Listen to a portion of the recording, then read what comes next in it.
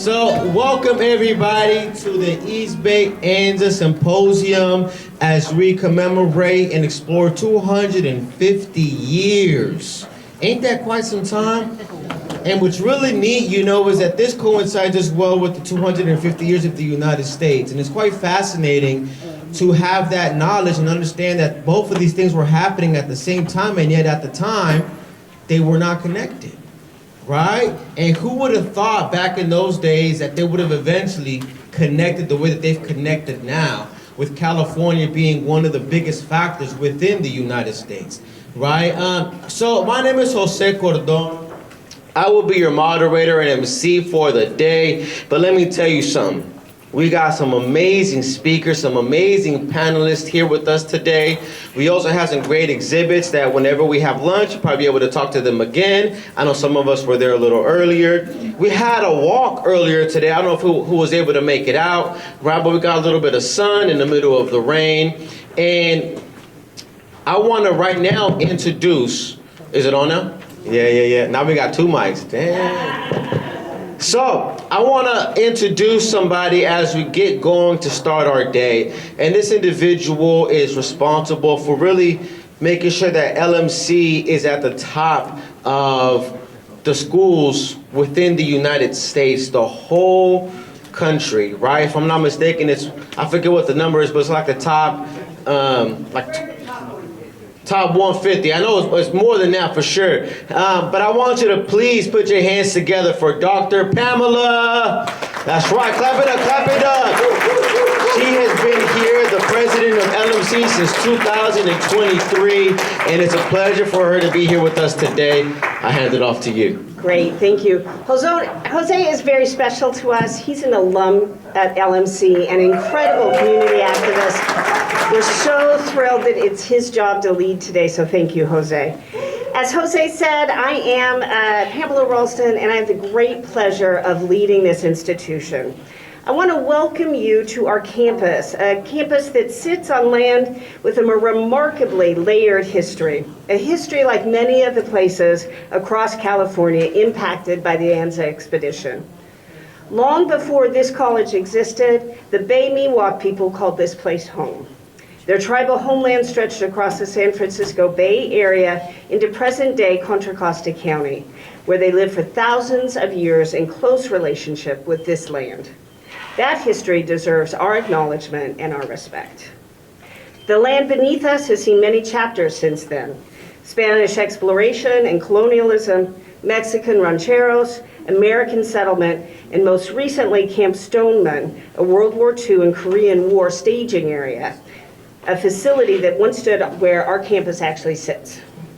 Los Medanos College itself was built on that ground, and we celebrated our 50th anniversary last year, which we're pretty excited about.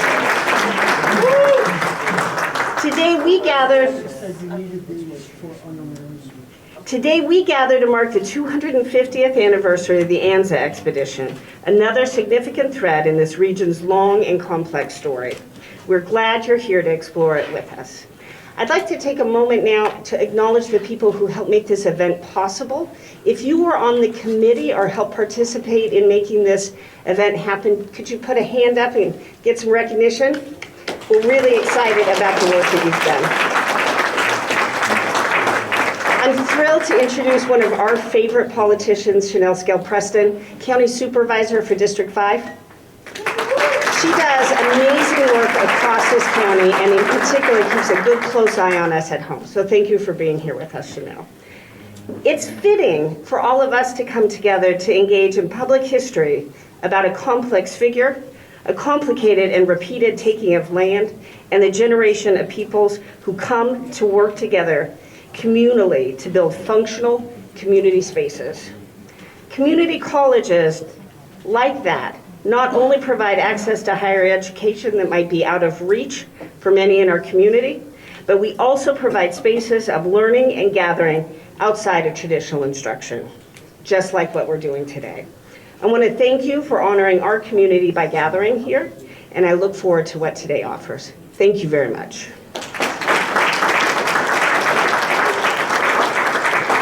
Right, thank you so much, Dr. Pamela. So, Next up, we want to bring up somebody who is joining us today from the Mexican consulate. I want you to please give a warm welcome to the Honorable Marco A. Mena, por favor, y muchas gracias. Would you like this handheld mic or would you like the podium mic? All right, all right. Thank you. Thank you very much. Good morning, everyone. It is an honor to join you at Los Médanos College as we commemorate the 250th anniversary of the Anza expedition. The journey led by Juan Bautista de Anza from present-day Sonora to Alta California was a defining moment in the history of the region, laying the foundations for the establishment of San Francisco and the broader Bay Area. The origins of California are deeply connected to Mexico. And the Anza expedition reflects a shared history built on exploration, resilience, and the meeting of cultures, values that continue to shape the identity and diversity of the Bay Area today. As we mark this anniversary, we not only honor the past, but also reaffirm the enduring ties between Mexico and the United States. Our shared heritage remains a source of strength, an opportunity to continue building bridges between our two communities. Congratulations, and thank you very much for this invitation.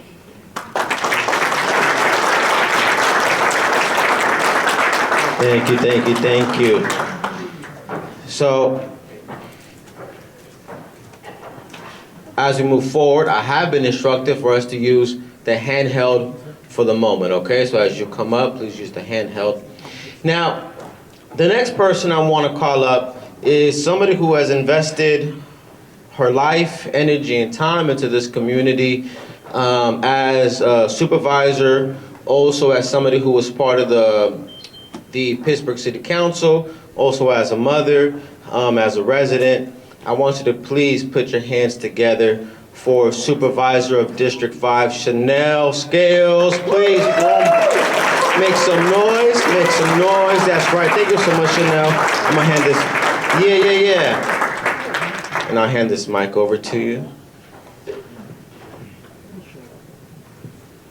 Good morning, everyone. Oh, that was a slow good morning. My goodness. We need some more coffee. Good morning. All right, that's better. Well, it's a privilege to be here. I just want to thank the organizers for inviting me out. I'm from Pittsburgh, born and raised here in this beautiful city.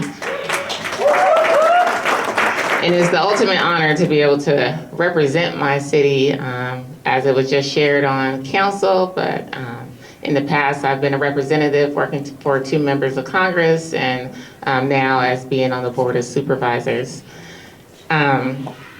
So as we think about today and commemorate this milestone that has such complex history, but such a significance to East Contra Costa County, and just looking back 250 years ago, we must ground ourselves in the truth of where we stand.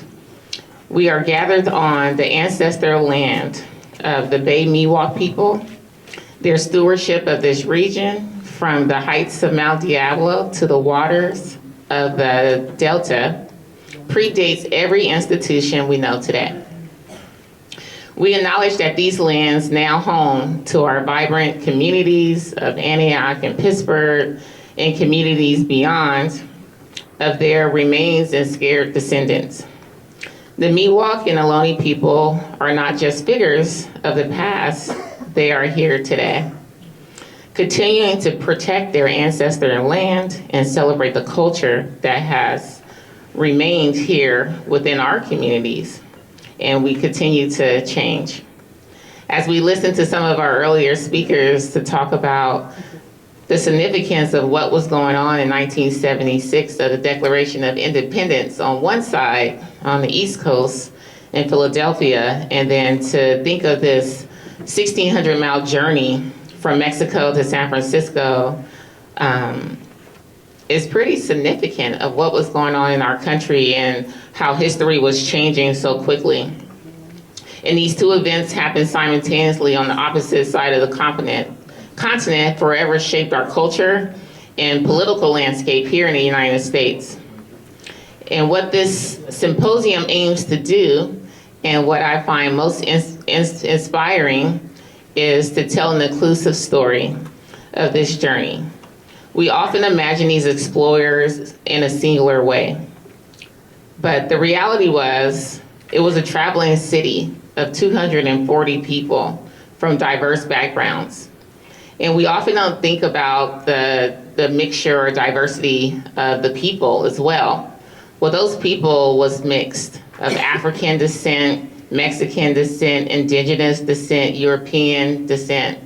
All of these backgrounds and different heritage that came together to create community. They brought with them 1,000 head of livestock in hopes of just creating a future. And we know these details because of the remarkable diaries that they kept along the way. And it was here in our own East Bay front, in the hills near Willow Pass Road, and where they wrote and seen artifacts of that this has been something here within our communities. I think about when I was at Los Andanas High School growing up, and that's the elementary school not too far from here. We used to have the Indian trailer, and it was all these different artifacts from throughout East Contra Costa County. And I think about our young people don't have that today, and the Indian trailer would move from place to place. And although we don't say Indian, we say Native American now, but that's what we called it as a kid, and we would be so excited about this portable coming on our campus for the day, and all the different students have the time to be in there. I appreciate learning about my history as a kid growing up. I know many communities don't have the opportunity to learn that, and I know our schools here in Pittsburgh teach that each and every day, and how diverse Pittsburgh and East County was back then. So as we continue to engage, sometimes engaging bring on difficult conversation, but necessary conversations, which helps us learn and put history in a different way. And as you all continue to take on the day, I won't be able to spend the entire day with you because I have another event for First Five, but I just want to thank all of the organizers for all of your hard work today, all of the organizations that came out to table, all of the sponsors, and each and every one of you for coming out on the Saturday, even each of you who decided to take on the hike this morning at 8 a.m. You coming out and making sure you bring awareness to this means a lot. And so I just appreciate your efforts. Thank you.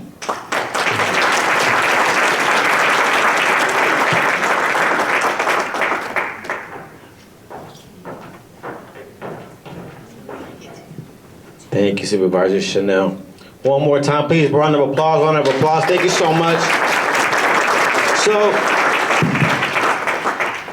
as you can see, we have some amazing folks here that are joining us. And before we wrap up our introductions here, I also want to bring up somebody else who is also not just a big part of kind of helping today in terms of their support, but also just more broadly speaking for where some of these trails are found. And I want to either bring up, or I can bring it up to you. You can, stay back there. I want to go ahead and introduce Kay Lynn Berry, who is the General Superintendent for a complex of 5 national park sites in the San Francisco Bay Area. She has over 30 years of experience within the National Park Service. Thank you so much. Here you Thank you all very much. I had hoped I would be able to close out the day with you and to wrap up with some words of wisdom and all the little gems of things that I learned. But I also am going to have to head out a little early. So I asked for a bit of time just to say welcome and to let you all know that the National Park Service, the Juan Bautista de Anza National Historic Trail, is very, very glad to be a part of this coalition of people who care about this history and who are working to keep it alive and to learn from it. It's no easy thing to bring a history that's hundreds of years old to life for a current audience and to wrestle with its complexities and to invite new voices in, to invite people to tell us how such an expedition impacted their communities over those hundreds of years. To bring in voices that say, well, what about me now? How is this relevant to me? Why does this history matter? That's not easy, and it takes a coalition. I mean, this group of people that is gathered today with esteemed organizations and individuals throughout this county, this region, this Bay Area, that's impressive, because this work does matter, and it is complex and difficult, and it won't be individually. I can tell you, it will not be the National Park Service, the National Historic Trail individually, that can find meaning in this story and share it and bring it to life for others. It's going to take all of us. So my encouragement to you today is to listen hard, to open your hearts, to think about what you individually or your organization can do to carry that message forward, to bring it to life, to give it meaning, to invite new voices in, to say it's good and well to wrestle with the history and to find the hooks that can make it relevant for us today. I appreciate that. So let's do it. Let's be together today with open hearts and minds and carry forward something from it when we go back to our workplaces and our homes. Thanks a lot for this moment. Thank you so much. Yeah, you know, so today's a really cool day, very interesting day as we explore the significance of 250 years, and as was shared earlier, even before that, right, where there was folks already around.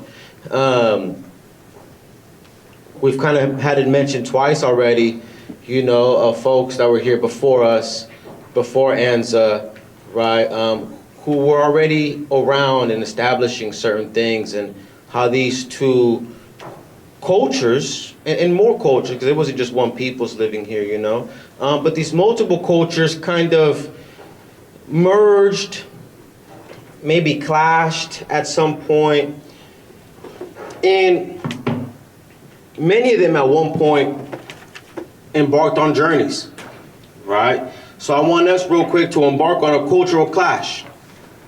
Journey along an unknown path, mile after mile of uncertainty, mile after mile that can make feet bleed, stomachs growl, hearts weak and minds doubt.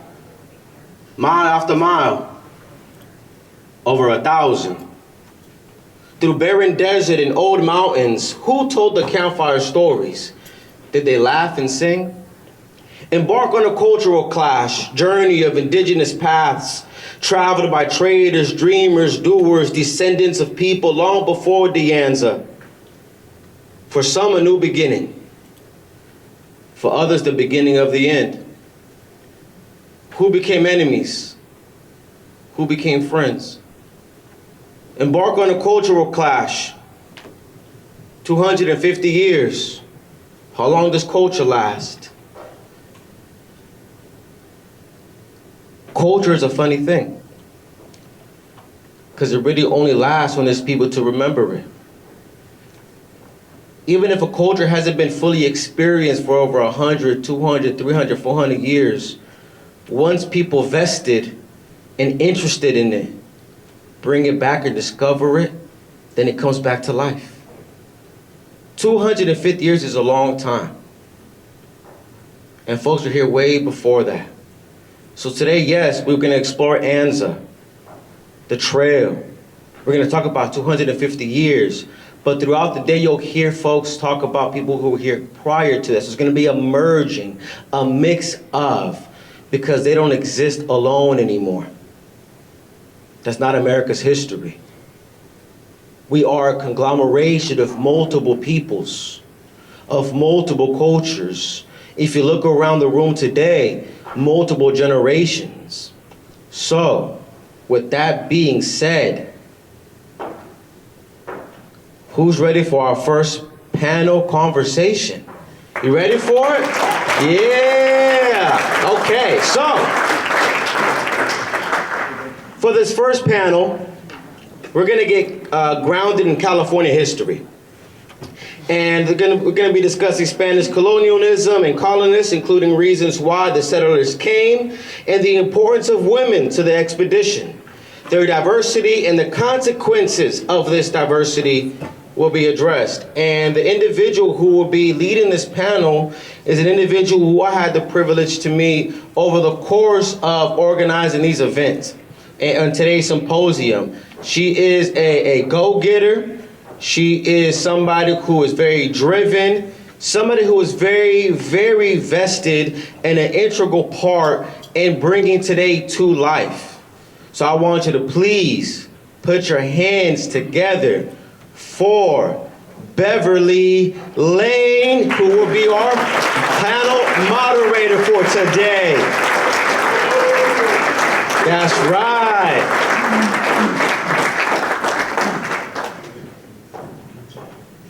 Remember, we're going to be using handheld mics, okay? Okay. Yes, I sure will. And if we please have our two panelists come up, we want to first introduce Dr. Peter Goff. Clap it up for Peter Goff. Are you in the building today? Not yet. Okay, they're coming in. I also want to please bring up to our panel, Michael Roosevelt. Thank you. All right. We're missing, where's Peter Goff? Rather turn these. Oh. Well, we're going to expect that Peter's going to make it partway through. He came from Sacramento. So thank you all for coming and for recognizing the significance of the Anza expedition. I am going to say a few words that Peter might have said, and then turn the microphone over to Michael Roosevelt. So Peter is a professor at Sacramento State, and is someone who has dived deeply into the Anza expedition. And so I'm hoping he'll get here and be able to talk more about it, but I will touch on a couple of things that we had talked about his covering. First, of course, as others have said, this expedition was extremely important in the founding of California as we know it today. The colonists came from Sonora, Mexico to San Francisco, 1,600 miles, walking, riding horseback, and there were 240 of them with 1,000 livestock, which was cattle, mules, sheep. And it was a city that moved across Indian tribal lands. So we do know that there were about 75 tribes that the Anza expedition touched as they came. And these tribes reacted to this expedition, to this huge number of people, in a variety of ways. And I wanted to just read a few of the ways that they reacted. Back at on one of the national park tables, there's a book that is Alan Brown's book on the Font Diaries, and he has an extraordinary introduction to this book. And in that introduction, he described some of the reactions of the Indian tribes. Curiosity, negative gestures, displays of power, courtesy, quiet refusal, ceremonious hospitality, rapaciousness, edginess with precautions, and sometimes sheer panic. I think the panic had to do with their never having seen a man on a horse before, if you can imagine. The colonists themselves traveled over rivers and creeks and through winter desert and over mountains into what I like to think of as the Promised Land, which was Alta California. And 4 babies were born along the way. In 1776, Anza located the San Francisco Presidio and the location for Mission Dolores. And the next year, Lieutenant Joaquin Moraga helped to found Santa Clara Mission and the first city in California, San Jose. So Moraga was second in command to Anza, and we have him in our county. So we're very pleased to have Moragans represented through that. Today we are fortunate to have at least one panel and a panelist and maybe 2. And let me just say a few words about what Peter was going to touch on. And that had to do with what made the colonists that Anza brought unique. Now this was 1775, 1776, and there had been another expedition, the first one, they called it the Sacred Expedition, with soldiers and missionaries, the Porto La Serra expedition. And that had been all men. And they came up from Baja California, they came via ship, and they began to found the first forts or presidios and the first missions. And of course, we all know about Father Serra and what a powerful personality he was. He was very supportive of bringing more people here, and particularly colonists and families, because unfortunately, since this first expedition was all men, and some of them were young and a little rowdy, they abused Native American women. And Father Serra didn't say anything really sympathetic to the women, but he did say these soldiers were not showing that they could be good Catholics. That's a missionary perspective, right? And so we have the colonists coming, and it was quite an extraordinary expedition. Of the 240, there were about 100 children. And there were soldiers with their wives and their children and others who were recruited in Sonora. And so it was the women that made a difference in terms of the settlement. And as I said, 4 of them had babies along the way, and some other children were lost in childbirth. But they brought what you need for the beginnings of a civilization.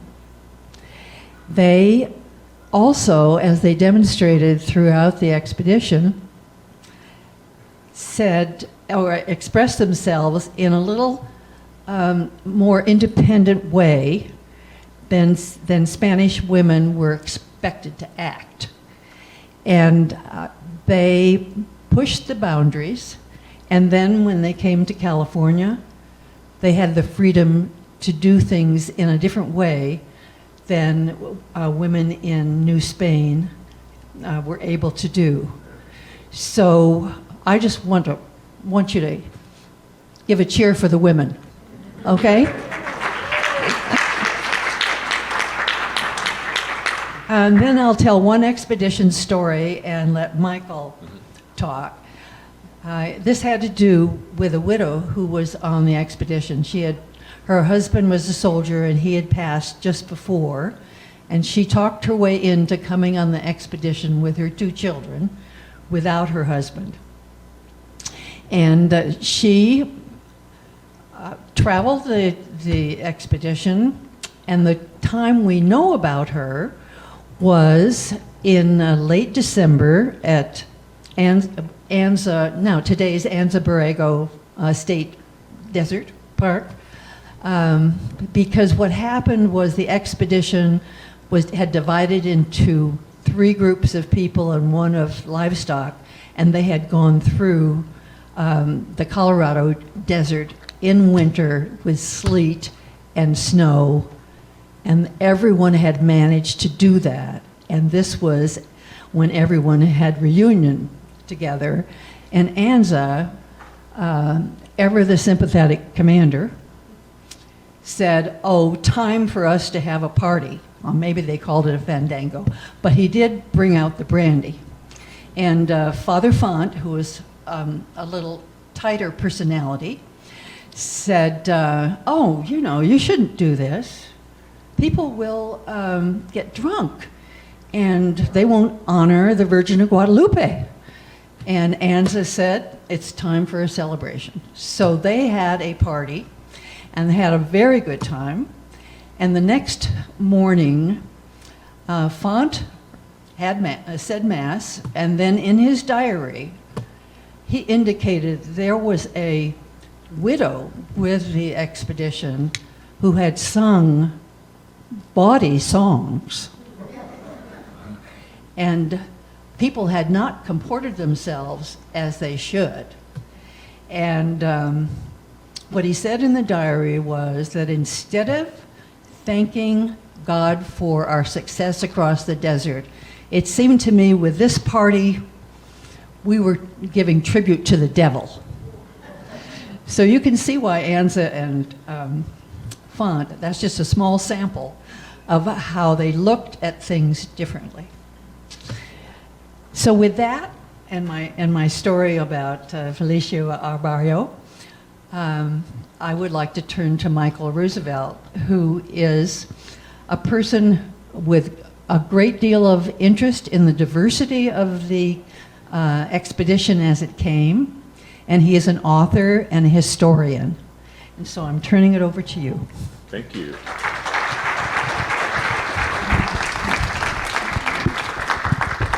I do have some slides, and I'm delighted to be here with you.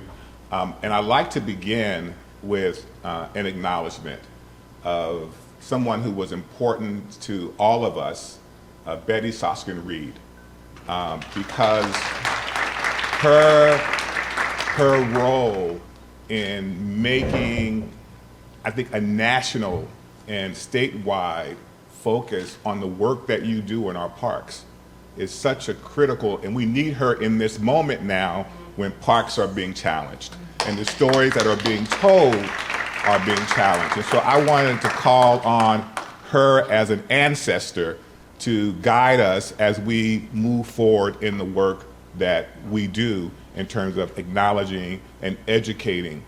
I had the fortunate position of interviewing her a number of years ago, and to her humility, the ability to communicate.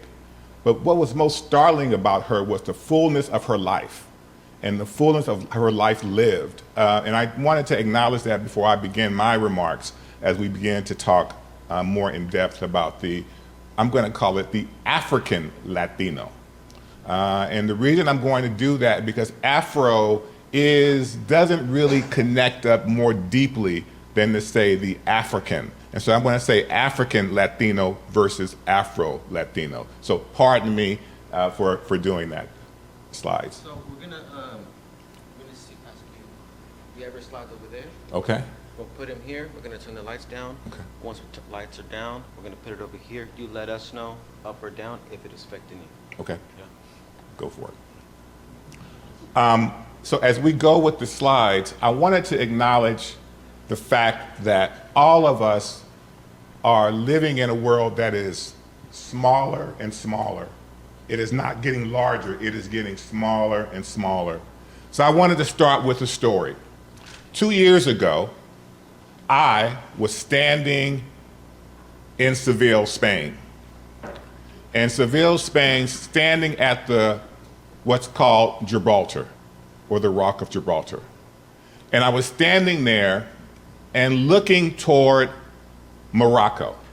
Because from Gibraltar, you can actually, just a short boat ride away is Gibraltar. And so I got to the highest point, not on the rock, but I got to the highest point in Seville. And I was trying to look over to see if I could see Morocco, which is Africa. And oftentimes in our maps, we cut off Morocco from Africa. And that's colonial design. The idea that Africa and Egypt and the rest of Africa and Morocco are not connected. They are one and the same. It's one continent. But what I was trying to explore here is the reason Gibraltar is named Gibraltar. It is named after the Moors.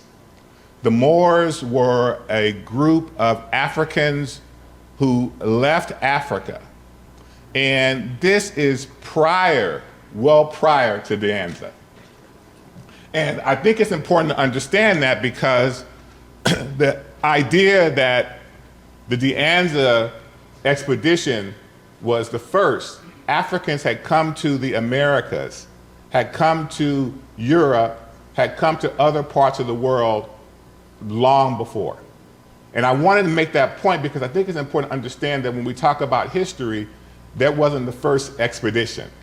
And when we talk about the Moors in Spain, it's important to talk about the name of that rock. It was named after an African person, Gibraltar. So I wanted to point that out. I think it's also important to look at that rock. It's not just a rock, it is it looks like Yosemite, the face of Yosemite. But I wanted to point out the fact that this African connection. And who were the Moors? The Moors were a black people. And the name Moor is black. If you translate the word Moor or Moreno, these are the origins of the word of that term. So I wanted to highlight the fact that when we talk about the expedition, the people that came over were connected.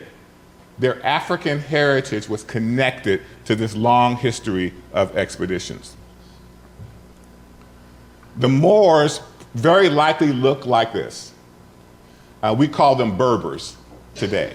And the Berbers are largely Muslim in practice, but they have their own practices and unique practices. But this is how a Berber might have looked, a Moor might have looked during that time period. And so these Moors came over, and we know that the Moors were prominent in the 8th through the 12th centuries, 10th or 12th century. So the Moors were a very prominent presence and an important group to understand in the history of what we're going to talk about. So you see, I say African Latino. And I want to do that intentionally, as I said before, because often we overlook the fact that there were African descended people who came here and came here in a migration. And I want to also mention to you a few books. One book that I would highly recommend that you look at, if you want to know about the history prior, is a book called The Moors in Spain. Last name is Poole.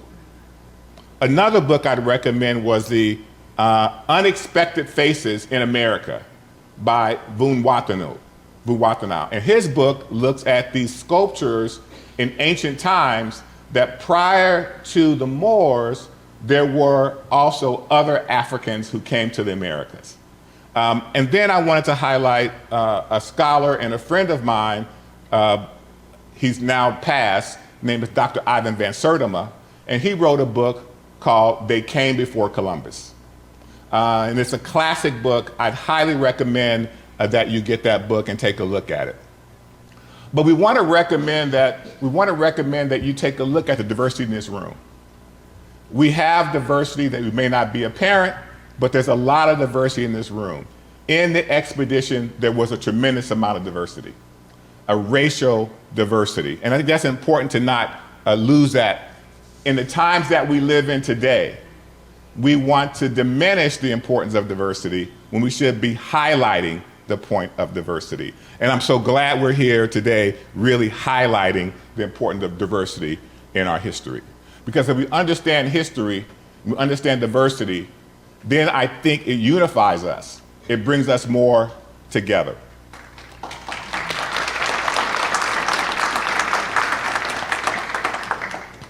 We highlighted these African-descended families, and there were many African-descended families. And when I say African-descended families, in today's look, if we look at the different ethnic and racial breakdown of the group, they may not appear phenotypically to look like they're African descent. This is important because I want you to look at Pope Leo. Pope Leo may not look like he's African descended, but he is African descended. He has family, he is African American, but by phenotypically, he may not appear to look so. You follow what I'm saying? That's important that when we look at photos and pictures of that era, because we've been colonialized to how we think about race, how we've been conceptualizing race, that we don't think of the nuance and the complexity of ethnicity, of how we all look. So I think that's really important to understand. The early Californians had many, many roles: soldiers, ranchers, farmers, artisans. And this is important because they were able to own property, to own land. How many have a house in in this area, own a home? How many own a home on 300,000 acres? Because that is, in some cases, what we're talking about. These families had massive land wealth. And that land wealth equates to power. And power allows you to be able to grow and benefit your family, your community, and society. And so, and many of the people who came here actually founded cities that we don't know today. So cities that we take for granted were founded by people of African-descended people. Imagine if people in Marin knew about Tiburon. You know, imagine if folks understood the connection between the place that they live and its history, and the people who helped found it. So it's important to understand that.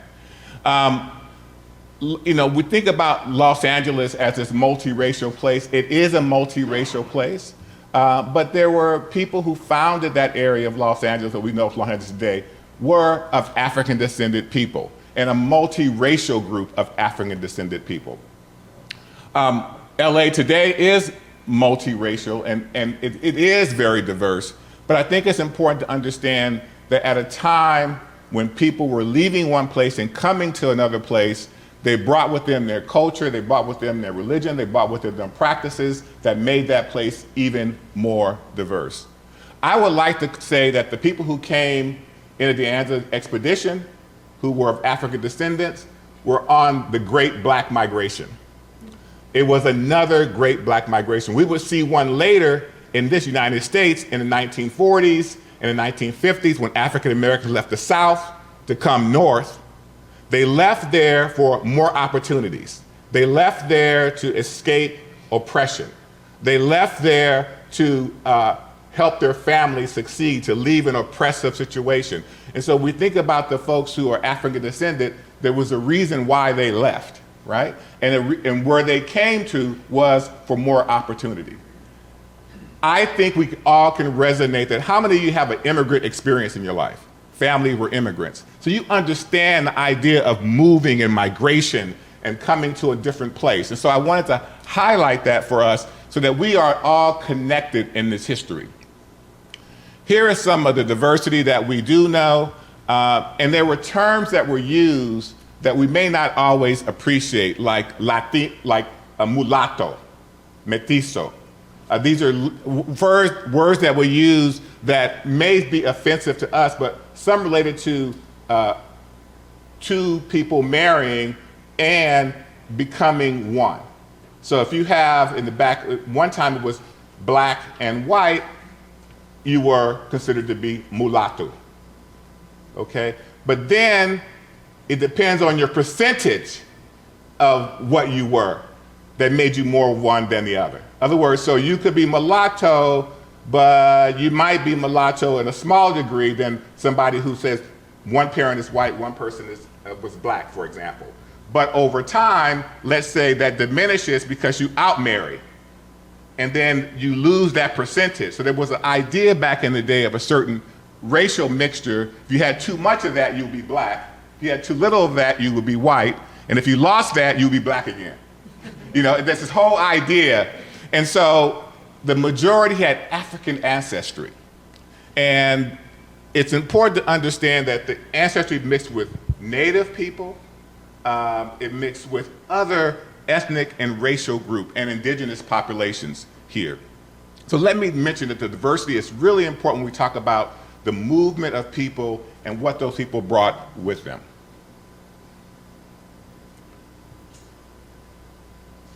Wouldn't it be nice that we had learned in school that there was a black governor of California?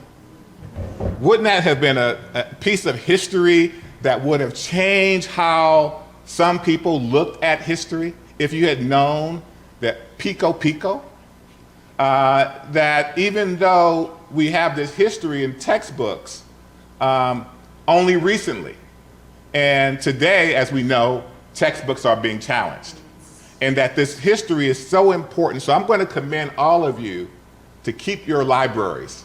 Do not give away your books, because we're witnessing a point now where this Pico Pico history would be considered to be DEI. And so I think it's important to not forget the importance of the families that owned land, like Juana Briones and the family that owned a huge amount of land in California. And the importance of women, as you were talking about women were critical, important. Women as mothers, women as daughters, women as, co-founders and co-leaders in their families. And I think it's really important to understand the importance of role of women in the history of California.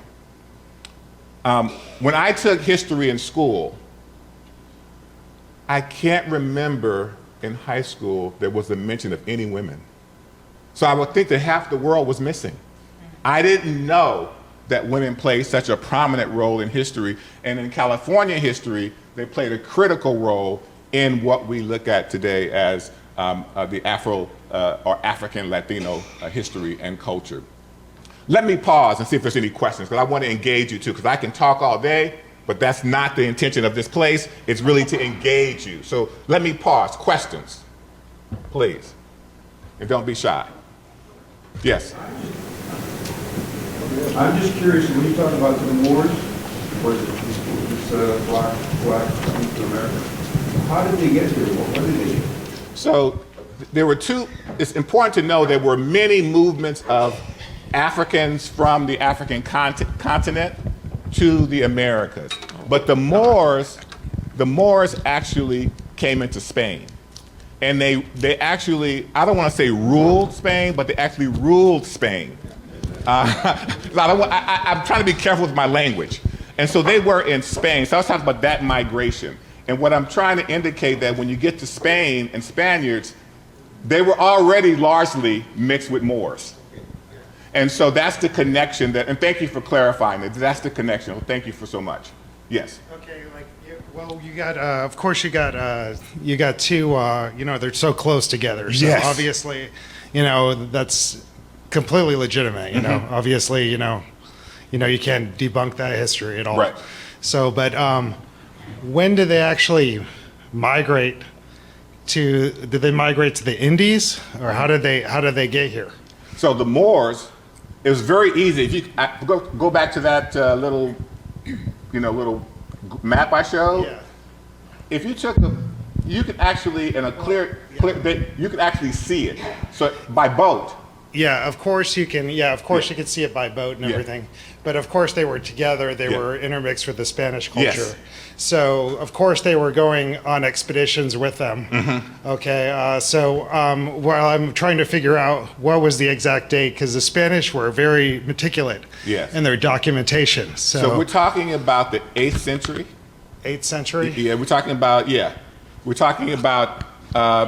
approximately, we're talking about the 8th century to the 10th, around that period. Okay. Was this migration, and then there was a point in when the Moors were kicked out of Spain.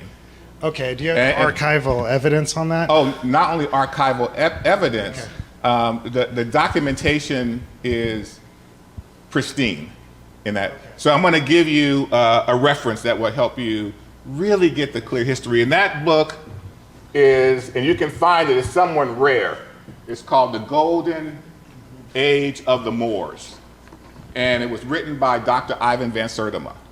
And it has edited a series of articles by scholars from around the world, but primarily United States-based scholars. And what it shows is that period in which they came and what they brought with them, the Moors, and what was left that's considered to be Spanish, but actually has African origins.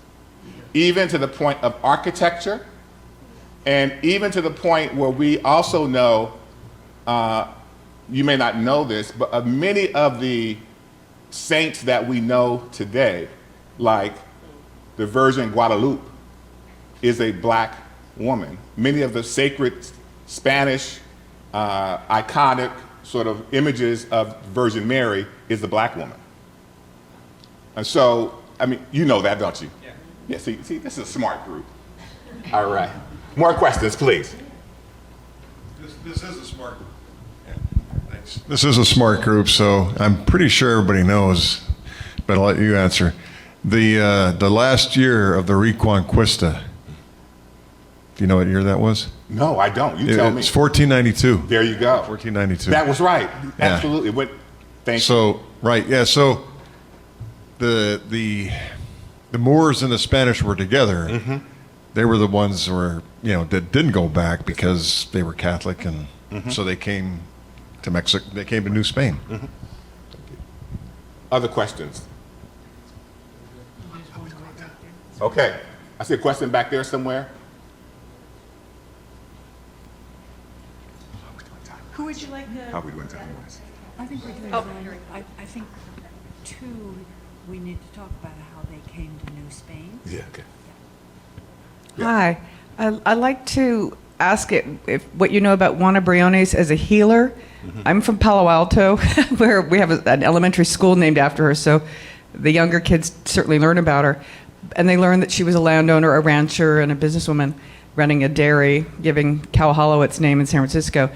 But she was also known as a healer because her mother, who was a child on the Anza expedition, and her grandmother, who was an adult on the Anza expedition, they were well-known healers who used, and midwives, which is why there's so few deaths on that trail, with all those babies being born. But she grew up with a healing tradition that included, of course, African, also indigenous people in northern Mexico, and the Spanish culture. So that's why she was able to buy basically all of Palo Alto and most of Los Altos Hills, because she earned money with her dairy and also people giving her money as a healer, even though she was totally illiterate. So that's a very important story that's not in many history textbooks, that a lot of these women had this healing tradition with herbs and midwifery because that was considered women's work. And so it wasn't documented by the men. It was just, the women take care of any cuts and bruises and difficult pregnancies. Thank you. And I think that's important to highlight this history of what people brought with them, and that it wasn't magic, it was healing, it was passed on from one person to another in a traditional way. And so I thank you for pointing that out. I only read that one snippet that she was a healer. I didn't know the depth that you have and how you described it. So thank you so much for making that contribution. I really appreciate it. Yes. Hello.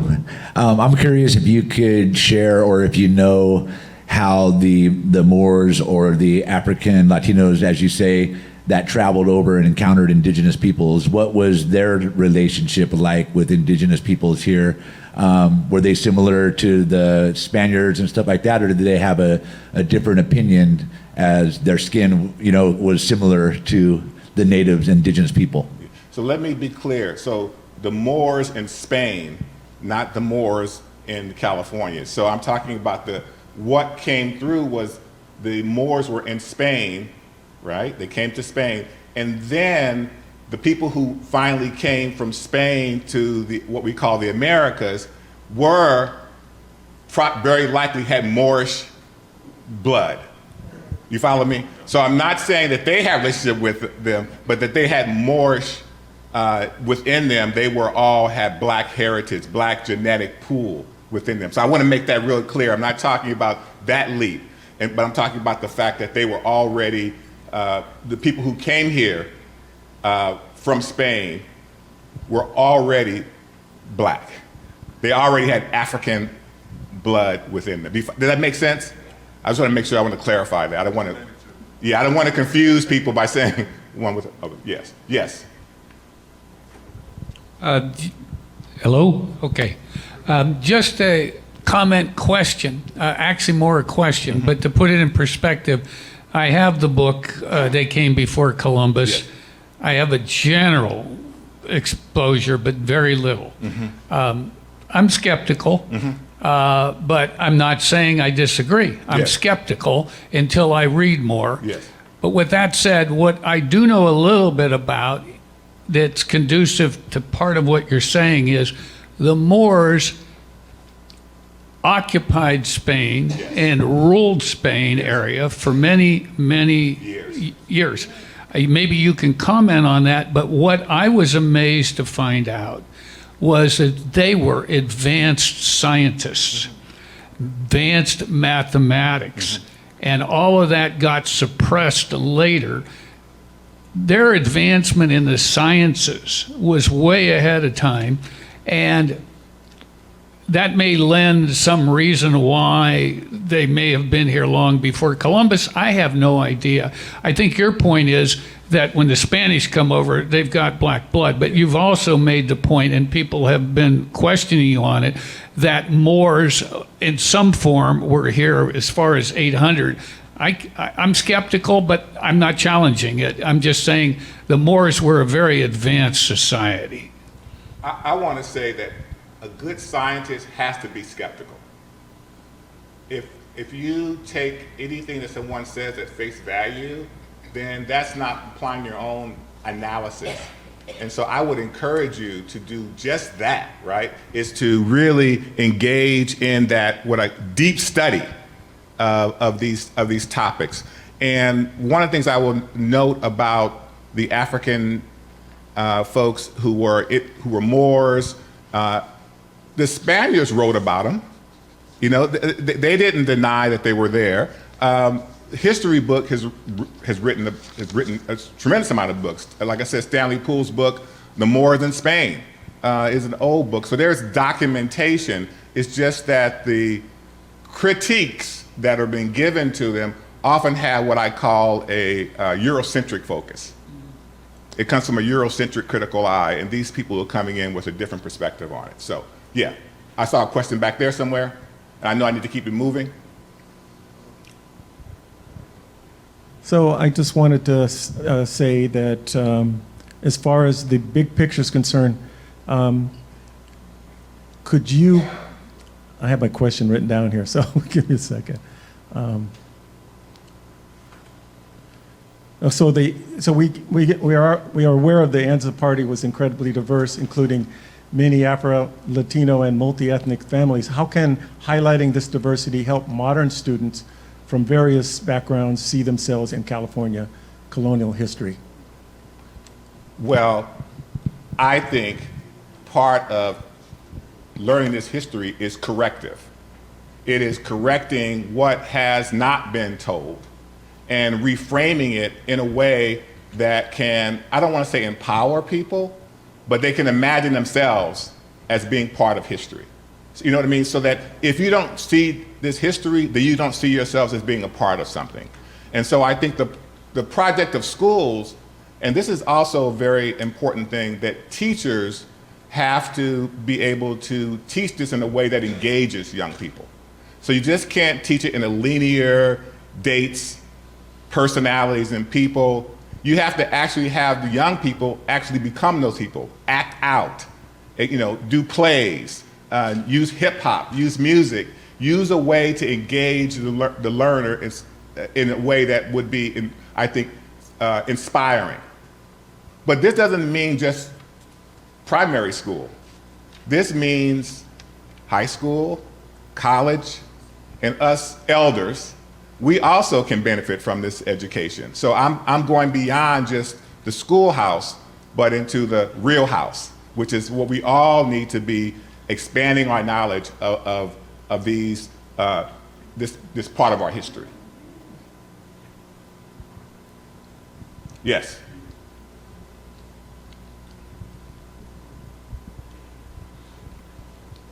I'm curious how you draw the line between the fact of the initial Moors, but then later on there was slavery in Mexico. They brought African slaves. Mm-hmm. But they were also enlightened in a sense that they were freed long before Anza came to California, and they were fully integrated into Spanish society. Mm-hmm. And beyond the class, it seemed like the true measure of differentiation was education versus class.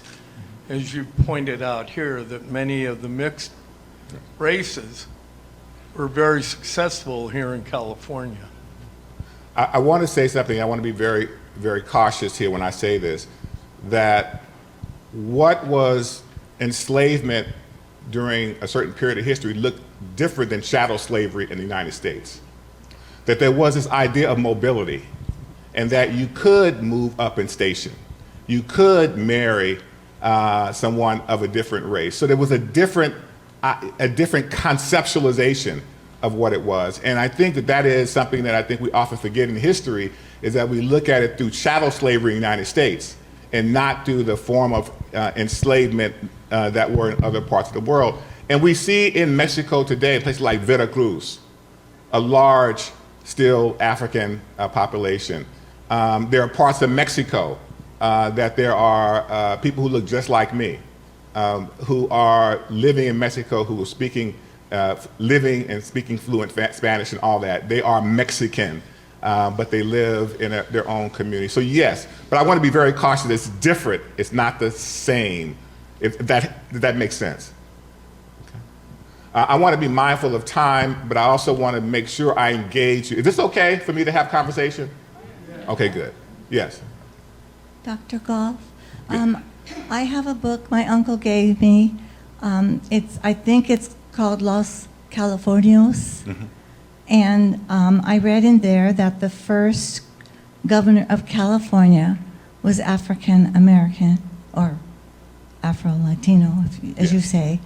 But I don't remember the name now, but it wasn't Pio Pico. Pico. But this says the last Mexican governor of California. And I thought I read he was the first governor of California.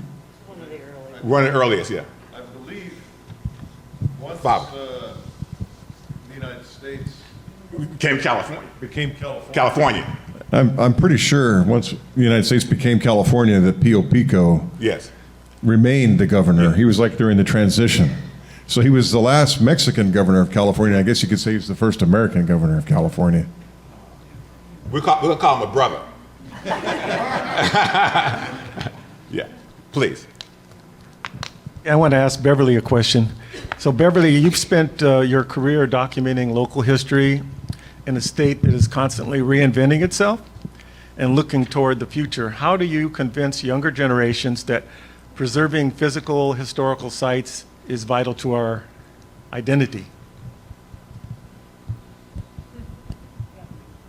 This for you. I saw your mic there, but that was it. Well, I have no answer to that.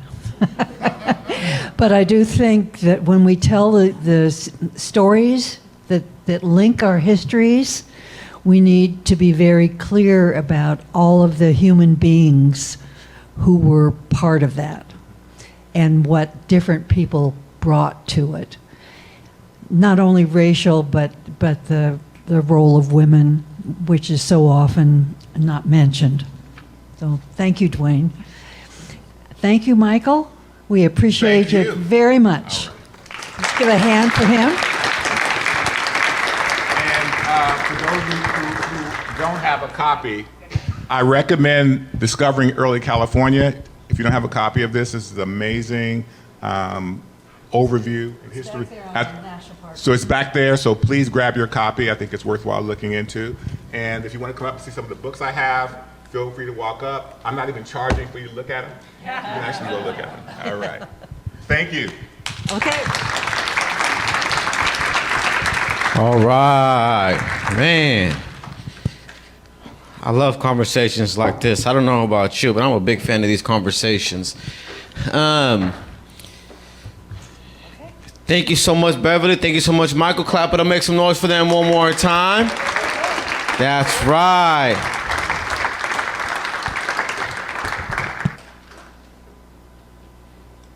So, man, there was some really interesting, well, it was all interesting, but there was some really cool stuff that I was hearing there. But before I go on and say a couple remarks about that, I do want to reiterate that we do have some of these materials back there, okay, for you to look at, for you to take. These are free, right? These are provided by the National Park Service, right? And they are Discovering Early California Afro-Latino Presence, as well as Afro-Latinidad on the Anza Trail. So those are back there for you to take a look at. It's not most days in my current life that I hear the word mulatto or the word mestizo, right? And I'm in various different circles, and in some circles, yeah, they don't like the word mestizo. They prefer just to be outright indigenous or outright something else. My personal take on that is I don't mind it at all.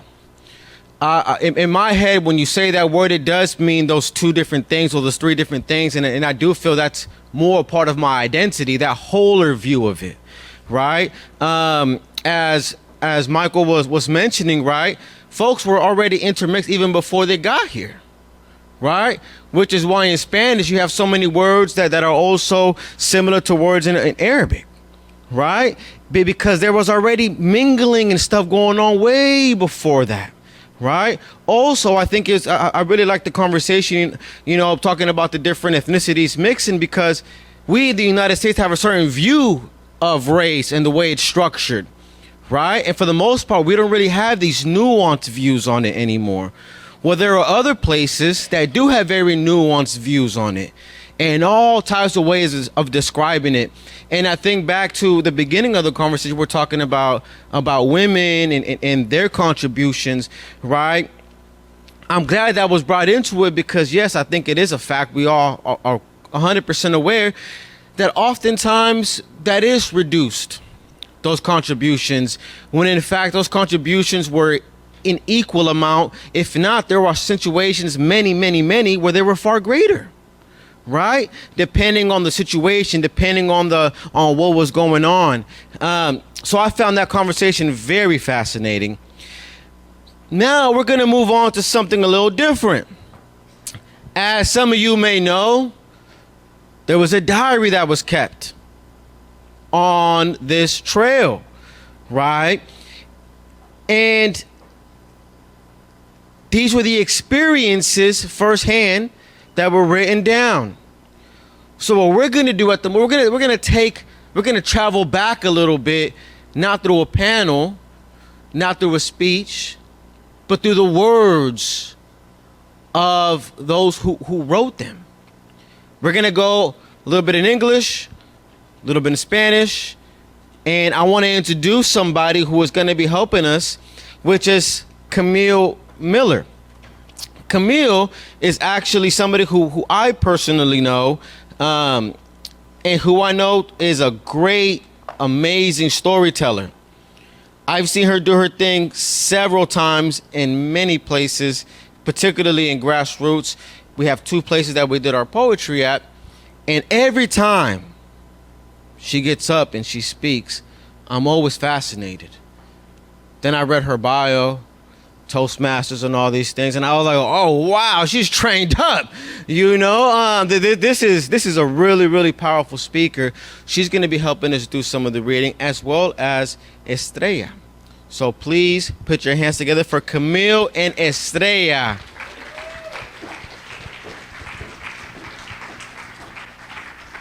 Thank you, Jose. I'm going to have checked my genealogy, see if there's some more in there. Because I know English and Spanish, I call it Neglish when I speak it, but... Okay, thanks. The Juan Baptista de Anza National Historic Trail commemorates the complex histories and compelling landscapes of the 1775 to 1776 Anza colonizing expedition from present-day San Miguel de Oracatas, Sonora, Mexico, to our very own San Francisco, California. Administered by the National Park Service, the modern 1,200-mile trail in the United States retraces an ancient historic route through remote desert valleys, crowded city streets, rugged coastlines, and rolling hills. Today, the Anza Trail weaves through iconic American landscapes and connects communities, cultures, ecosystems, and a great diversity of people. Thank you, Camille. I will now read this introduction in Spanish.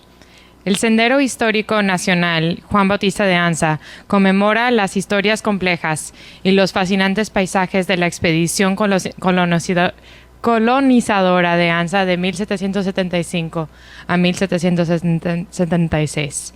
Desde el actual San Miguel de Orcasitas, en el estado de Sonora, México, hasta San Francisco, California.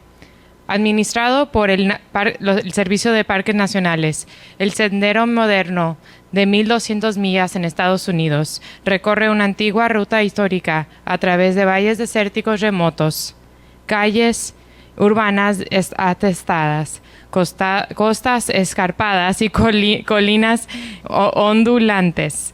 En la actualidad, el Sendero de Anza serpentea por paisajes emblemáticos de Estados Unidos y conecta comunidades, culturas, ecosistemas y una gran diversidad de personas. The full diary entries that Camille Miller today will be reading are available online on a website called webdanza.org. These are diary entries for the expedition leader, Anza, and the father, the priest that was on the expedition, Father Fonts. Camille Miller will be reading the version in English. These are translations from the diaries that are in Spanish. Please keep that in mind, as I think someone attempted to use Old English for Old Spanish. Thank you, Camille. It's a good thing I'm an old person. So let's jump right in to learn what they were seeing at that time. April 1st, 1776, near present-day Rodeo, near the Carquinez Strait. Where we camped, we were very close to the place where the Rio de San Francisco empties into the harbor of the same name, and near a village that is larger than the 2 mentioned, judging from the number of men who have assembled to see us. Among these and all the persons of their class whom we have carefully observed today, as it is reported from the 1772 Fagus Crispy expedition, that they give of their generosity. And we have seen that verified, for they have given us 2 kinds of cooked roots of the sorts that they use.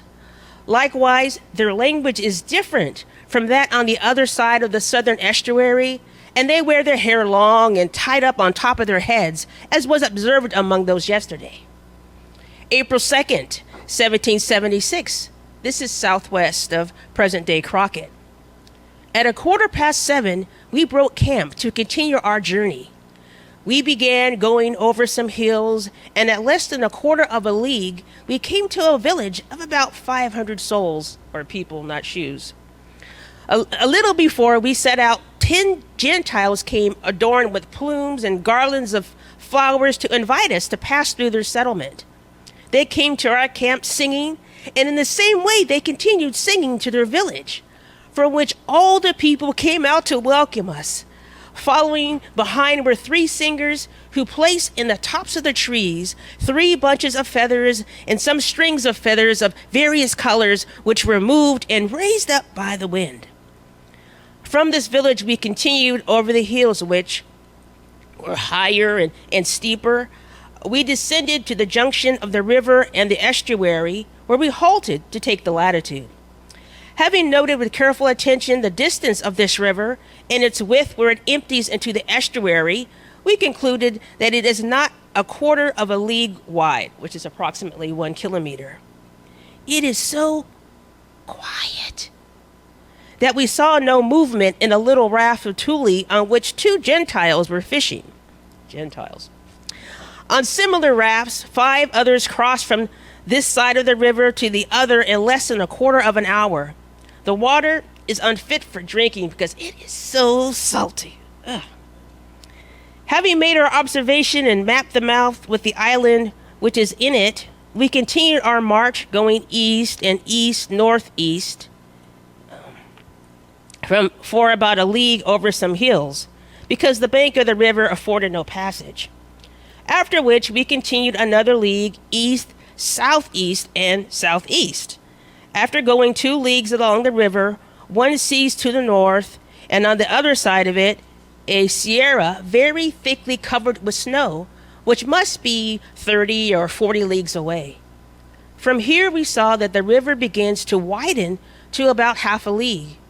And going forward, in addition to the leagues mentioned a little more than a quarter of a league over land more distant, we did this in order to escape the marshes. April 3rd, 1776, between present-day Concord and Oakley. We now descended to another plain which extends to the river, but although we wished to go directly to it, this was not possible because of the many marshes intervened.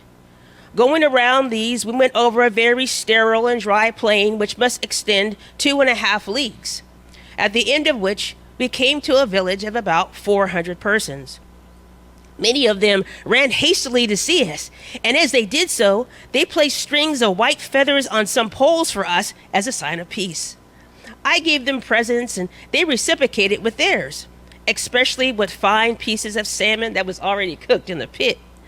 And they were on the banks of the river, whose waters we tasted, and now it was very fresh, but we noted that it was also changeable. April 4th, 1776, between present-day Oakley and Livermore. We set out with the intention of ascending the banks of this river or lake for 2 days, unless we should be able to cross it. But after we had gone a short distance, we were forced by estuary of water and marshes to leave the bank. And because it interfered with our march, we left it at our left and continued to go around to the east-northeast. In this direction, we traveled for about 3 leagues, at the end of which the water and the marshes kept getting bigger and bigger. This information, together with what I had observed, caused me to think that what we had regarded as a river is merely a great lake, formed with the water supplied to it by the Tuileries and the Sierra Nevada, and which is not less than 30 leagues away, because this is the width of the Tuileries. Since it was impossible for me to conquer these Tuileries without going around their head, they forced me to change my plan, and at 2 in the afternoon, I decided to return to Monterey. And this is where Anza compliments the families in Monterey. In remembrance of them, and of the gratitude which I feel to all, and the affection which I have had for them since I recruited them, and in the eulogy of their faithfulness, for up to now I have not seen a single sign of desertion in any one of whom I brought to remain in this exile. I may be permitted to record this praise of a people who, as time goes on, will be very useful to the monarchy in whose service they have voluntarily left their relatives and fatherland, which is all that they had to lose. April 14th, 1776. Thank you so much.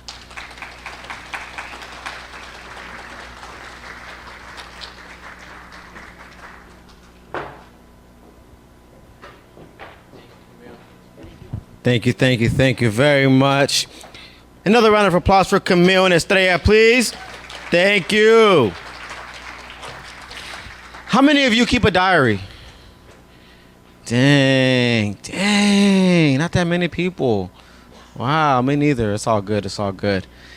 Nah, I think they're important though. You know, while I don't have a diary per se at the moment, there are stuff that I write down because the way I see it and the way I see these, right? Sometimes you know people, kind of. And when you take time to read what they write, you get to know them in a much more intimate way. And I think, I don't have kids right now, but I think about my kids. And obviously we're not Anza's kids, you know, but we came way later. So to him, we would have been kids. We are kids essentially in the large span of time in comparison. So I encourage us to do that, to write our stories down, to write our experiences down, because whether they're for our kids or the people that come after us, like we are in relation to Anza, they'll get to know our thoughts and our experiences. I find way too often that I'm speaking to somebody who's older than I am, and they have 50 different lives, 20 different lives of things that they've done and seen and experienced.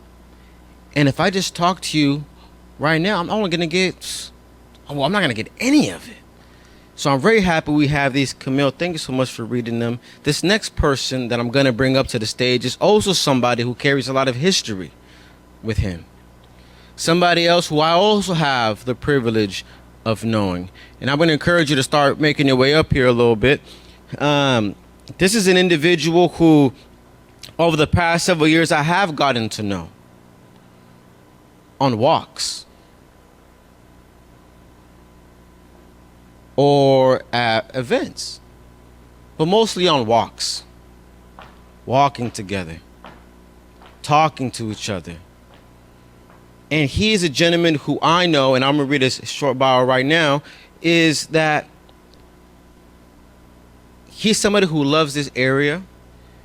He is somebody who loves the people of the community. He is somebody who understands also the systems that are sometimes put in place that hurt us. So I feel very honored to have him here with us today. And I want you to please greet Frank Sterling, who is a California Indian tribal member of the Rincon Band of Luiseno Indians who were affected by the Spanish missionaries. Their true name is Payamcowicham, people of the West. People of the West. He is also a reporter for KPFA, and he is somebody who is not afraid to speak truth to power. He is not somebody who's afraid to speak to people in general, as sometimes we can be a little shy of. And I want you to please put your hands together for Frank Sterling. Hey, thank you, Jose. Thank you. All right, so this is not working? All right, well, thank you all for having me here. And I have my traditional greeting I want to get to. But before I do that, I just want to point out some soft language that I heard already here today. As Jose said, I don't like to be too soft when it's not necessary. But Beverly, you mentioned that some of the soldiers or the missionaries abused women, but it's a little soft language because they raped and sexually assaulted women. So when we soften that language, it doesn't really carry the weight of rape or sexual assault. Also, a little firsting and lasting that I heard, the first this, the first that. I don't know if you ever heard the term firsting and lasting, but you could look it up and learn about it. You talked about the first city and the first civilization, but really it's a new first city, because there was hundreds and thousands of cities across the United States, what we call United States. And also you mentioned setting up a civilization. But there was civilization here, so it wasn't the first civilization. It was a new civilization. And I'll say one more thing before I go on to my prepared remarks. If you think of like George Orwell in 1984 and the famous line about the names being changed and history being erased, well, that's happened to Native Americans. They are in the Orwellian world. Everything's changed, you know? And I'll get into more of that as I go on. So thank you for that moment. Thanks. And be patient with me as I speak my traditional language. I'm turning 55 this year, and I just started studying my language a year or so ago, a couple years ago. And I'll do my traditional greeting, and that is Miyuyam Noneshkina Nokiam. Namokiam Cho Onam to this symposium, looking back at the Anza 250 years later.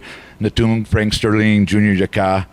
Nokiam is Pam Kowicham, a.k.a. the Rincon Band of Liseño Indians, and Noshin Lovic for inviting me here to speak today. And that's part of my traditional greeting. I said hello. I'm welcoming my friends, my family, and everyone, Cho'onam, to this special event looking back at 250 years of the Anza. My name is Frank Sterling Jr. My people are Pam Kowicham, people of the West, also known as the Rincon Band of Liseño Indians. And I said, my heart is good, thank you. That's how we say thank you in our traditional language. We call it Chamtela. And you see a lot gets lost in translation. When we say Noshin Lovic, we say my heart is good. That's how we say thank you. So thank you for letting me speak. And why am I here today? I'm not an expert historian. I'm not a scholar. I'm just a guy, a California Indian. Although I have studied on my own and looked up history and listened as you all talk. And I listened to my elders and to other folks in the Native community. So I'm going to do my best today to talk about why colonization, especially mixed with religious supremacy and white supremacy, has traditionally and continues to be negative for the indigenous peoples of the land. And that's whether it's here, we could travel over, you could think of like Catholics like Juan Bautista and Anza, or Father Junipero Serra. You all know Junipero Serra, right? So he was the one that mainly affected the tribes where I'm at, Southern California. So whether it's those guys or if it's Zionism today, as we see in Palestine, Itmar Ben-Gvir, Benjamin Netanyahu, from here on Turtle Island, commonly referred to as United States, North America, and from sea to shining sea, as we like to say, from the southern tip of South America, the bottom, to the northern tip of the rest of the continent of North America, all the way to Palestine and Lebanon, we've seen genocide, and we see it today. It's just changed form. Back in the times we're speaking about, they used the most advanced weaponry they had then, and today we see that happening now.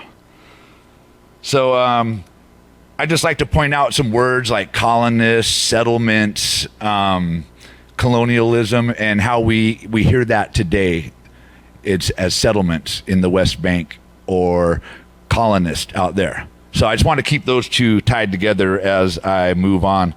And people like Bautista and Junipero Serra, they were the tip of the spear for us that kind of led these expeditions and set up these outposts for further colonization and settlement from other folks, even English, Scottish, Dutch, all these other folks that came later and filled these colonies along with what folks talked about earlier, the Spanish and other folks. So as I get going deeper into this, I want to ask a question of you all.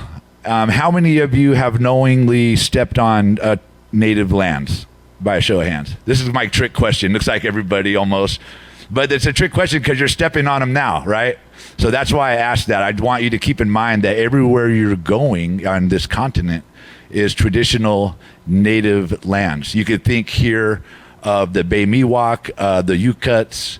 I heard people say San Francisco, that's traditionally Ulima. You could try using these words, the Ramaytush Ohlone lands.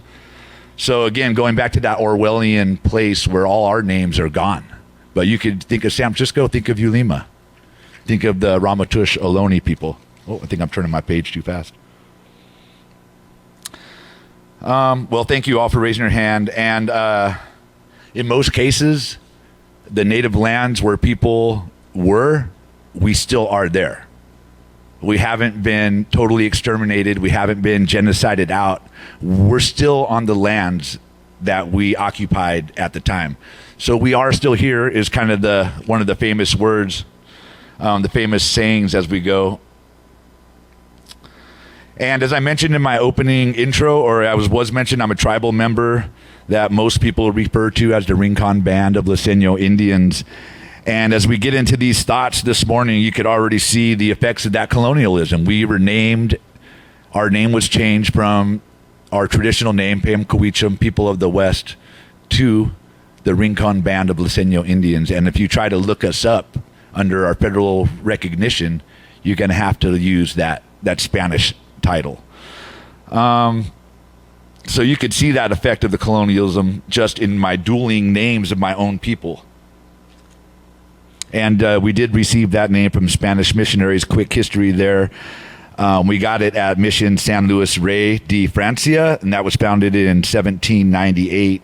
And the Spanish commonly referred to the populations associated with that specific mission as San Luiseños, and later became Luiseño.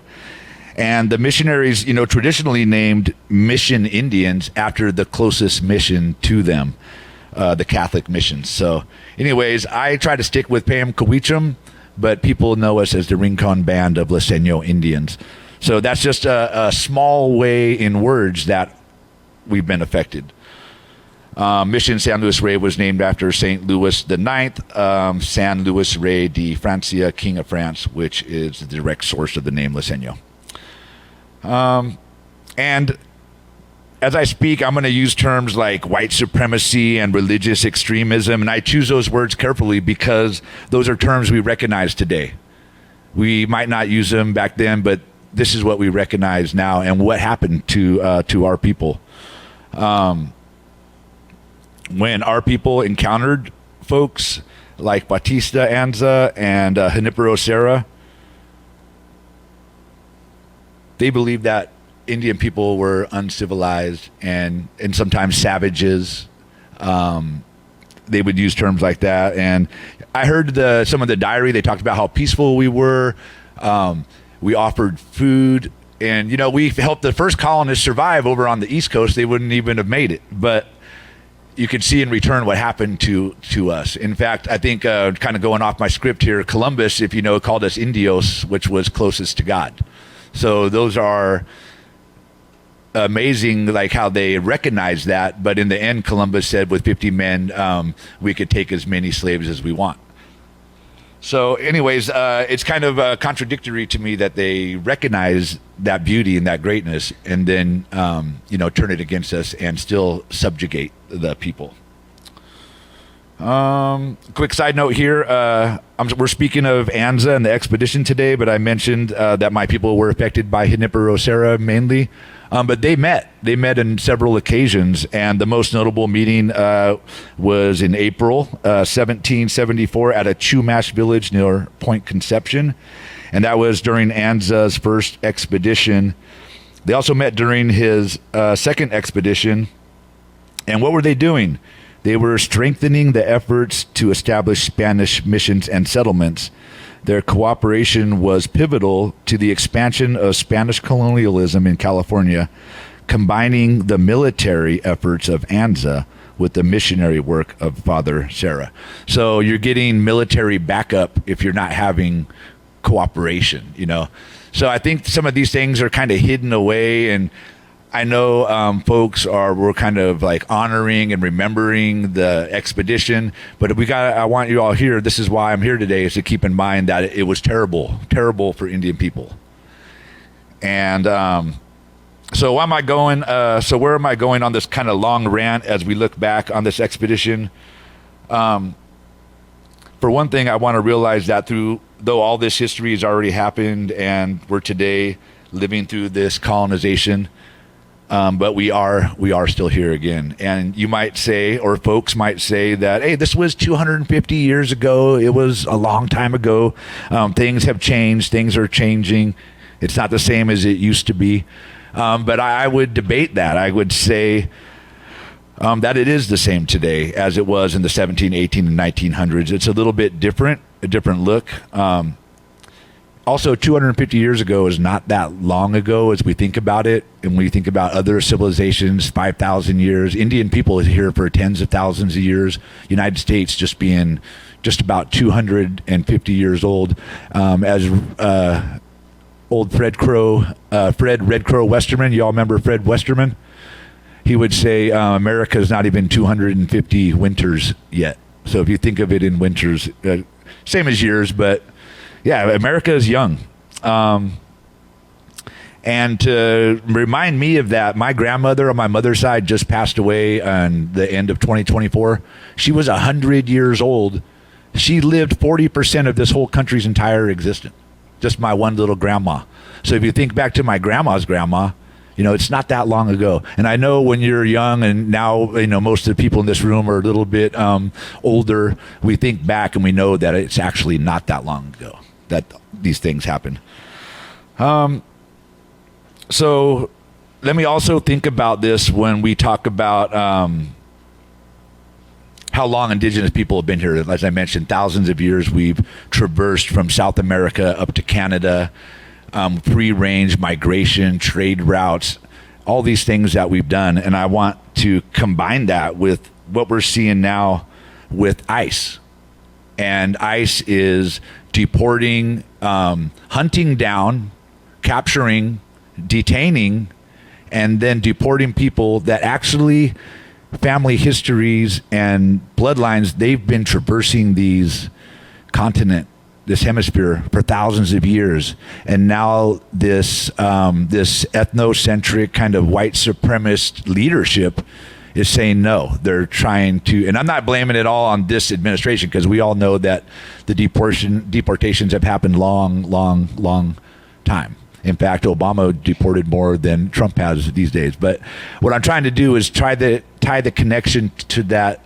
The people that are being deported in many cases are indigenous people. And going off script here again, I just came last week, Tuesday, from the 10-year anniversary memorial of Luis Góngora Pat, who was a Mayan immigrant from Mexico and Yucatan who was shot and killed by police in San Francisco. So indigenous people are still being killed on the streets. There was no punishment for the officers. In fact, one of them works in Antioch right now, Mike Malone, the trigger man.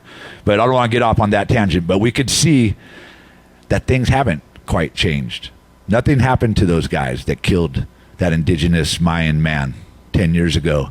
And his family was just there mourning and marking 10 years. They haven't forgot, but some people have, as the man works and rises in the city of Antioch Police Department.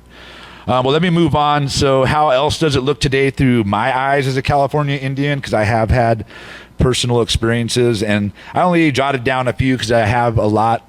But for one thing, I barely knew I was Indian growing up. And that was because I grew up right over here in Antioch. I didn't get raised with traditional songs. I didn't even know till I was in my mid-30s that we didn't beat a drum. We used a gourd. So it took me all these years to finally get connected with it. And you think, why did you not have a connection? Why didn't you know your songs? Well, I lost one uncle who in my mind, I would feel like he would teach me that when I think about it. He was killed in Vietnam when he was 20 years old. I lost another uncle who was had health challenges. And my dad and my grandmother, they fled the reservation when my dad was young. He didn't carry traditional songs and traditional knowledge to pass on to me. And that's because she fled an abusive, alcoholic relationship with my grandfather, who I never met. I never met my real grandfather. He died an unemployed alcoholic alone on a park bench after his traditional ways were basically snuffed out. A lot of my aunts and uncles went to boarding school down in Southern California. The reservation was confined to a little spot of land, way diverged from our traditional lands. and he just couldn't take it, and he drank himself to death, was violent, and my dad and his mom, my grandmother, fled.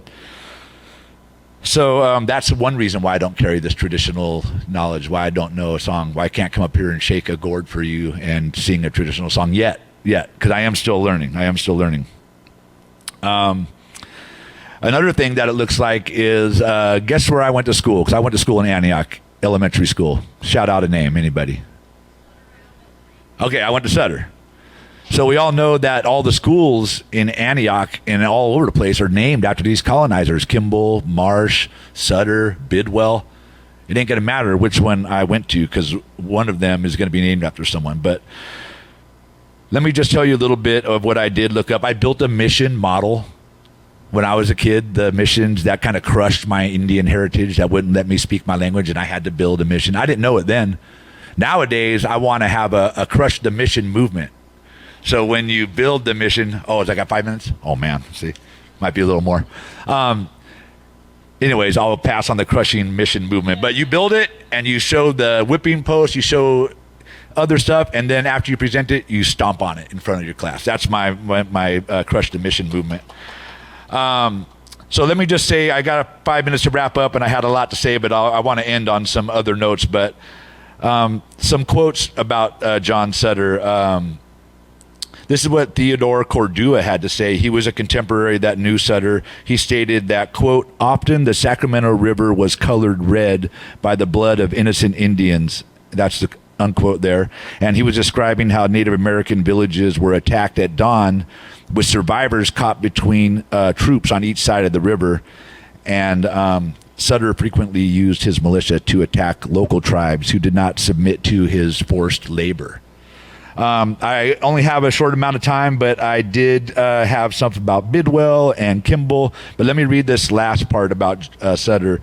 There's multiple sources that documented Sutter kept a harem or group of young Indian women and girls for sexual abuse.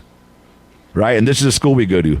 Henrik Leinhard, a Swiss employee of Sutter, wrote that Sutter had a room adjoining his office where a group of native women were invariably waiting, and Leinhard specifically accused Sutter of sexually exploiting girls as young as 12 to 15 years old. So when you ask what it looks like these days, it's me going to school named after that guy. Me building a mission to show the history of California. I wish I had known then that I could have smashed that mission at the time. I might go a little bit long because you said 5 minutes, but I'll pass on James Kirker. Fremont School, you could look them up. Look what their history was like. One of them was a brutal scalper. He collected scalps. So let me pass on that. I already talked about not knowing my grandpa. One last thing about colonization, what it looks like today on my reservation. My dad has a story about the big rock. He used to jump off and swim in the river all the time. We go down and visit my cousins and family. He always talks about that big rock. It's over there, and we'd swim and we'd run all of these hills. And I hear the story, but at some point, the forces up there, the colonizers, they cut off the flow of the river, and actually, there's not a drop of water that flows. The river don't flow anymore. So when you see up in the hill to the water and it gets diverted away. So the reservation, no river, just a dry riverbed. And he talks about it, and I'm like, man, there's no river. Well, one time we went down there was a huge storm, and there was so much water in the hills that the river started to flow. And everyone was like, the river's flowing, the river's flowing. And my dad, he's in his 80s. There's a fence between us and the river. He climbed the fence. And he went through the bushes, and I was following him, and he just looked at the water and got emotional. And I'm getting emotional just thinking about it, but I did too at that time. So that's what it looks like. No water. There's no water actually flowing in that river. We got a little bit with the rain, but that was it. So let me close up here with some solutions, and I'll abbreviate because it would take probably 10 minutes to read my solutions time. But how many of you heard of the land back movement? Okay, got a few. So it's exactly what it sounds like. It's native people getting land back of their traditional lands, or a land trust purchasing those lands. The Yurok tribe of Northern California just acquired 47,000 acres of ancestral land along the Klamath River in 2025 after a 23-year effort. The Klamath Indigenous Land Trust purchased 10,000 acres around the former Klamath Reservoir. You know, they broke those dams, 4 of them. There's still 2 more. But they totally reseeded what used to be the reservoir. If you haven't followed the Yurok tribe on social media, try doing that. Look back at their dam removal and the restoration of the salmon. They took down those dams. There haven't been salmon there in 100 years. They came back year 1 after dam removal. The Washoe tribe purchased 10,000 acres of ancestral land in the Nevada-California border area. And just recently, the Socorro Land Trust purchased the West Berkeley Shell Mound. It's just a parking lot right now covered in asphalt. But that was organized by the person that was supposed to be here today, Karina Gould. And they really made an effort, and they got the city of Berkeley to buy that parking lot and then give the land back to the tribe. So that's the land back movement. I know we have some descendants of Anza going to speak, and I know there's folks out here. If you have land and you want to consider, you know, what you're going to do with it, consider giving it back to a local tribe and letting them use indigenous knowledge. And I'm going to start to close on my solutions because it brings me to that indigenous knowledge is one solution. If we could bring back indigenous knowledge in land stewardship, watersheds, it's going to be tremendous. I just mentioned the salmon came back to the river up there after over 100 years when they took those dams. They came back year 1. So breakthroughs in California have been integrating indigenous traditional ecological knowledge. They're calling TEK, T-E-K, traditional ecological knowledge, into state wildfire strategy. So I did have a big long list, but I'm not going to be able to read the whole thing. But Native people have traditionally had a reciprocal relationship with fire to control mass wildfires and also to provide fresh grass for game parks. Michael mentioned books. If you ever want to read a good book about it, you could read Roxanne Dunbar's Indigenous Peoples History of the United States. Talks about a lot of diary entries about early colonialists and what they saw with land management. But Senate Bill 310 just passed in 2024 permits federally recognized tribe to enter in agreements with local districts to conduct cultural burns known as good fire. State agencies like CAL FIRE are collaborating with tribal leaders to combine traditional ecological knowledge with modern forest management to reduce wildfire severity. And I got another list I can go on, but now I'm going to just close up. Sorry if I'm a little bit over a minute, but let me say again, or let me use my traditional language, Yupan. That means again. Noshin Lovic for letting me speak today. My heart is good. Thank you again. And for my last statement, I'm going to say we are still seeing religious white ethno-supremacy today as we witness what's happening in Palestine and Gaza. And I want to close out that it's the same thing. It's the same thing, what they're doing there. And they are slaughtering indigenous people with newest forms of weaponry supplied by us, the genocidal country that attempted to genocide Indian peoples here. It's the same thing. So I guess I kind of skipped through. I got to close out on making those connections. I want you to know, in my heart, in my mind, it's the same thing. It's colonialism, it's settlers, it's violence. I had a whole list of comparison headlines about settlers burning villages. They're burning them in the West Bank. They burnt villages here. They destroyed food supplies in Palestine. They destroyed the buffalo. They burned crops here. That's how colonialists do it, and that's how they acquire land. And I would just say, Noshin Lovic, thank you again. And let's get some land back, and let's free Palestine. Thank you.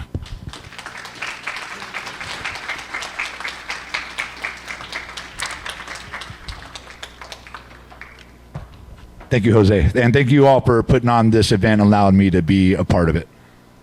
Thank you, Frank. Thank you. Yeah. A lot to take in, a lot to learn today. For some, it's revisiting. For some, it's new. For some folks might not like it. Unfortunately, it's part of the history, whether you like it or not. It is what it is. There was earlier in the poem I said, for some a new beginning, for some the beginning of the end. That's what we got. You can't have one without the other. So today we're exploring all facets of it.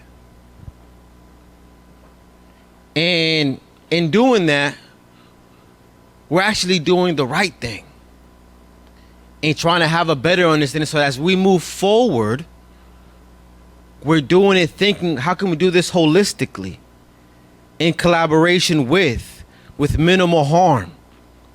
How do we do that? There was a comment about soft language that Frank mentioned, right? Maybe it just starts with language. Maybe then it's paired with action. I don't know what that looks like. Frank, where'd you go, Frank? He stepped out. Okay, well, if he's still out there, go talk to him about the various solutions that maybe you can collaborate with. As he mentioned, there's folks still that are doing that indigenous work out here. And some of that work is just getting reconnected with those experiences. Because many of us, whether we're indigenous or something else, have actually been disconnected from our roots.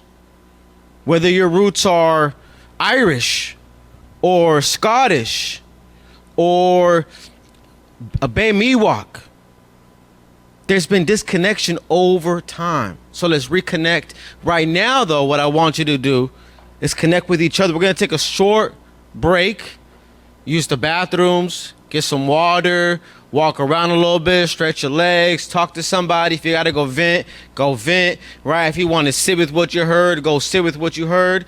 But we'll come back in about 10 minutes, right? Use the bathroom. We'll see you here at 11:15.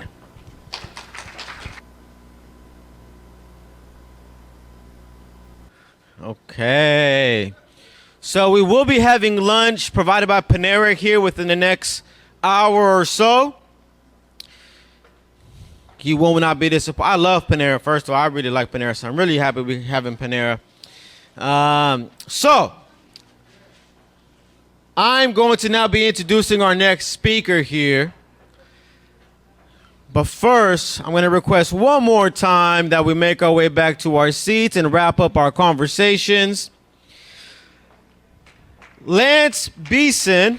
That's right. You clap it up, clap it up. Lance, did I say your last name right, Beeson? Lance Beeson has deep roots in California history. His 24 Hispanic ancestors came to California by 1784, 18 of them on the Anza expedition itself, including his seventh great-grandfather, Jose Joaquin Moroga, who was second in command. He also has Gold Rush ancestors on his father's side. He has been a board member of the Friends of the Juan Moroga Adobe for the past 18 years and is also a member of Los Californianos. He has a Bachelor of Music Performance from San Francisco University. He spent several decades playing solo and ensemble classical guitar, then moved over to California folkloric music in the late 90s. As a writer, he has co-published a paper on the music of the Anza expedition. As you know, music is a very integral part of human beings. For the California Mission Studies Association, now called the California Mission Foundation. So please, with that, please round of applause for Lance Beeson. Thank you, everybody. Can you hear me? I'm really delighted to be here. I was flattered but surprised when they asked me.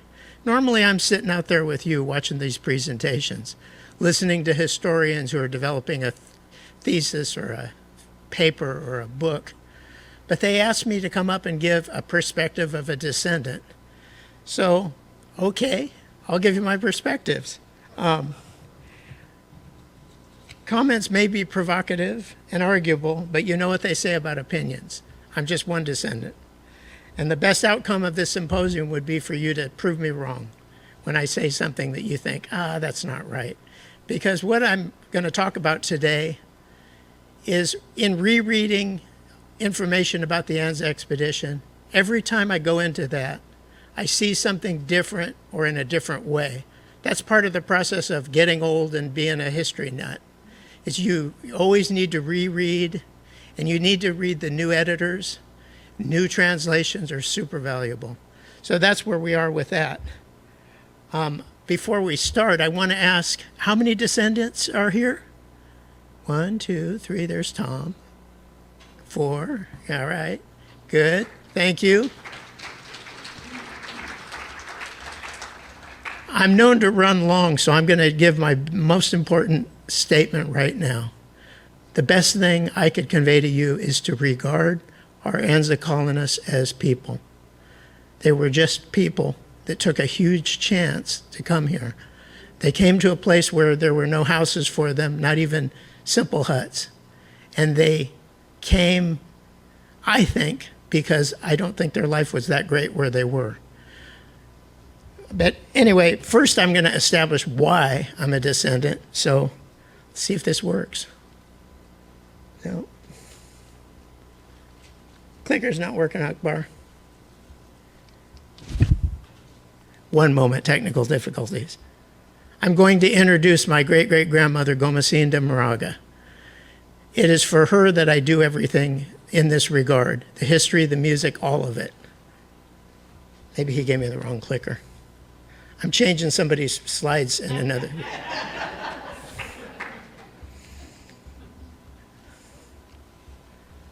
Thanks. Where do I point it? Yeah, you're this way. Okay. Okay. And then now it's on. Yeah. So I didn't have it on? Great. Okay. Wow. It's the learning curve. Okay. Not a great picture in projection, but that's Gomacinda. She lived a short life, only 38 years. She was born in the Moraga Adobe and died either in the Adobe or near there. She managed to raise, produce or whatever, 7 or 8 kids, but she's probably the least regarded in an Anglo-centric society of all my ancestors. Because, you know, when they got here, they kind of pushed the people aside because they were in the way and culturally kind of denigrated them a little bit. They suddenly became poor Mexicans. And this is something we all deal with. Our families handled it in different ways. Some of us, our families told us, well, we were Spanish, don't you know? But in fact, in her heritage are all 3 of the main groups that you've probably been hearing about all morning. I'm sorry I couldn't hear all the presentations, but you know, she was mestizo. She had Indian blood, she had African blood, and Spanish. And it's funny because, do any of you know who Brother Dennis was? Out in Moraga, there was a what do you call him? A brother, you know, a missionary. I can't remember if he was a Franciscan or not. But he did a lot of the research on the Moraga family. And I got to talk to him right before he died. And I said, oh, yeah, you know about Gomacinda. And he said over the phone, you know, Lance, she was dark. And I went, okay. Fine, you know. But so it is through her that I'm, you know, related to the Anza party. And 18 of her ancestors were on the party. Now, I said how she wasn't known very well in her life. She actually had a moment of fame. When she was 12 years old, she was on the horse with her sister, and they were trying to chase some sheep off the ranch. Now, during this time, the ranch was being evicted by Horace Carpenter, the arch villain of all Californios. And a guy named Isaac Yoakum, one of his hired goons, stooges, whatever, knocked her off the horse with his rifle and beat her with the rifle butt. And he beat her so severely that when they went to court, she actually won an award of, I think it was $500, because all the people in the Moraga Valley were shocked at how badly she'd been treated. Excuse me, my voice is going a little. The Moragas, even though they had issues going with their land and disputes, were well regarded in the valley. by the people. They liked him, and they were shocked that this happened. So now I'm going to give you this next slide, but I want to tell you this. How many here do genealogy? Okay, I'm about to give you a piece of genealogical advice, okay?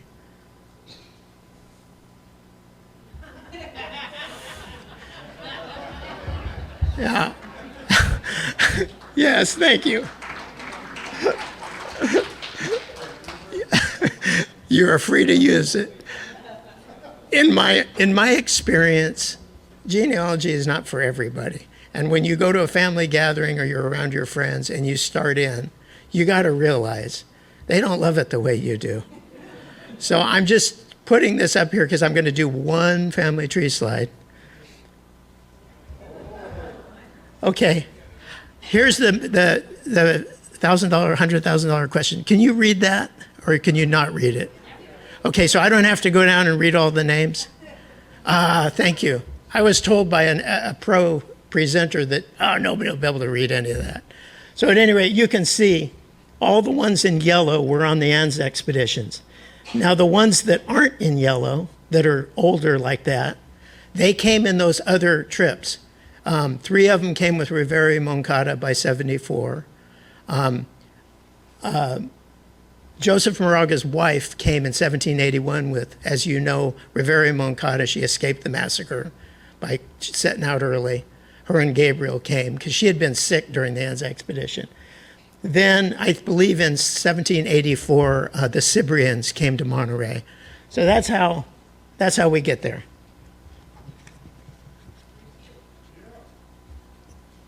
Any questions? Yeah, he's got one. Huh? Where are you on there? She's my great-great-grandmother, so I'm about over here. Yeah, or no, that's older. That's this way. It's an ancestry printout. What can I say? At any rate, she's my mother's grandmother. My mother's grandmother. Yeah. She had a son named Joseph Frank Avila, and and my grandmother is his daughter, and my mother is obviously my grandmother's daughter. So it's mother, mother, father, mother. So she's matro, you know. So her father was born in 1820 in San Jose. Correct. Jose de Jesus.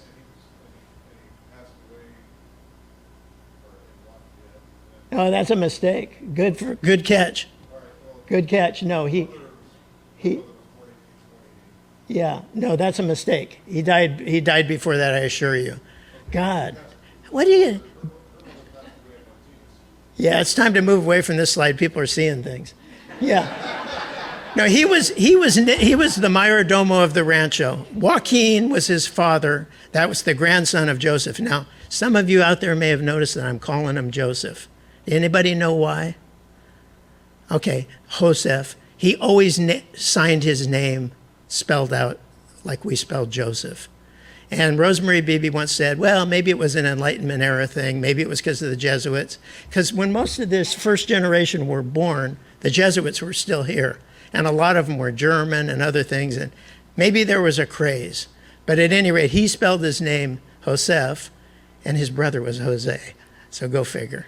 But that's just an honorific anyway.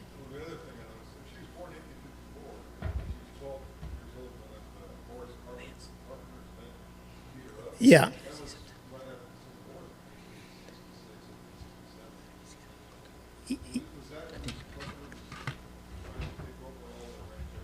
Well, he had started with the Peraltas. As some of you know this story, I'm getting far afield here. Horace Carpenter came to Oakland with some goons, and they started squatting right on the waterfront of the Peralta land grant. Then he became first mayor of Oakland, by the way, for his efforts. Then he turned his attention to the Moraga Rancho. I'm going to get to the Anza thing because that's what I'm supposed to talk about. But you have a pointer here in case you want to. Yeah. Okay. Good point. Oh, I don't see it. Oh, there it is. Hey, look, I got a cat toy. Okay, next slide. Okay, I don't know if you can read that either. Okay, I put that up. There's actually an informational bulletin outside that talks about this. People argue about how many Anza colonists there were, what the exact count was. This is Father Font's count from his diary is Intimo, his full diary, as published by Alan K. Brown. I don't know how many of you have this. This is a really good one. This has the most information about the expedition you're going to get. Some of the facts may vary. The opinions definitely vary from what Anza felt. But he enumerated, and he did such a great favor to us. Even though he was annoying as hell, he made a lot of detailed observations that you can glean from. So when you look up there, you see the first, I forgot to highlight Anza himself. You have Anza, but I highlighted the people that were going to stay. So you see Moraga, you see 8 experienced soldiers, 20 recruits, 10 experienced. So the recruits outnumbered the trained soldiers. Frontier soldiers were already not quite as trained as other types of Spanish military people. So really, you had 20 young guys that probably weren't very well trained and weren't necessarily going to be heroes on the frontier in the case of battle. But then you see 29 wives, and what you end up realizing is you have 70 adult colonists and 136 children. Now that number is different out there, but it's okay. The point is, this was more than half of the colonists that were going to stay were children, and who knows what their experiences were. Can you imagine that? It was being like, I'm old enough to remember before AC, when you get locked in the station wagon on a hot day and they drive you to LA to go to Disneyland or something. So this was like the car trip or the car camping trip from hell. But maybe the kids didn't care because they liked the change of scenery. So anyway, and he enumerates the stock too, which comes into my next thing. I did, yeah. Okay, this next one, this might need more question marks. I'm guessing why they volunteered, based on what I've read about. Poverty. The thing about poverty is Anza himself said he went from poor people in Sinaloa, that's where he recruited from. But to be a soldier in the Spanish military was to be poor. Because for Max Moorhead, in this excellent book, which you should also all read, The Presidio. This is a great book. It's dry. It seems like not so much, but the more you read it, the more you learn. He goes over the entire record of military pay. And over a period of 150 years or more, they kept having these reforms that were going to save money. And then every time they did, they cut the soldier's salary. So actually soldiers were making more in the late 1600s, the basic recruits, than they were in 1775. So, and there was a whole series of scandals about paymasters and gouging, and it went on and on. So, at any rate, poverty was definitely an issue. Lack of opportunity. Well, what jobs did you have except supplying the military? And I like to say, when people are talking about the people and the ideology, remember, these people lived in a monarchy under a military dictatorship. Okay, we didn't know much about that until recently. But what's going on was the king said you do something, you do it. You don't have that sense of self-determination. I sincerely believe to our Indian, Native American brothers and sisters that are upset about what happened, these colonists weren't planning to go subjugate somebody or hurt somebody. They just wanted a new opportunity. So I think it's worth saying, because we judge them now based on what we know now. We've all decided, I think, as a society, as we've progressed, that it was wrong what happened. But they were just going along. They were doing what people had been doing since Cortez.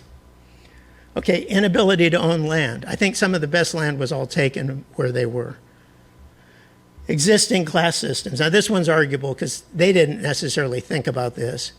But the more populated you were in Mexico, all right down to Mexico City, the more people were aware of these legendary casta distinctions. I'm sure, all of you know about castas, right? You've all read about it. how they take what percentage of what blood you have and give you a funny name. Well, the thing is, that was breaking down already in the northern frontier. And by the time they got to California, it broke down almost completely. Arid landscape. I know people love Arizona, but if you want to grow things, if you want wood to build your house, I think California is a better choice. And constant danger of native attacks. And I'm going to get into this as the one thing I really am going to talk about, because all of these I could have footnoted to you all to death about why I say this. But this is the next slide. How did it work out? So I'm jumping ahead a little bit. You know, the colonists, when they first got here, they were pretty poor. They were around the Presidio. I have a letter provided to me from one ancestor written to Moraga begging him to go back because their clothes were rotting off. They counted on a supply ship once a year, and every once in a while that ship didn't come. So for about a 20-year period, they were pretty poor. New opportunities. Well, eventually different professions, agricultural pursuits did come. Land. A few got Spanish land use grants, and some even got actual grants.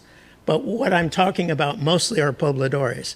If you know about the history of the Pueblo of San Jose in Los Angeles, when Pueblo de San Jose was laid out, each colonist, including 8 of my ancestors through these same Anza people, they received a town lot and a suerte and a solare.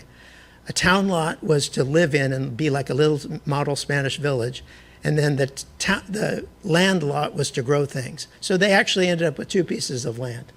Class, okay, the caste distinctions were marginalized because of interdependence. During those hungry 20 years, people weren't judging when it came to surviving. They had to pull together. This created a cultural sense.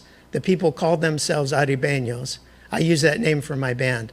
Aribeños is sort of a subterm under Californios, but Aribeños refer to the people that came in the colonizing expeditions. They called themselves that, and if you ask me where I read it, it was either Amador or Ocio, I can't remember, and I didn't have time to look it up before today. Landscape, well, we know the difference between California and Arizona. Native interactions. I mean what I say, even though it was to the detriment of the local native people. They were much less hostile than the Apache. And so it was a difference in their life of security.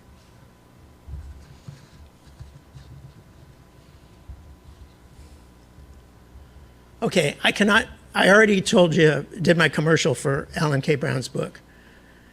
If you look at these 2 quotes, you can all read them, of course, I know that now. You can see that Anza was already kind of against missions. So were most of his superior in military. So were most military all the way up into the 19th century. There's always been a tension between them and the missionaries. A lot of them just practically looked at it and said, this is not going to work. You're not going to get people to go for this. So his relationship with Font, who did believe in missionization, was already sketchy to begin with. Then on the trail, Font constantly complained and second-guessed his decisions, especially regarding the people. And you see that quote. Do I need to read it to you from Alan K. Brown himself? This is in the preface to his book. That you're not going to like this guy. It's painful to read because he's such a pain in the ass. He just kept saying things like, well, he let them drink. And I mean, it's not like they haven't been in the desert and the mountains and the snow and the sleet and got separated and had people get sick and lost animals and want to have a frickin' drink in December, right? So Anza gives it to him, which sounds like a perfectly reasonable person for one bro to another. And he complained about it. And then at times Anza wouldn't speak to him. This goes on and on throughout. So that's sort of my warning label about that. I already gave you 2 warning labels now. The other thing about the missions was, even though these guys didn't really like him, Anza did his duty. 2 missions were founded directly, shortly after the arrival. And as you know, Mission Dolores and also Mission Santa Clara. And the thing is, the soldiers did depend on the missions in the end. They depended on them for food, for manufactured goods, because they had the people in the workshops making the stuff, and they weren't getting supplies. So it's kind of a resentment of people fighting for who's in charge and who should be making the decisions, but also some of these ironies. Now, Anza was, I want to say, he was a good soldier. He did what he said was commanded to do. Rivera Moncada, who was the commandant of the armies of Californias, did not want the mission set up in San Francisco. He did not want the Presidio because it means he'd have to spread his forces even further. These troops were always chronically understaffed. They never had enough people to do all that they were ordered to do. So anyway, now you know that. When you read it, you'll remember what I told you this. Okay, I put this map up. This is from Max Moorhead's The Presidio on the left, and the quote is from Font. Okay, oh, I got a clicker. Where's my pointer? Oh. Not working. I have a cat toy pointer too. Anyway, the reason I put this map is I wanted to show you all these military settlements. You couldn't go from Sinaloa, way down here, up to Orcasitas or Tubac without an escort. So it was dangerous attacks.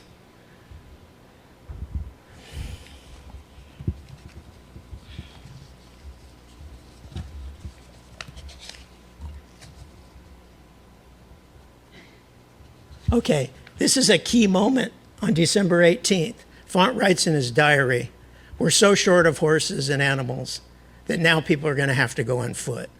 So that changes the thing. I think that if there was a mistake, the commanders of Anza's command and Anza himself maybe just didn't calculate how long this was going to take. He didn't count on people getting sick. He didn't count on enough on people being so sick that they couldn't move. So they got behind schedule. I'm sorry, I have this so I can read it closer, but I lost track of it.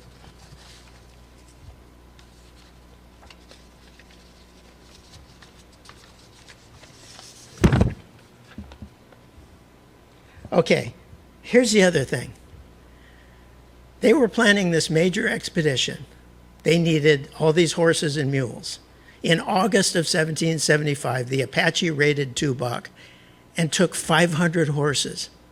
Can you imagine 500 horses in one place? I've never seen it in my life, that many horses. I know there's some big herds in the desert and everything. But then, a few months later, he's supposed to set out. So I believe that might have been a factor too. They made it run short of mounts for that reason. But they were getting scarce. And then, like I said, from then on. And the other thing is, if you look at it, you see that the recruit soldiers, they were riding along with their kids on their saddle. I mean, how cute is that? You know, because they had to take care of their kids on this journey. So.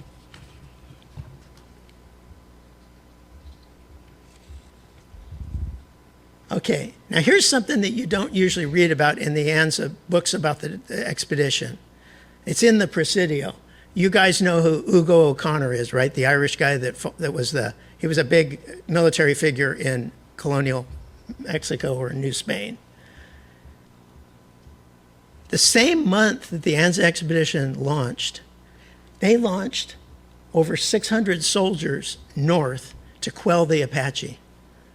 And I believe they were trying to create an umbrella over the top of the Anza expedition so they could get up and get over. I can't prove that. That's something that somebody more knowledgeable, maybe even in this room, might be able to address. But when I look at that fact, you think about it. They're worried about getting attacked by Apache. And then Font credits the Virgin of Guadalupe for no Apache. I think it's maybe more likely that it was O'Connor and his soldiers. So, and that's, once again, you see, there would be another soldier carrying 2 or 3 young ones with him, and most of them rode with a child. And with that said, everything is said. I know.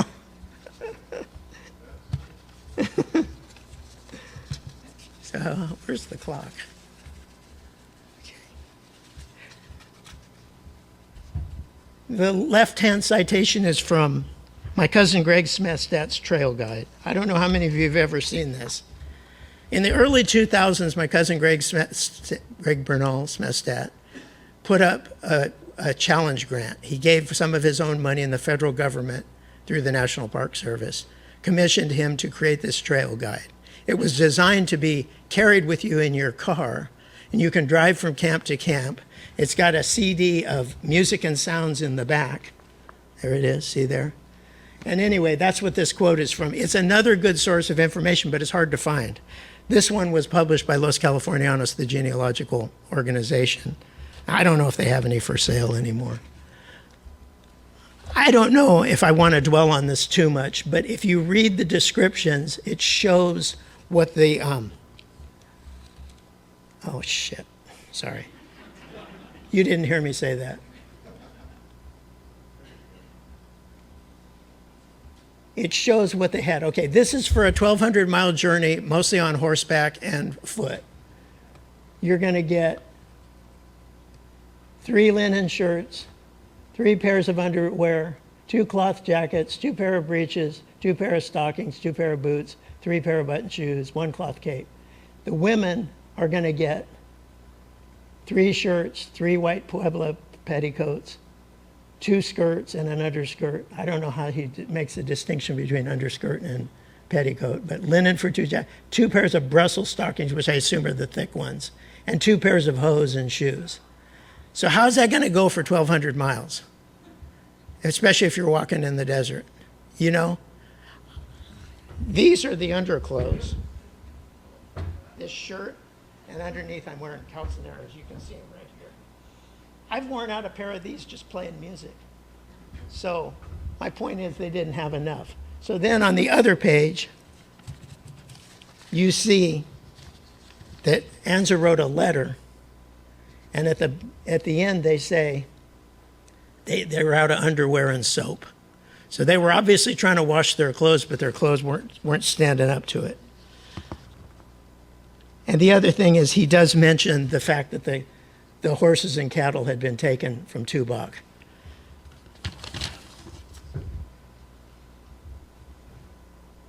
Okay, so you all have read, I assume, has everybody in this room read at least one Anza diary of some sort? Okay, if you want a short version, Vladimir Guerrero's book is good for just a basic, it tells you basically what happened. The font diary is good if you want to get into the weeds. But at any rate, these are basically the key events to the colonists. Now, between Anza and Font, it was something else.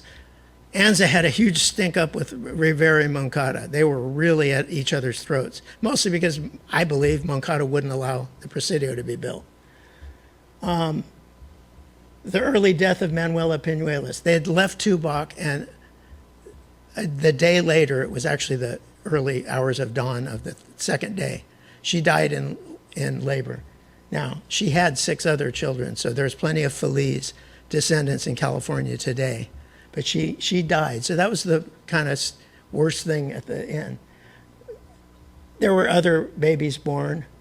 There's a special place called Laguna de Hospital, which you'll read about when you read the diary, where they were drinking bad water. And both people and animals got sick and slowed down. They had lashings of deserters. 2 muleteers ran away. And they brought them back, and in front of everybody, they whipped them. And after that, they called it El Puerto de Azotado, the place of the whippings. The encounters with the Quechan people in the Yuma crossing, that was a high point, because they gave them all this fresh food. They gave them watermelons and fish, and Palma, the boss of them, he hugged every colonist, every one. They made a point. They had the men on one side and the women on one side, and he went and hugged them all. Because I believe he wanted protection from the Apaches, I think. I think he wanted a different way of life. He was open to the idea of conversion. Weather events, they went in the winter because summer's too hot. But that means they went in the winter. They had rain, snow, and sleet. The celebration with the rum rations, I already mentioned that, leading to friction. There was one big stampede, and occasionally animals would run off because they didn't want to be in the middle of a place where they had nothing to eat or drink. So they'd run off, and then they'd have to send somebody after them. The San Diego uprising is a point where they get to Mission San Gabriel and find out that there's been a big revolt down in San Diego. So the people kind of get stuck at Mission San Gabriel for a while until they run out of food, actually. And the soldiers have to go down there. So they get separated. So once again, their purpose is delayed. Desertion and subsequent absence. When people deserted, then somebody had to go chase after them. My sixth great-grandfather, Joseph Moraga, had to go after the deserters. And I'm not sure if they whipped them or not. I think he put them in San Gabriel. He left them there when he found them. There are rivals in San Gabriel and Monterey. For the first time, they didn't have to camp. They had like maybe a little building. The one that Font, I can't remember which mission it was, but they put Font in this one room that was full of fleas. And he complained about it. Apparently, California has a lot of fleas, and Arizona doesn't. I never knew that. And then Anza's departure. It's a key point in the diary that Anza's going home, and people are sad because he did a really good job of getting them there. So, okay, so now's the fun part where Lance just shows pictures because he's almost out of time. Is that 11:54 or 11:59? I think I got 5 or 6 minutes. How many of you have been to Arizona, to the trailheads, to Tubac, Tumacacari? Okay, I urge you to go down there. Take a car trip. Go in the spring when the flowers are in bloom. You know, you don't have to be super accurate and leave and go in the fall. But go down there and see what it is. You know, it's been so long, it was 2006 that we went there, that I kind of forgot which thing in my pictures is where. But maybe somebody, is there somebody from Arizona here today that came? Is that you? Okay, I'm going to show you a picture and you're going to tell me where it is. That's the chapel at Tumacacari, right? San Jose de Tumacacari. And I believe that is from the museum room, I think. That's a cuera. You all know what a cuera is, right? Cuera is the leather jacket. They call them leather jacket soldiers. It's several layers of deer skin stitched together, supposedly impervious to arrows, but probably not really. But that's what they wore. Okay, this, you're going to see, if you read these diaries, you're going to keep seeing the word Jacal, Jacal. That's where we get our word shack. And a Jacal is a simple building made of sticks, limbs pounded into the ground and then coated with mud. Believe it or not, most of the missions and the presidios started off as buildings of this sort. They weren't the nice ones you see now. They came later. What's in front of it is a ramada. It's not the Ramada Inn, it's a ramada. And it's basically a patio in which you could maybe plant a vine to get some shade, set up a little defensible in hot country. It's kind of nice to have. Now, my person from Arizona, is that at Tubac in the garden or is that at Tumacacari? Okay, Tumacacari, thank you. I'm going to write that down. Okay, but at any rate, that was there.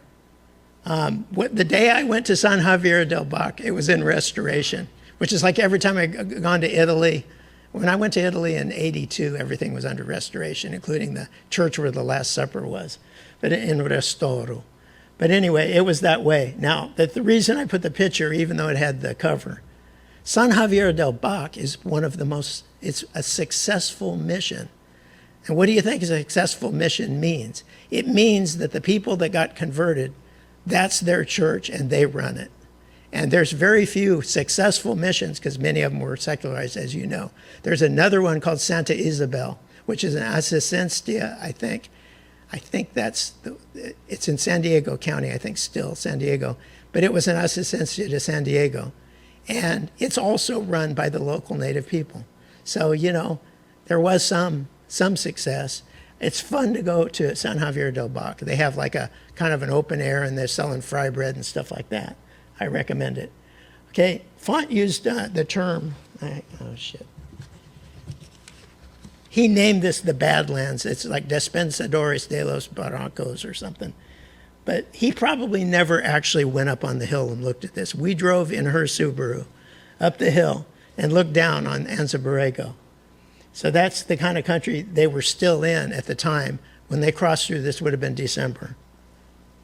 This is Coyote Canyon, and I'm on the left, and that's my cousin Greg Smestad on the right. I worked with him on that trail guide I held up and showed you. And we went together down there, and we walked on the trail for parts. This is going into Coyote Canyon.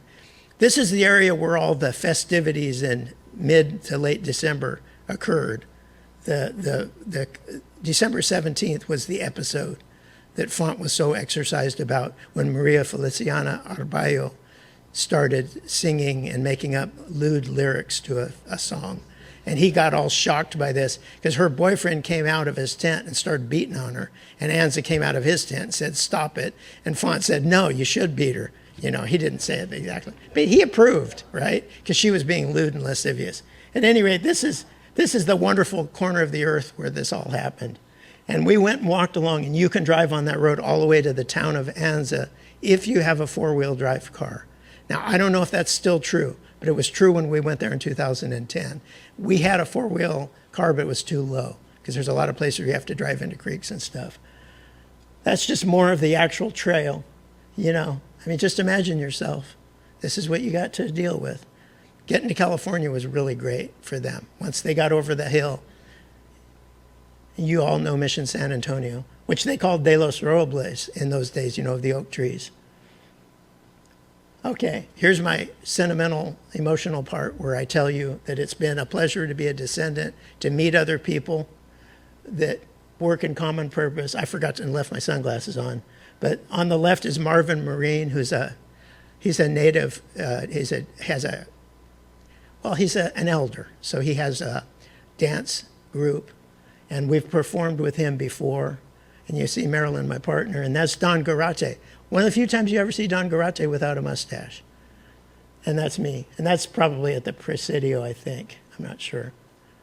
And we've collaborated with the AC/DC dancers, Alta California Dance Company. We made a video. If you go down to the Watsonville Castro Adobe, there's a movie we made. We're playing the music and they're dancing. These are different celebrations. That's Old Town Sacramento. There's Don Garate again with his mustache, portraying Anza. You know he died of brain cancer in 2009. It was a great loss to all of us.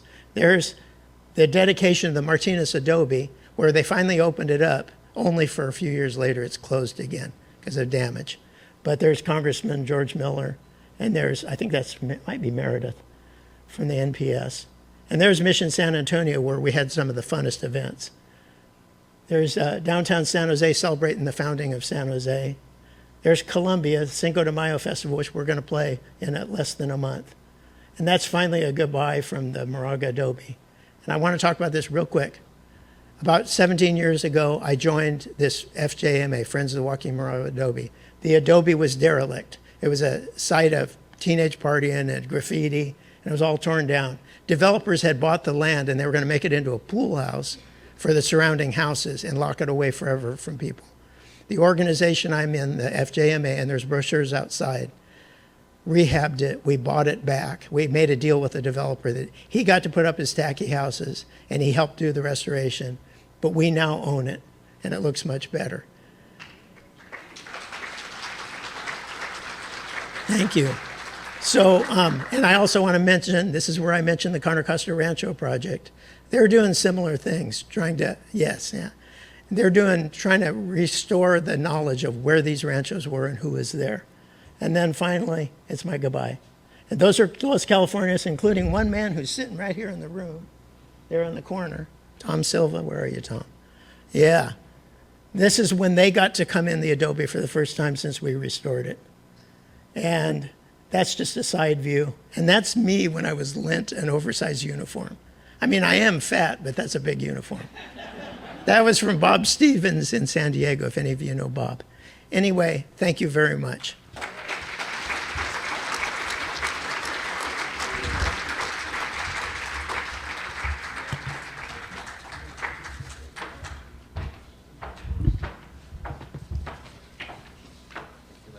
All right. I'll move that stuff. One more time, make some noise for Lance, everybody. That's right. All right. You know, as I was sitting there listening, I couldn't help but think, man, history's so interesting, isn't it? Yes. Correct answer is yes. Yes, the correct answer is definitely yes. And there's so much of it, we can pick and choose what we focus on. And today, as I'm listening to all the different speakers, I think we're getting close to a 360 view of the different perspectives that were a part of an experience like this. And they're all worthwhile remembering. They're all worthwhile mentioning and talking about. Some are more comfortable to talk about than others. Some are more interesting. Some make us laugh. Some make us angry. Some make us sad. But they're all part of the history. So as you contemplate on the various things that were set up here, what you saw on the screen, and you go off into lunch, I want you to think about that, maybe have those conversations. But I do have a couple of announcements, and we have somebody that's going to make another announcement. But first, actually, we'll do you, and then we'll talk about this. I'm going to let you know what kind of food options we got, okay? But first, I do want to bring up, where's mine? Yes. So, Terry Taylor is part of Los Californianos, who will have an announcement here for us briefly. And then I'm going to let you know what we have for lunch. Then we'll break for lunch for about an hour. I believe it's an hour, right? And then we'll come back and we'll start to wrap up the day. Thank you so much. My name's Terry Taylor. I'm with Los Californios. We have table number 2 over against that wall. Lance Beeson is one of our members. In about the 1960s, many of our original members said, well, you know, we have a heritage too. And so since the 1960s, Los Californios has been sponsoring a celebration of the June 27th arrival in 1776 of the Juan Bautista Anza expedition and the founding of San Francisco. This year, and we've done this annually every year, we've partnered, we've not partnered, we're doing it alone, expenses have gone up, so we're looking for more partners this year and definitely partners in the future. We have a little QR code and we have some flyers. We are seeking reenactors and we're seeking sponsors. This year we are going to be recognizing both Anza 250, the West Coast, and America 250, because I think there was something going on over on the East Coast in 1776. So, because as many of us, we have heritage from the East Coast, from the West Coast, from Mexico, from Spain, and as we heard, we often have a multiracial heritage that we want to celebrate. So I invite you to join us. It's open to the public. It's on Saturday, June 27th at 10 in the morning. And we're looking at having some sort of picnicking with primos on the lawn at the Presidio of San Francisco.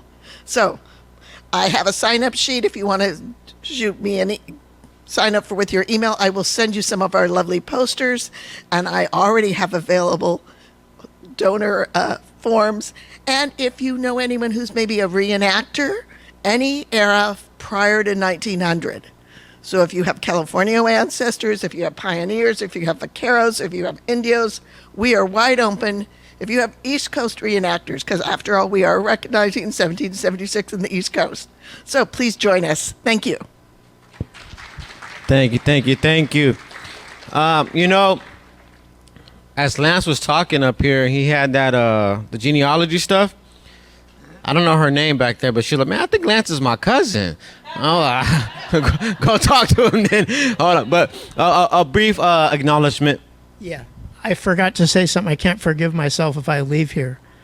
I want to tell you that the National Park Service has been exemplary in humanizing my ancestors. We've worked together on different projects at the Martinez Adobe in San Francisco. We put together media types of things. They hire us to do a fandango every year. I don't know what's going to happen to them with the current administration, but the National Park Service has done right by my ancestors. So thank you. Thank you, Lance.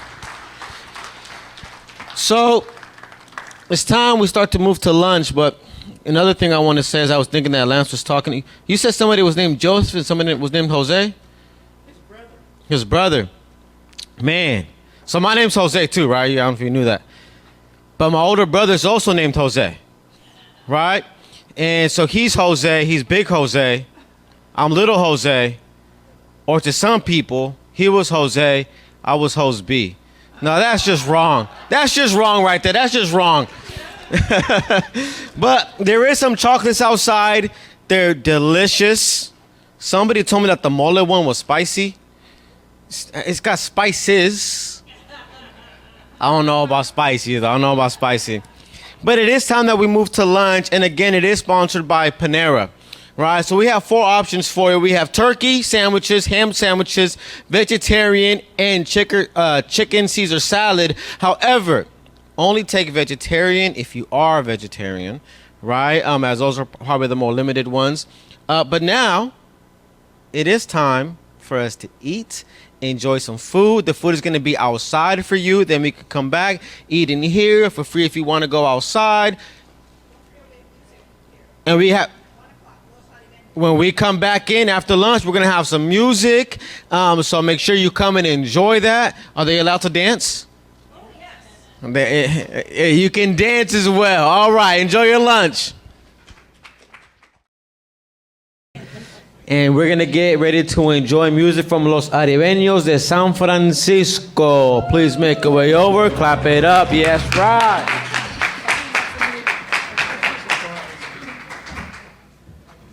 Well, I'll start talking because you're not used to hearing that. But as people come over, I just want to tell you this program is a little special. We haven't played it in about, well, how many years ago was the last Anza swath? Anyway, this is music that you might have been heard by the colonists on the Anza expedition. And we don't really know a lot about it. I've studied this for a long time. I know about the military music and I know about the religious music. I know about the dance music, but I don't know about popular songs. But what we're going to do today is kind of go back in time and think about the assembly at the Presidios, like at Tubac. When the commanding officer wanted to gather everybody, they had a tune called La Llamada, which is what we're going to play right now.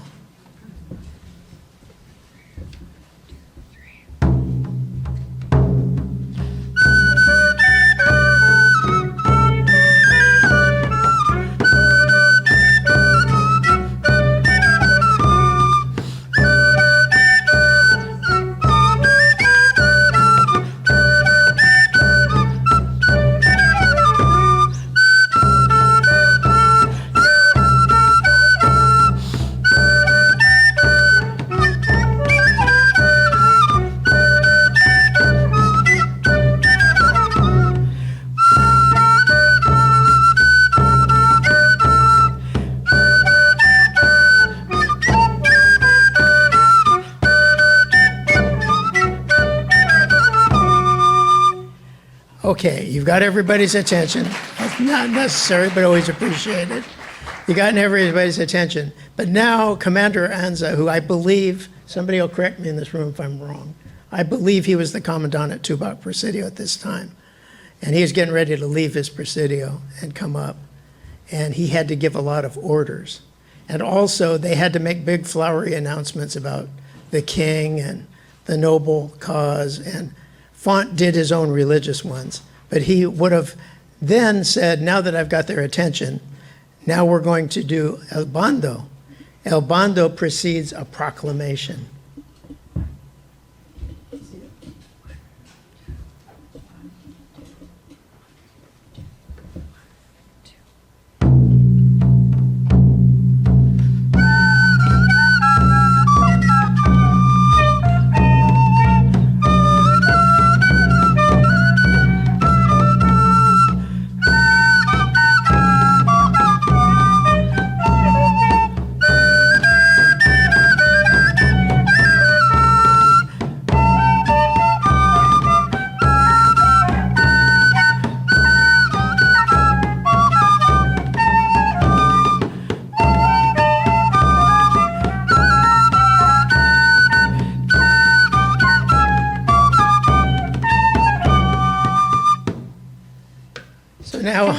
Now we'll make the proclamation.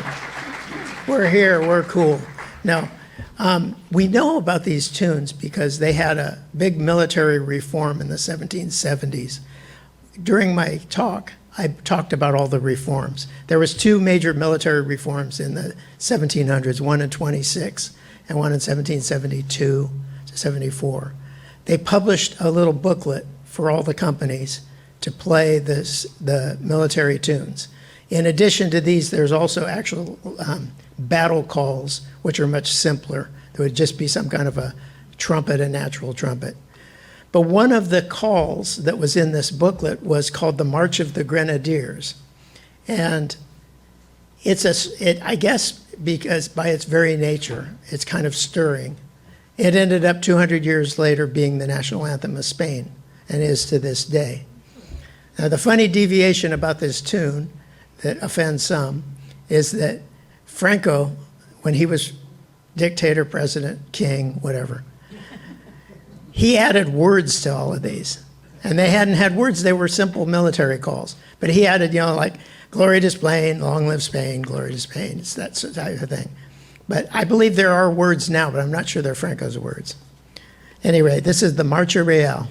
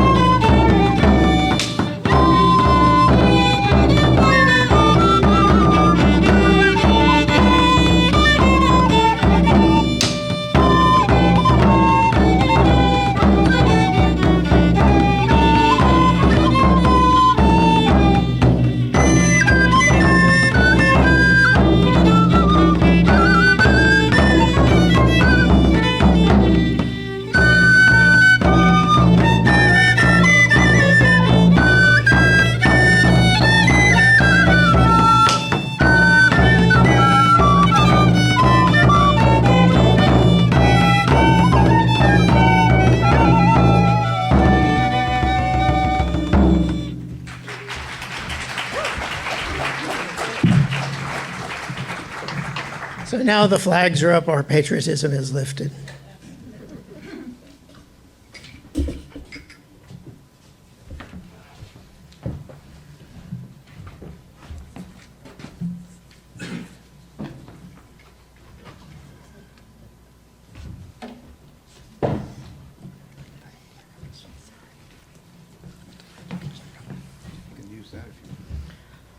Okay, so now we get into the diary. On September 29th, according to Vladimir Guerrero's version, he says that this was the first tune sung. Whereas in Font's Intimo diary, I couldn't find that entry, so I'm a little skeptical. I'm not sure which to believe. At any rate, they had a big dedication. As you may or may not know, the Anza expedition was blessed, endorsed, and relied upon to the Virgin of the Guadalupe. And she was named, as well as San Miguel, I think, as well, just for extra measure of safety. But she was invoked as their protector. And at that point, they sang the Salve Regina. Now, I don't know how many of you are Catholic, but the Salve Regina, yeah, I see that. The Salve Regina is over 1,000 years old. It's one of the most beautiful pieces of music ever written, in my opinion, as a music major and everything. But no, really it is, because it was written in monody, which means just a melody, no instruments, nothing. Yet it can be harmonized quite easily. And they sing it to this day in Spain. Whenever there's a procession, like a Holy Week where they carry the image of the Virgin down the street, everybody sings it. It happened to us. We were in Valencia for the Festival of the Aurora. And sure enough, they were singing the Salve Regina just like this.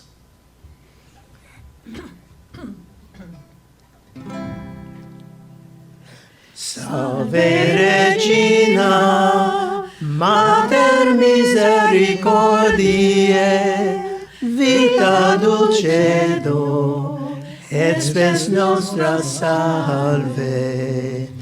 A te clamamus, exules filii Eve, a te suspiramus, gementes et flentes, in ac lacrimarum vale.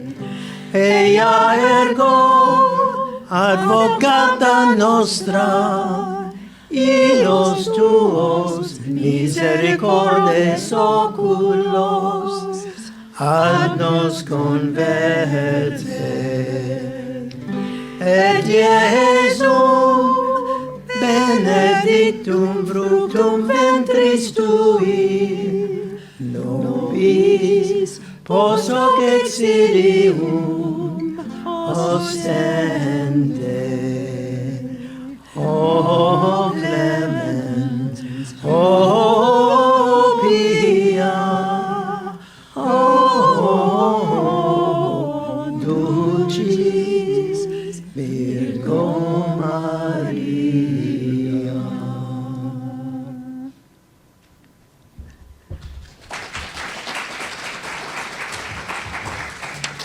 Now, people that are familiar with the diary know about the alabado.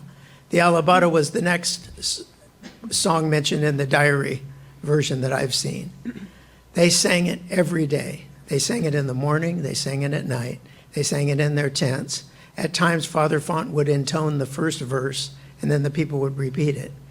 Now, we know a little bit about the alabado. It was written actually as an attempt to get sacred music into vernacular languages. It was written in Spanish by Father Margil, the barefoot prior, who was from about 60 years earlier. He's pretty famous. He probably should be sainted. I think right now he's venerable. But he preached from Texas to Costa Rica. And he would learn the native tongues of the different people he was ministering to. And he would render religious songs in their language. The Spanish ones caught because it spread a larger region. This song is still sung to this day in Mexico. And we don't know if Father Margil wrote this exact music. We know he penned the words. He may have had a different melody at first. At any rate, Father Font said every mission sang this tune in the exact same key and in the exact same way. Well, that sounds good, right? Problem is, we didn't have a manuscript of how they sang it in those days. Our only source of knowledge of how the alabado sounded was from a 90-year-old Peruvian Indian who had come up to the California missions late, I think it was beyond the mission period actually, but he was sort of attached. He got interviewed, like I said, in his very old age, and the guy who noted it down wrote exactly what he heard and exactly the time he heard, thereby setting up a timing problem that nobody's ever figured out. Everybody sings the alabado a little bit different because they don't know what to do with the triplet. That's musical term for those of you who don't know music. They don't know what to do with the triplet. They don't know how to fit it. So this is my solution. The first line is different than the third. There's a little hold on the third line. Anyway, that's a lot to tell you about the alabado, but it really was important, and it was sang all the time. It's sort of the theme song of the expedition.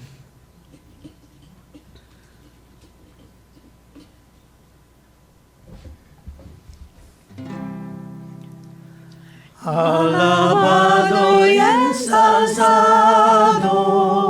sea el divino sacramento, en quien Dios oculto asiste, de las almas el sustento y la limpia concepción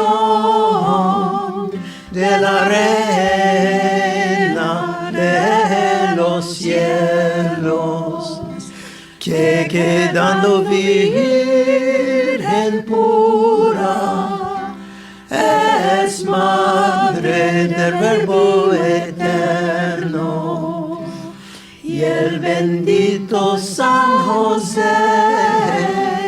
electo por Dios inmenso, para Padre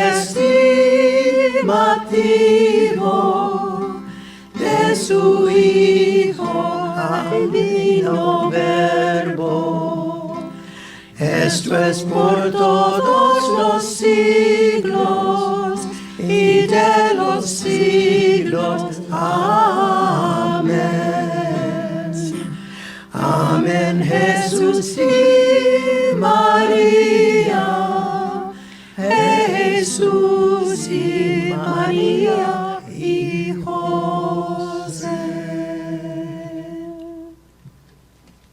That's it. I apologize for my voice. I lost it from that brilliant speech I gave earlier. Did you all enjoy my brilliant speech? Yeah. Thank you. Anyway, it's kind of crackly. I'm sorry about that. Okay, so getting back to the diary, another tune mentioned by Font. Now, you all know what happened in the early hours of October 24th, of course, don't you all? No, it's okay. After the first day they left, on the dawn of the second, it would be technically the third day because in the wee hours of the morning, the only death occurred on the Anza expedition of Manuela Pinuelas. She was the wife of Vicente Feliz. She had 6 kids already. This was her 7th. But she died, and then they had a funeral for her later at San Javier del Bac. But it was a sad moment. And Font mentions them singing the Salve. And it doesn't seem like it's a Salve Regina, it's a sad Salve. So you can hear by this what we mean. Hang on, I gotta tune this thing, sorry. Yes. The baby survived though. There's tons of Feliz descendants in California. Any Feliz descendants here today?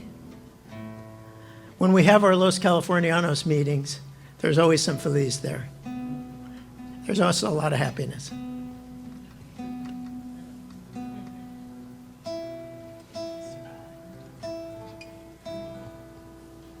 Okay, that helps. Let's just start. Oh Virgen candorosa, oh Madre de Jesús, que gimes dolorosa al lado de la cruz. Permítenos postremos al pie del santo altar y juntos meditemos tu angustia y tu pesar.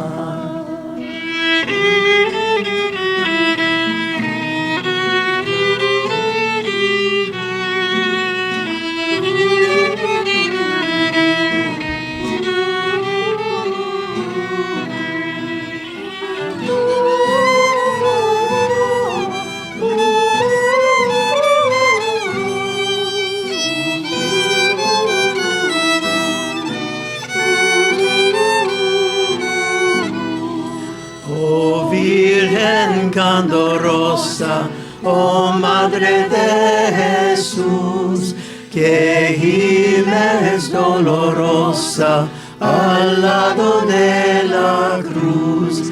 Permítenos postremos al pie del santo altar y juntos meditemos tu angustia y tu pesar. Sad.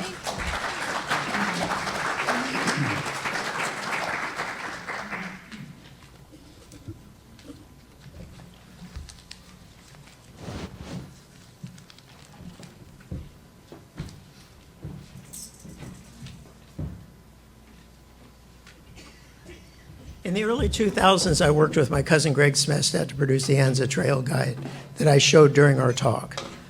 One of the things to do was to do the research and find out what kind of music they were doing. I was really surprised to find out what kind of dance music was popular in those days. Because, believe it or not, English country dancing was all the rage. In Mexico City, in Virginia, in London, in Paris, in Berlin. Apparently, and it's still popular to this day. You can go to country dances. Our dance caller, Jim, knows quite a few of them. At any rate, the story here is that in 1762, a Mexican musician in Chalco, Mexico, which is near Mexico City in the Valley of Mexico, he wrote down melodies as he heard them, including the titles. He hadn't seen them, but he wrote them down, and then he wrote the names out. And some of the names are kind of funny because he phonetically figured out the names of these Irish or English tunes. This one's called The Black Joke. And the only thing different was he spelled joke, J-O-A-K. But, so anyway, this is The Black Joke.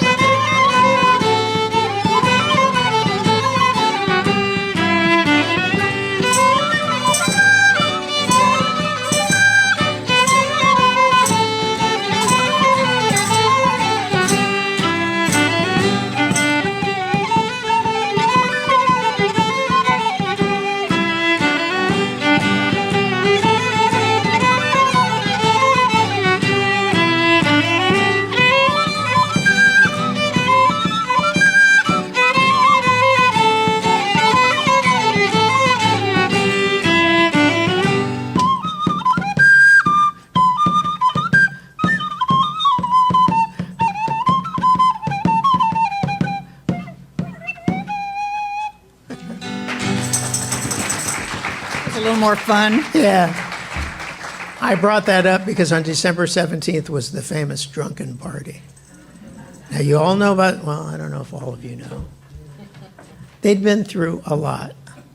They had traveled, their company had been broken up several times. People had gotten sick. People got caught in snowstorms. Some of the people were late getting back because by now they were traveling in 3 groups because they couldn't accommodate all the feed and water for all the animals in one place. So they were spread out. And my ancestor, Joseph Moraga, apparently got delayed, and they wondered what happened to him. But he pulled in, I believe, on the 17th. So they had a party, and Anza did the unforgivable thing to Font. He gave out rum rations. Now, the Spanish government had given 1 pint each per soldier as a ration to be given out at times. And they had enough liquor to do this several times. Now, during the festivities, a bold widow named Maria Feliciano Arballo started improvising poetry. Now, you may not know this, but in old California, some of my ancestors, even if they weren't literate, could spontaneously compose poetry. They'd do it during jotas. In a jota, they do this in Spain too, but just for the wedding jota.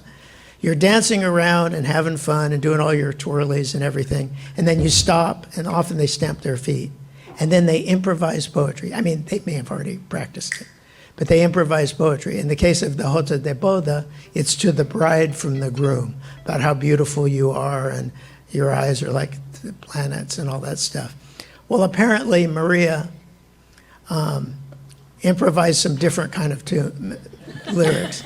And apparently it was one of those kind of songs where, I'm sure you've all seen a song like this where there's a kind of real memorable chorus that you come back to, but during the verses, you wander far afield and then you come back too. So I've heard it in sea shanties and different types of songs. Well, at any rate, I think I already told this story, but for those who didn't hear it, she was doing this and they were not very nice, according to Father Font. And her boyfriend came out of the tent, or he was watching or something, and started getting jealous because she was being lascivious with her lyrics. And he started to punish her. We don't know what that means exactly, but I figure he was whacking her or something. And Anza had to come out of his tent, big boss, distant command, and say, stop beating on her. And Father Font, as I told you in the previous talk, said, no, she deserves it. So he's an old-fashioned guy. What can I say? At any rate, this is all by way to tell you that we can imagine that maybe it was more like of a sinuous Spanish type of tune, such as the Minuet to Quattro, and then we have a fandango that will follow.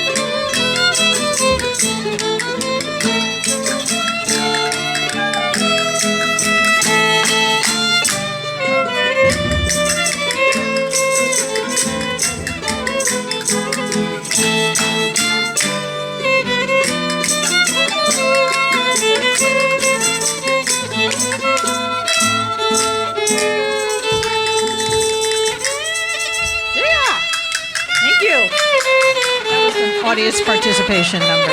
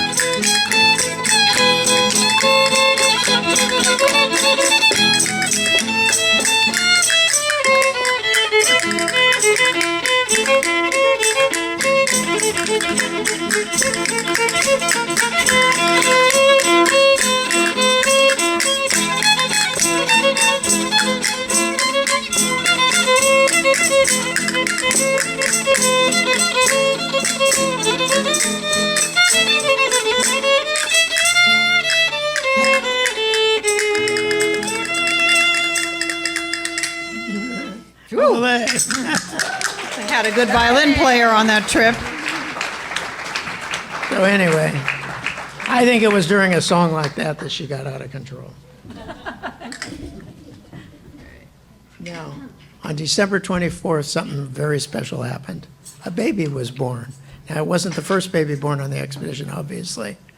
But come on, December 24th. So what did they name him? No, like close. Who's the savior of mankind in Spanish? Salvador. Salvador Linares was born, and he did grow up and live in California. At any rate, you can just imagine a cradle song sung to him by the adoring mothers, assuming he was adoring baby, which he probably was. This is Alaru.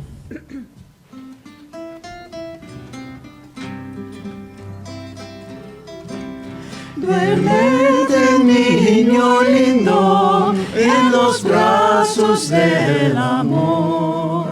Mientras que duerme y descansa la pena de mi You may sing.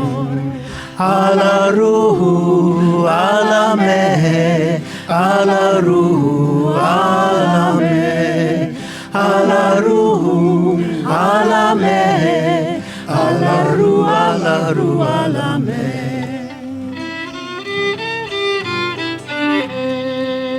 No temas a Herodes, que nadie te ha de hacer.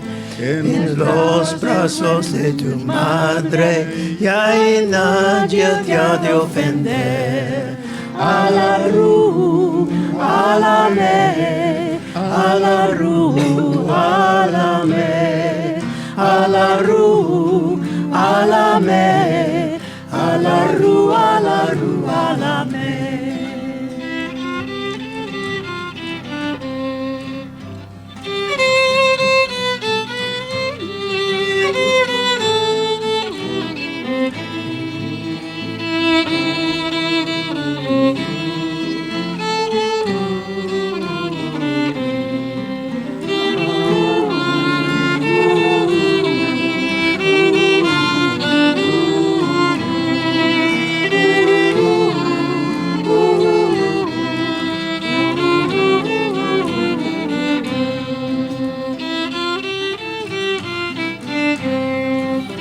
Duérmete, niño lindo, en los brazos del amor.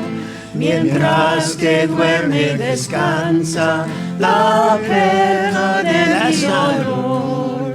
Alaru, alame, alaru, alame, alaru, alame, alaru, alaru, alame. Second last time. Alaru, alame, alaru, alame, alaru, alame, alaru, alaru, alame.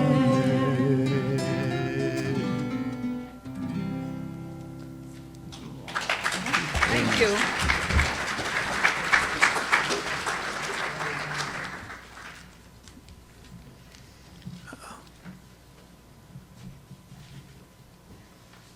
Getting the hook? Oh my God. Okay. Apparently I didn't schedule the program short enough. Can we do the dances, though? Yes. Who's in We charge were here asked anyway? specifically to go over time and teach a dance.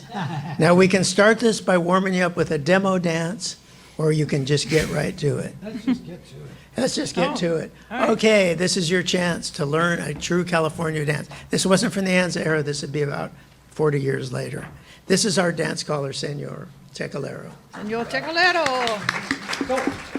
My part of my job is to hear you up or whatever. So if you like to dance, come here. Oh my goodness. Here we go. I love it when people actually, we don't have to Right. yank them out of their seat. It's pretty awesome. Do you want me to dance? Or do you want me to which one? Actually, that's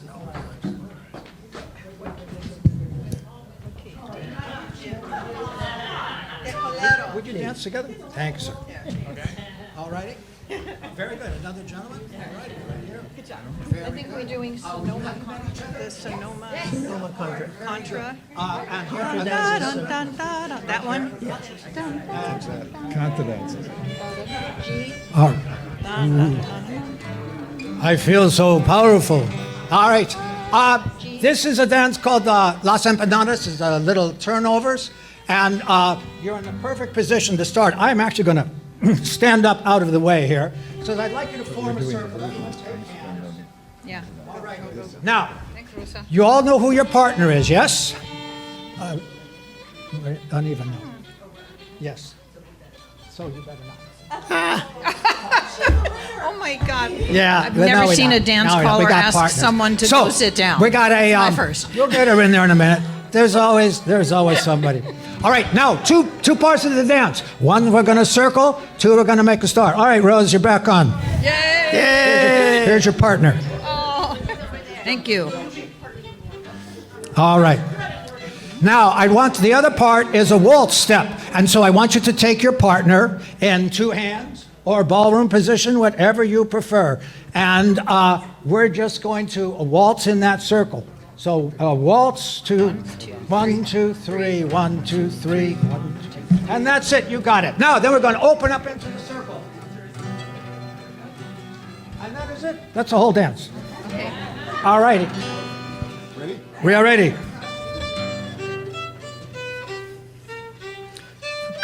Let's circle left. Circle right. Right hand star. Right hand star in the center. Forward, walk forward.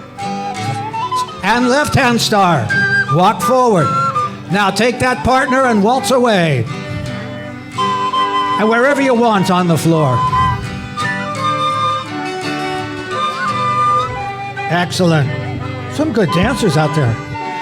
Now prepare to circle up in any, doesn't matter who you're holding hands with. Circle left.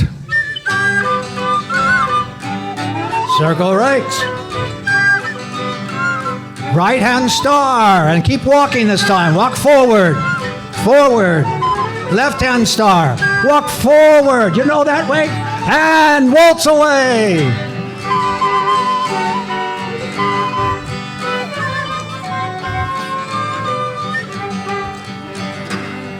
This is one of the dances that was done for people of all ages.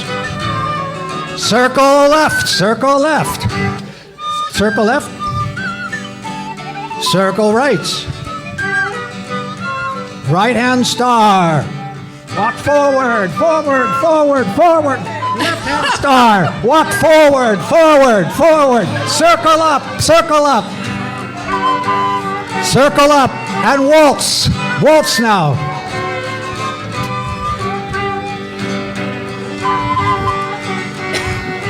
Now circle up and circle left.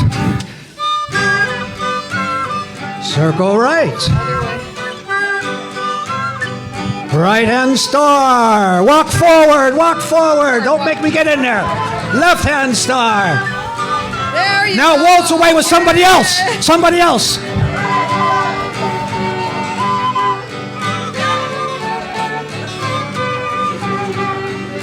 Alrighty.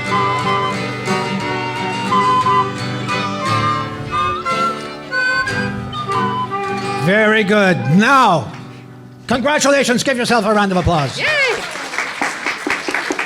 Now, at these dances, as I mentioned, this is a dance for people of all ages. They have dances for the little kids. They have dance for the young people where they take the preacher out back to have him taste the grappa, so he's not watching. And then there are dances for the old folks. But when you're dancing with a partner, gentlemen, escort the lady back to her family where she'll be safe. There could be Yankees out there. There could be. You never know. Let's hope not. Adios, amores. Adios, amores. Just say this is our goodbye song. Can we do our goodbye song, or are we off? Really quick. Okay, one verse. Okay. We sing in the background. Adios. We can't leave without doing the goodbye song, so we're going to force it.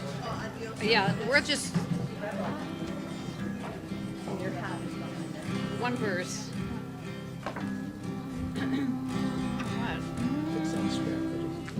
please, he's waiting for us. Thank you. Ready? Adiós, adiós, amores, adiós porque me ausento por tanto sentimiento que tú me has dado a mí. Por eso ya no quiero amar más en la vida a mi patria querida. Me voy a retirar. Adios. Thank you, everybody. Thank you. Thank you. Thank Oh, you. thank you. Thank you. And thank you, Alice, I see you out there. I apologize to the crew back there. We took too long, but Yeah, we're bad. next time. More like dead ass. I know. Thank you. All right. Yeah, we're going to have to move this stuff. Now you know, if you're going to get Lance to do some music, you add in a little extra time in there. Oh, yeah.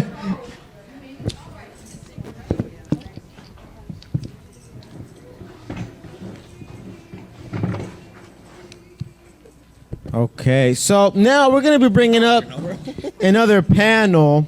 And as I'm getting our stuff set up, I have no idea what they are. Thank you.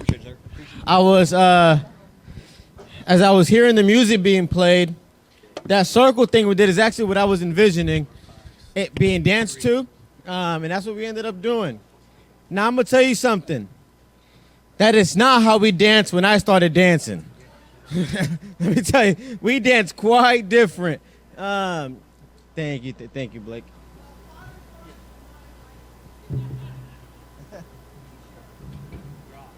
And we definitely, as I think about the music and how it was played, I was thinking like, what would they think about our music now? And all of the rhythms and all of the sounds and the body movements and I couldn't help but think, you know, how more reserved of a culture and of a people they were back then in comparison to now, right? But this next panel, this is another gentleman I had the pleasure of working with, and he's going to be our moderator for today for the second panel. Now, the second panel is how to teach about the Anza expedition and Spanish colonialism. This is going to be moderated by Dr. Blake Roberts, who is currently helping us set up the chairs. Right? So clap it up for him, who's doing extra work right now. That's right, that's right. So I think as we take note, next time maybe we don't do the singing before a panel. You know, maybe maybe there's a little change up in the agenda next time. But please welcome Dr. Blake Roberts, who serves as a program manager for the Sacramento San Joaquin Delta National Heritage Area. He is a speaker, lecturer, writer, and researcher on planning and public policy matters. Today, as part of our panelists, we're going to have Cecilia Melion, Dr. Amanda Twiz, and Mary Casey Black. I'll have him give their bios, but please welcome our next panel. Well, thank you so much. As Jose mentioned, my name is Blake Roberts. I'm program manager with the Delta Protection Commission, which manages the Sacramento San Joaquin Delta National Heritage Area. There's actually a few members of the advisory committee out there. I see Dave Stewart and Carol Jensen behind. So you are currently in the Sacramento San Joaquin Delta National Heritage Area, and so we're really pleased to be able to host you within the National Heritage Area and talk about this important expedition in terms of the history of the National Heritage Area. So I'm going to just introduce our panelists. First, I'm just going to mention our first panelist to my left is Mary Casey Black. She's a retired educator who taught in the Brentwood Union School District for 38 years, starting her career as a fourth grade teacher, serving as a special projects teacher, school principal, and concluding as assistant superintendent of curriculum and instruction. She definitely doesn't, you're not a slacker, that's for sure. During her career, she actively engaged in developing classroom curriculum and training teachers in instructional strategies. She is currently president of the East Contra Costa County Historical Society. I forgot there's not a county in there. Okay. East Contra Costa Historical Society, and leads their local history days, field trips to engage third graders in interactive learning of their community history. And so she'll have a chance to talk a little bit more about that.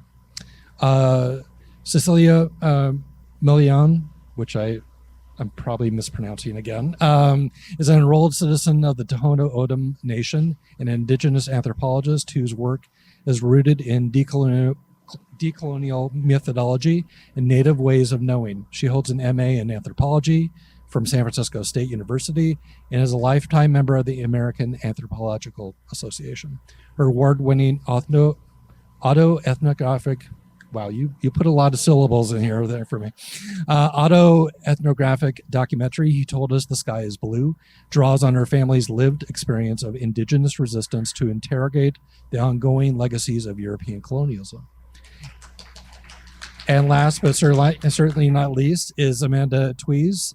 She is an assistant professor of history at St. Mary's College of California in Moraga, which was Moraga's name has been mentioned a few times today, where she teaches U.S. history, California history, and public history.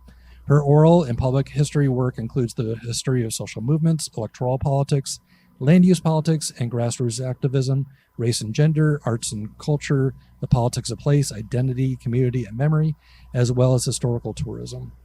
Twee's scholarship focuses on Old West tourism in California and California women in politics. Previously, she worked as an interviewer at the Oral History Center at UC Berkeley, the San Diego History Center, and the Lawrence DeGraff Center for Oral and Public History at CSU Fullerton. So with that, I think we have presentations from each one of our panelists. So I'll just start out with Mary. Do we have a... Yes, very good. I would like to start off, first of all, by acknowledging several people in this room who really sparked my interest in the Anza expedition, and sparked the interest that it connected directly to East Contra Costa County, which typically we don't have a lot in the textbooks about East Contra Costa County in our state adopted textbooks. So I would really like to acknowledge, first of all, the National Park Service for all of their provision of materials. Oh my gosh, they've been fabulous. The East Bay Regional Parks, by far the best local brochure on the Anza project. And the Contra Costa Historical Society. Who are you, Leanne? Are you in here? Leanne, I would also like to mention Beverly Lane, who presented the Anza expedition at the Concord Historical Society. Thank you so much. And Carol Jensen for my first introduction through LMC Extension courses. Thank you. All of those brought home the actual connection to East Contra Costa County, which we had no idea was actually connected to us until we discovered the Anza Trail, and that they turned around right outside of Brentwood, Oakley, and Byron to return back to Monterey. So that was a great connection for us. I actually went into the fourth grade history textbook that is adopted by the state of California, one of them that is adopted by the state of California. I would like to acknowledge this was the adoption back, but I wanted to share with you exactly what information is given to a fourth grade teacher about the Anza expedition. I'll show that to you in a minute, but I will share with you that as the East Contra Costa Historical Society, one of our commitments is to expanding the historical background and connections with local history with our teachers in the elementary district. Now, in Brentwood and Oakley and Knightson, Byron, and those 4 districts, the elementary district is separate from the high school district.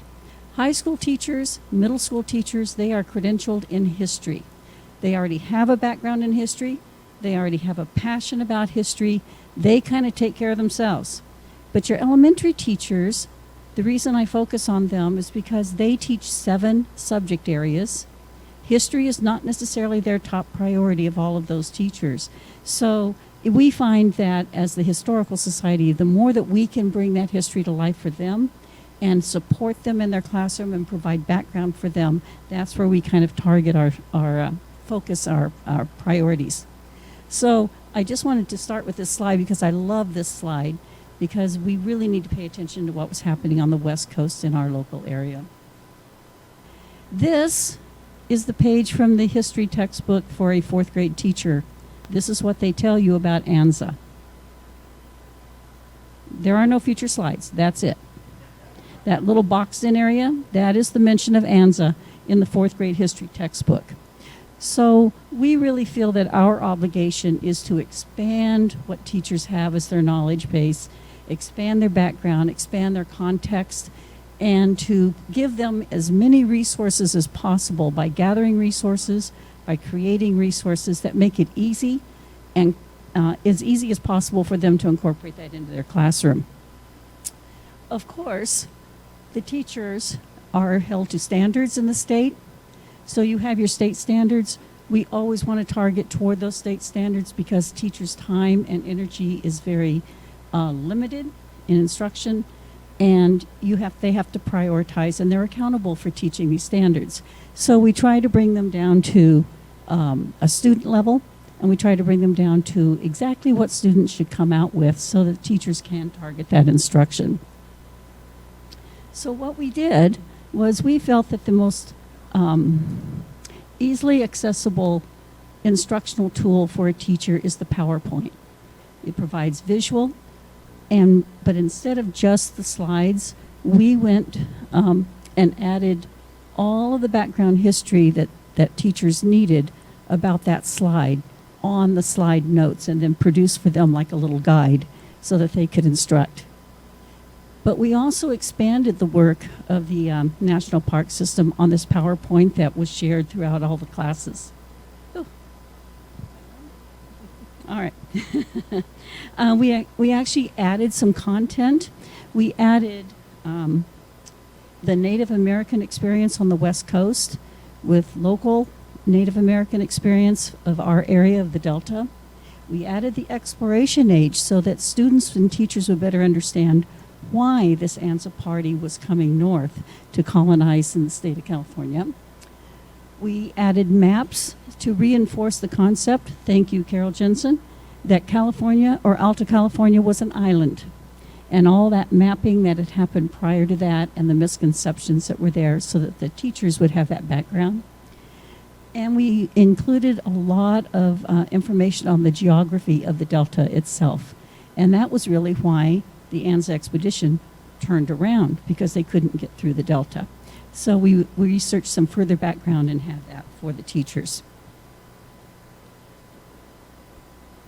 Yeah, here we go. Am I going the wrong way? Yeah. So you'll see in the slide on the right over here that the teacher has a direct correlation as to what the sequence of the lessons are. She has the background information in addition to the slides.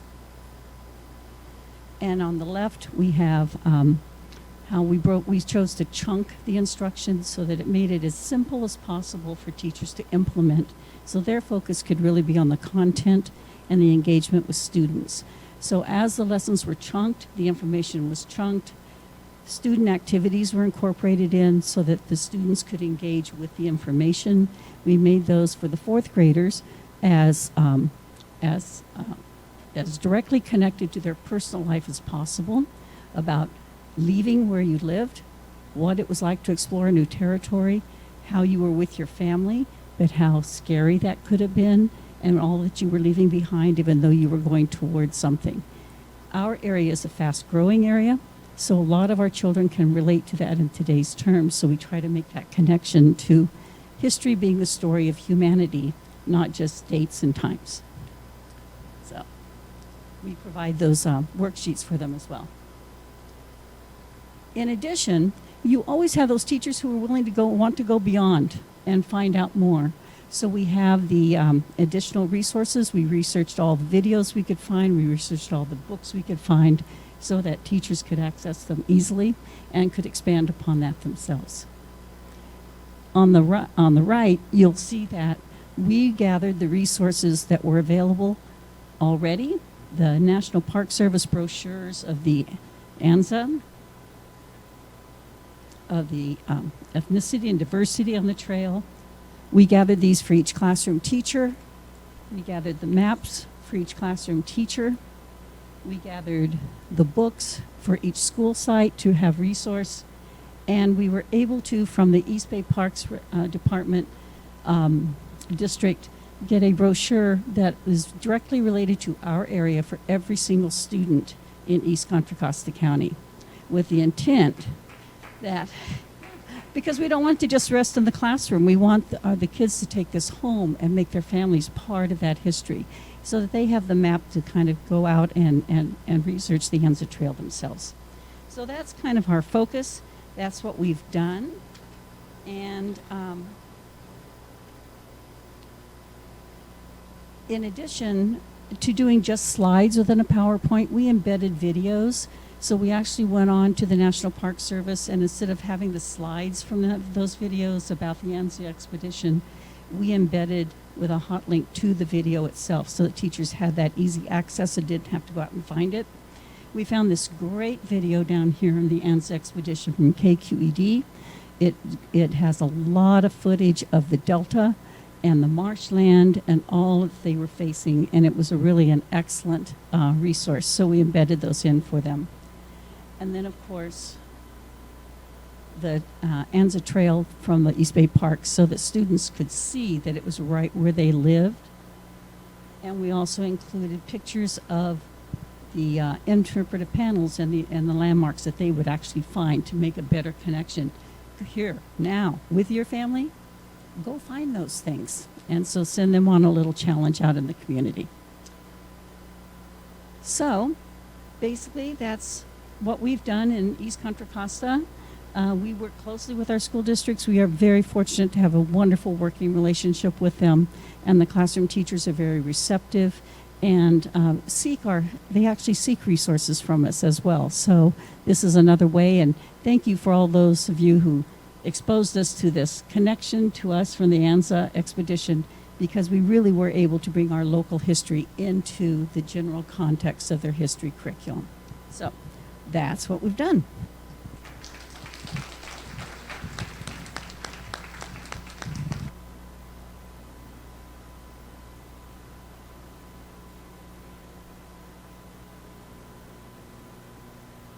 Public school, sorry. We have worked through the public schools in distributing this curriculum in particular for our local history days, which serves 1,600 third graders a year that come to the museum for a full day of local pioneer history. All of our private schools are invited as well.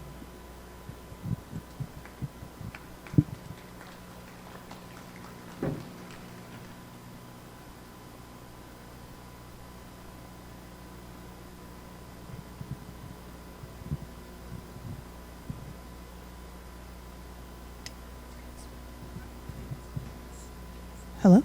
Yes, I do have slides.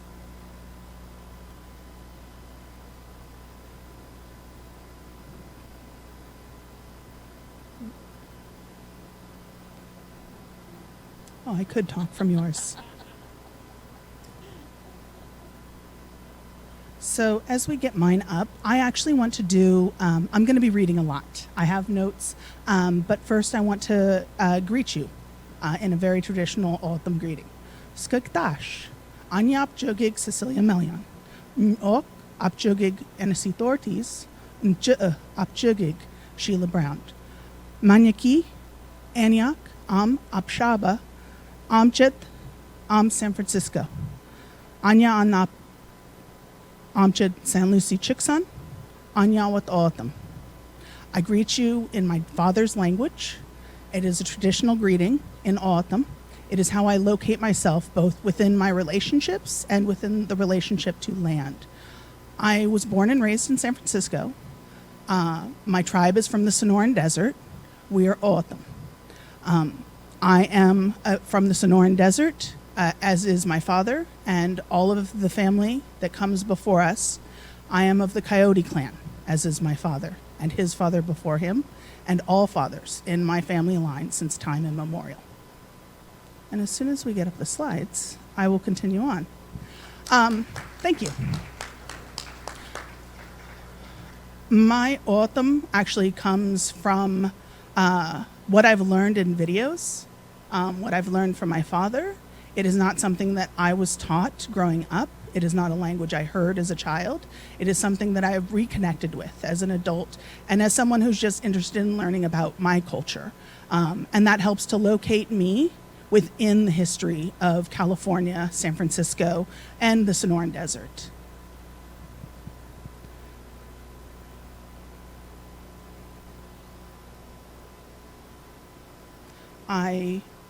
Like I said, I grew up in San Francisco. I got my master's in anthropology in San Francisco, but we've lived here in Antioch for over a decade. My youngest child was born here.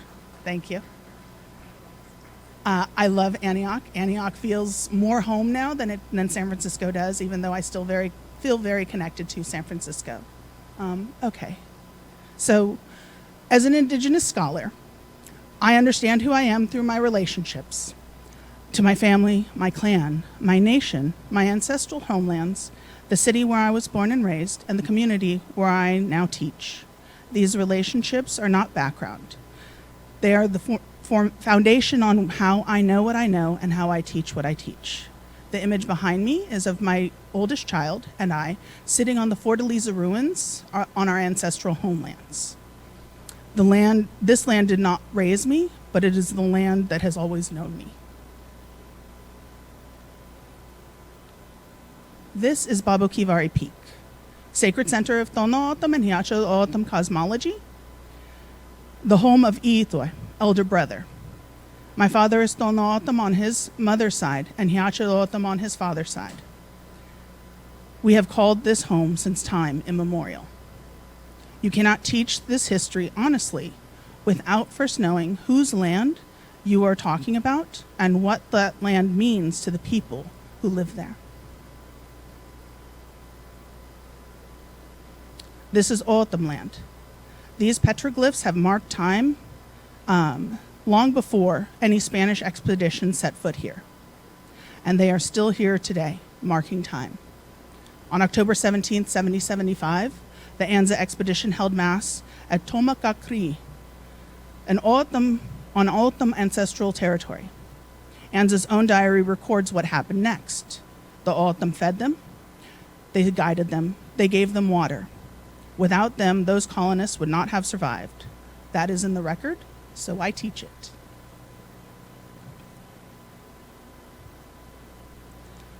My father spent his formative years in the boarding school system, which is a direct descendant of the mission system the Anza expedition came to establish. They instructed him to speak nothing but English. He retained his language anyway. When I reconnected him with his family after more than 20 years apart, it came back to him. The language survived inside him. I later brought my daughter to stand on our ancestral ground.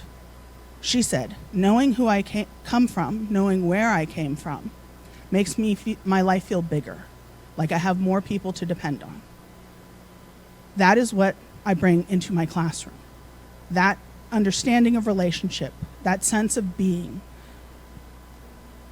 by more than what you can see, but what you can feel. In 1969, Indians of all nations occupied Alcatraz Island. My father was among the occupiers. They issued a proclamation reclaiming this land by right of discovery, turning the settler nation's own logic against itself. Indians welcome, Indian land. Those words are still there. This is the same bay that Spanish naval officer Juan Manuel de Ayala named in 1775, the same year the Anza expedition departed. 3 generations of my family were born in the city the Anza expedition was sent to colonize. This is Mount Diablo. The land I teach on is unceded Bay Miwok and Delta Yokuts territory. The Anza expedition passed through this region in 1776. My students are mostly black and brown. Their families did not arrive in a vacuum. They arrived in the aftermath of everything we are commemorating today. This is where I begin. Whose story does the official record tell, and whose is missing? That is the question I bring into every lesson.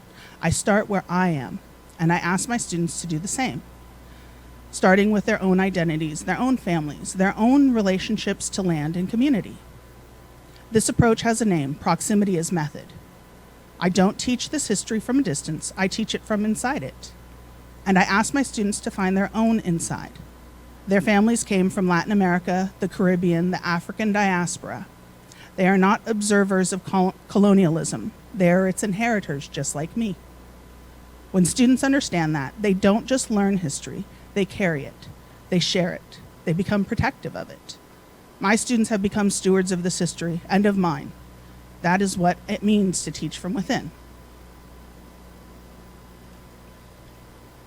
Next month, my students will stand on that island, not as tourists, but as historians who have already traced that line themselves. They will stand in the same bay the Anza expedition was commissioned to colonize. They will see Indian land, still painted on the building, 1775, 1969, 2026. The same island, history still alive. The Anza expedition did not end in 1776. Its consequences live in my community, my family, my classroom, and in the students sitting in front of me. I teach it as living history because I am living history. Thank you.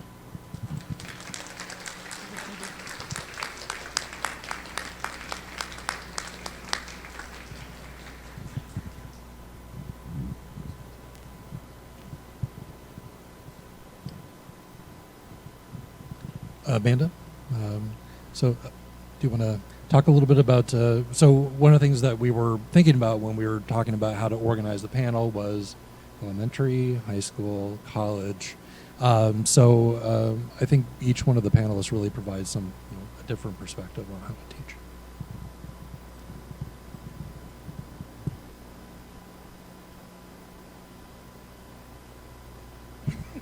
There we go. All right, third time's the charm. Hi all, thank you for having me today, and thank you for allowing me to be part of this panel. So at St. Mary's, I teach U.S., California, and public history, and interestingly enough, I think the story of the Anza expedition fits at the crossroads of all 3 of those, and I've especially been thinking this semester on how to connect students to all 3 of those subjects as we think about this exposition. And one of the classes I am teaching is public history, and I thought I'd give you a little primer on what that is. Oh, there we are. Good. That did work. So public history is essentially applied history. Think work in museums, archives, national or state parks. Shout out to all of those folks here who are doing that great work. And oral history. But mostly public history asks us to apply academic scholarship to history that is about, by, and for the public. And congrats to all of you here, because you are all budding public historians if you are interested in thinking about these complex issues. So thanks for coming by. Next. So this undergraduate class I'm teaching in public history is part of our recent-ish public history minor at St. Mary's, which is a very interdisciplinary minor. And I am honored to be part of the public history class. To give you a sense of the approach that I take to this class, I'm covering all of these subjects I just mentioned. Interpretation, museum work, archives, oral history, memorialization, markers, historic preservation, all of that has to get covered in the class. But there are a few guiding factors that I'm taking along the road. And a lot of public history really is about examining knowledge production, things that we might take for granted. So how do we know what we know? And what influences a historical narrative? Cecilia mentioned identity and where you come from as part of that, certainly.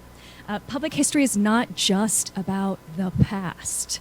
It is about ongoing meaning making in the present and the persistence of memory. And I think we've seen a bit of that today here. And so I don't want students just to study what happened. I want them to think about why it matters how we talk about what happened and what we can bring to that conversation moving forward. So if you're thinking of a pedagogical approach here, I want students to be encouraged to think about what are primary sources, what are secondary sources, and think deeply about who makes these sources that we're using to discuss the past and how historians should be using them. What can we do to change those sources, to change the conversation? I also ask students to use a community-based approach in their work. And I want them to think about which communities need to be consulted or acknowledged when you're working in the past in order to build this history about a people, a place, or event. And again, if public history is about meaning making, as I suggest, it does matter who is at the table, literally at the table, trying to make sense about this past.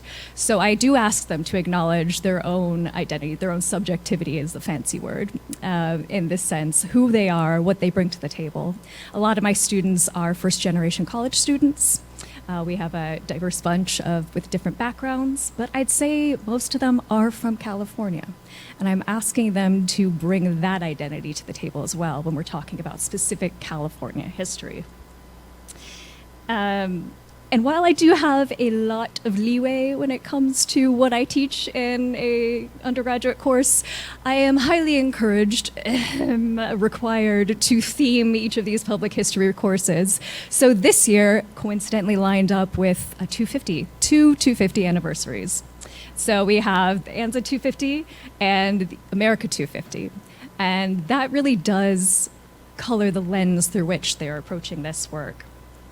This dual theme also touches both celebration and contestation of memory. And I think, again, once more, Anza fits into that category as well. First off, I want my students to think about how these dual anniversaries connect to one another. As Californians, I think sometimes it's easy to forget that we're part of the whole. But at the same time, I think the United States often forgets that California history is American history, and that there is something valuable in thinking about the frontier has been discussed in many ways. But we are not a frontier, nor have we ever really been. That is part of the memory and the romance of California. So why does it matter that these events happened simultaneously, and yet most Americans, and I'd say most Californians, don't necessarily know about the Anza expedition? Like, what does that matter that I, as a fourth grader, have no memory of doing that? I made my mission, but I don't have memory of the expedition, and very discussed. There's not a lot for my teacher to have gone off of, frankly. And I want the students to grapple with how either anniversary reflects their own identities and what they're bringing to the table, be that as Californians, as Northern Californians, as children of immigrants, as people with multiple identities. But also over the course of the class, we have had discussions and assignments that directly connect to this theme, where I ask them to connect actual news stories about these commemorations, either Anza 250 or America 250, to the ideas that we're talking about in the classroom, to the work that we're reading as to the methodology of public history. And one thing I hear very consistently from the students in all of these conversations is the real tension between discussing the hard truths of history, no matter which past we're discussing, and things like the politics of history. What can get taught and when and by whom? and the commercialization of history. This is something near and dear to my heart as someone who studies Old West tourism. We've discussed here today, the trail is the ultimate road trip these days, right? There's a great place to eat along the way. Come visit our museum. This is a part of how we connect with the past, is through tourism. And to connect all of those ideas, I did have a student bring a news article to my attention that was outside my radar. It's actually about America 250. Disney World is apparently hosting Disney Celebrates America as an initiative over this year, and it's going to include a Portraits of Courage exhibit with oil paintings by veterans, and the painter is former President George W. Bush. And so these conversations obviously delve into like what is the political pressure placed on historians and people doing history at even elementary school levels. What can you teach? What can you not teach? What can we put on markers? What will public funding pay for? All of this is in the realm of what public history is. And frankly, actually, we should just give it a real example of this. Let's just go to it. So this is a marker in this is in the San Carlos Pass, and it was put in place by the Native Sons of the Golden West in 1924, and I'm gonna read what it says to you here. So I was like, there's no way I'm reading that off the screen. Okay. On March 16th, 1774, Juan Bautista de Anza, Indian fighter, explorer, and colonizer, led through this pass, named by him San Carlos, the first white explorers to cross the mountains into California. The party traveled from Tupac, Arizona to Monterey, California on December 27th, 1775, on a second expedition into California. Anza led through this pass the party of Spaniards from Sonora who became the founders of San Francisco. Now, I asked the students to think about a few things. One of the things we talked about was this image in the back. If they were going to pie in the sky, they could rewrite and install a new plaque here. What would it look like? Why? What are all the considerations they have to make here?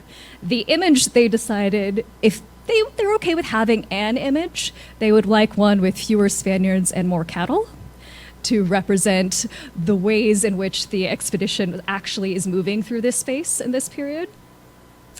We talked about the timing, 1924, the rise of automobile culture in the United States, mass production of automobiles, the fact that this is the road trip that people are taking at this time, and that there are markers going up all over California. We're thinking about the bells, the Camino de Real bells, the AAA's role in building up this tourism culture. We talked about the history of the Native Sons of the Golden West and what their interest is and what narrative they might be interested in discussing. And probably the emphasis on the white explorers is part of that conversation. So I asked the students to take some time and write their own.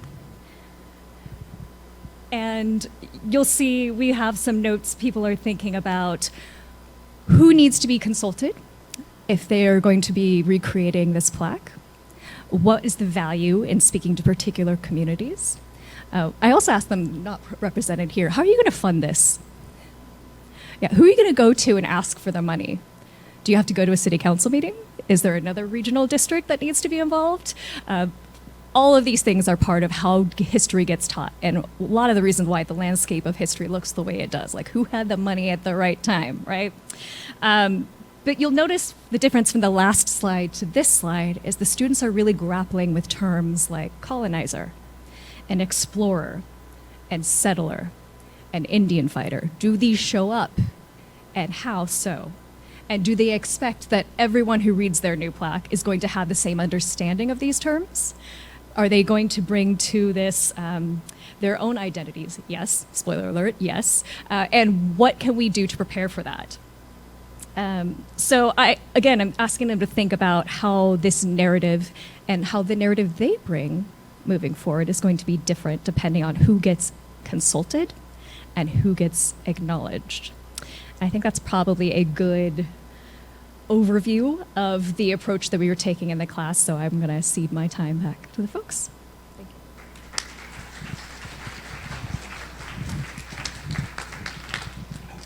So I know we're little bit late on the schedule just because of, but we're good.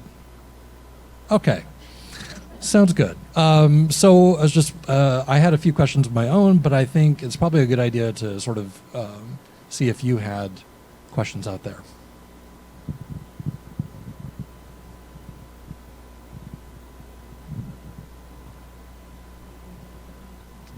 I know it is probably late, yeah.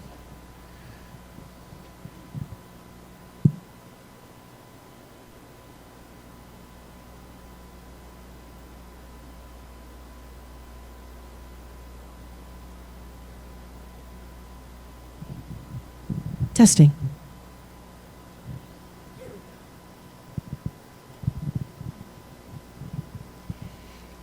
Thank you so much. This is very interesting. My question is about the historical markers for the Anza Trail. And I've heard, but I'm not an expert, I don't know if it's true, that many of the Anza historical markers are not there anymore. But some of them are. And so I'm sure funding is a big part of it and so forth. But just wondering if you have any knowledge about that.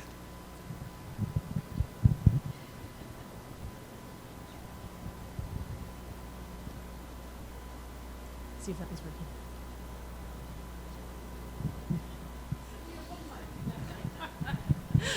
All that for a very short answer. I don't know a lot about that, but that sounds exactly up the alley for some intrepid public historian to explore. We're very much interested in not only the marking of sites, but the obliteration of sites. What happens when we change how we want to think about these sites? Think about memorial statues that are going up and going down, the same idea. Like, there's a reason behind all of this. Is it funding? Sure. Is it political activism? Maybe. Is it no one has the money to maintain the marker and it falls down at a certain point? Also possible, but I'd actually love to know the stats on that. I did just check before this to make sure San Carlos was still up, because the image I have is from a historic image. I was like, wait a minute, is this still around? So that one is still up, the San Carlos Pass, and I know there is one around here, but beyond that, I don't know. We have an extra. Most of the what we have, it says 1775 to 1776, but I noticed in what you had, it left in March of 1774 and didn't reach part of didn't cross into what we know as California until December of 75.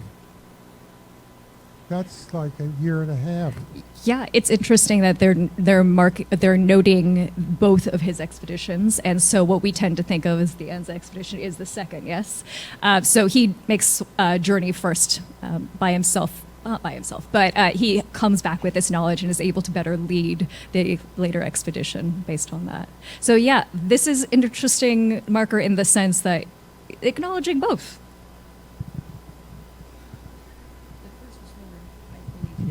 I believe the first was more his expedition coming north, and the second was more the colonization, where he brought the people. Beverly, am I correct? Beverly? Am I correct in that? The first expedition was basically his exploration, and then the second was with the colonizers. Yeah. Yeah.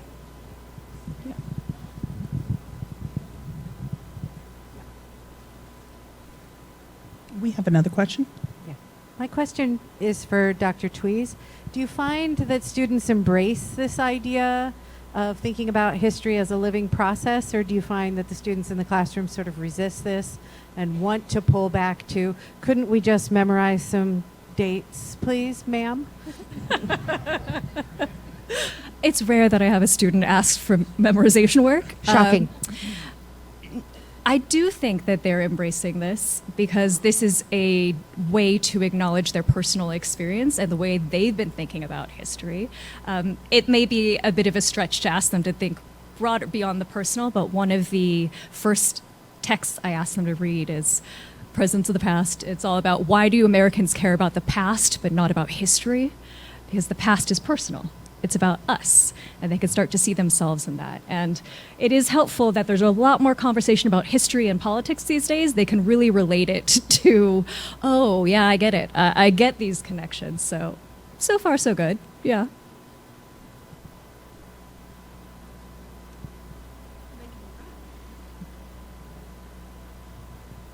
Hi there. I'm here. Does that work? Okay, I'm here tabling with the Daughters of the American Revolution because we're trying to get the word out that the Californios, especially the Presidio soldiers and the settlers, all were asked by their king to donate taxation without representation to George Washington, and they collected the money, 1 to 2 pesos per person, including we have the records from Anza himself. So we consider them patriots of the American Revolution, which is why we're big interest in it. But also the Daughters of the American Revolution is always interested in history and markers. And one thing that we do is we go out regularly to make sure that our markers are still up. If we need to do a rededication and add another plaque because it might have been put by somebody who was some racist pig, whatever. History, we learn new things and we change. And one thing, for people who are interested in it, if you don't know about markers, there's a wonderful crowdsourced website called HMDB, historicmarkerdatabase.org. You can load up pictures and all that stuff. We're going out and we're finding about half the Anza markers are missing because I know, for example, one in Los Altos Hills got removed very quickly because somebody objected to the wordage. We found it. It's going to be rededicated with an additional plaque, and the city of Los Altos Hills authorized $1,500 for the new plaque. So hopefully we'll get that back up. But the point is, these history markers do matter a lot because they're a focus point, like lighting a candle, that you can do things with, and you can add a dedication plaque or take it off and put it in a museum and say, okay, here's the Room of Horrors. We don't do this anymore, whatever. But it's up to the communities themselves. But I recommend people to go on HMDB, Historic Marker Database. It's a wonderful source. I have a question. Am I allowed to ask a question? So first of all, Mary, I want to thank you for your work. It's so great to have an emphasis on East Contra Costa history, so thank you so much. And Cecilia, I guess I kind of have a question. Your presentation was so moving. It was poetic. Do you write poetry? You should. No, I do not. But as a visual anthropologist, I use the visual medium to tell stories. And that's why mine have to be the pictures that I've taken, the pictures that tell the story of who I am. And I use that as a foundation for how I teach my students that we all take part in history, that we're living history, that we're living through history, and that they need to learn from the past, from the history, what it teaches us about who we are, why we've all come to where we are now, and what the future might look like, and how to avoid the pitfalls of the past. And I think that's especially teaching high school. I teach special education. And so a lot of my curriculum I have to design on my own. I have to scaffold what is general education curriculum, but I have to infuse it with my history because I know that for most of these students, I will be their only Indigenous teacher. And it takes a lot for them to recognize the importance of that, the value of that this isn't something that is distant for me, because my father was there during the Alcatraz occupation, because De Anza, the expedition, came through our territory. All of these things are still remnants. Even my father's last name, it's a Spanish surname. So the legacy of colonization lives on within us. And for a lot of my students, especially those that are from Latin American countries originally, that they have the same experience that my family has. And even for people that are not part of that community of the Spanish colonization, that they need to understand their role in California is that we are living and breathing that colonization, the Spanish expeditions, and it's an eye-opener when I tell them we could have all been Russian. And then that makes them realize, oh, well, we are really learning something. This isn't just a history lesson. This is something that I'm experiencing today. Yes. Yeah, and even my last name, I pronounce it Melion, but it's Mayon. My husband is Creole. And so even with that, my name alone sparks conversation, and then that's another history lesson all on its own.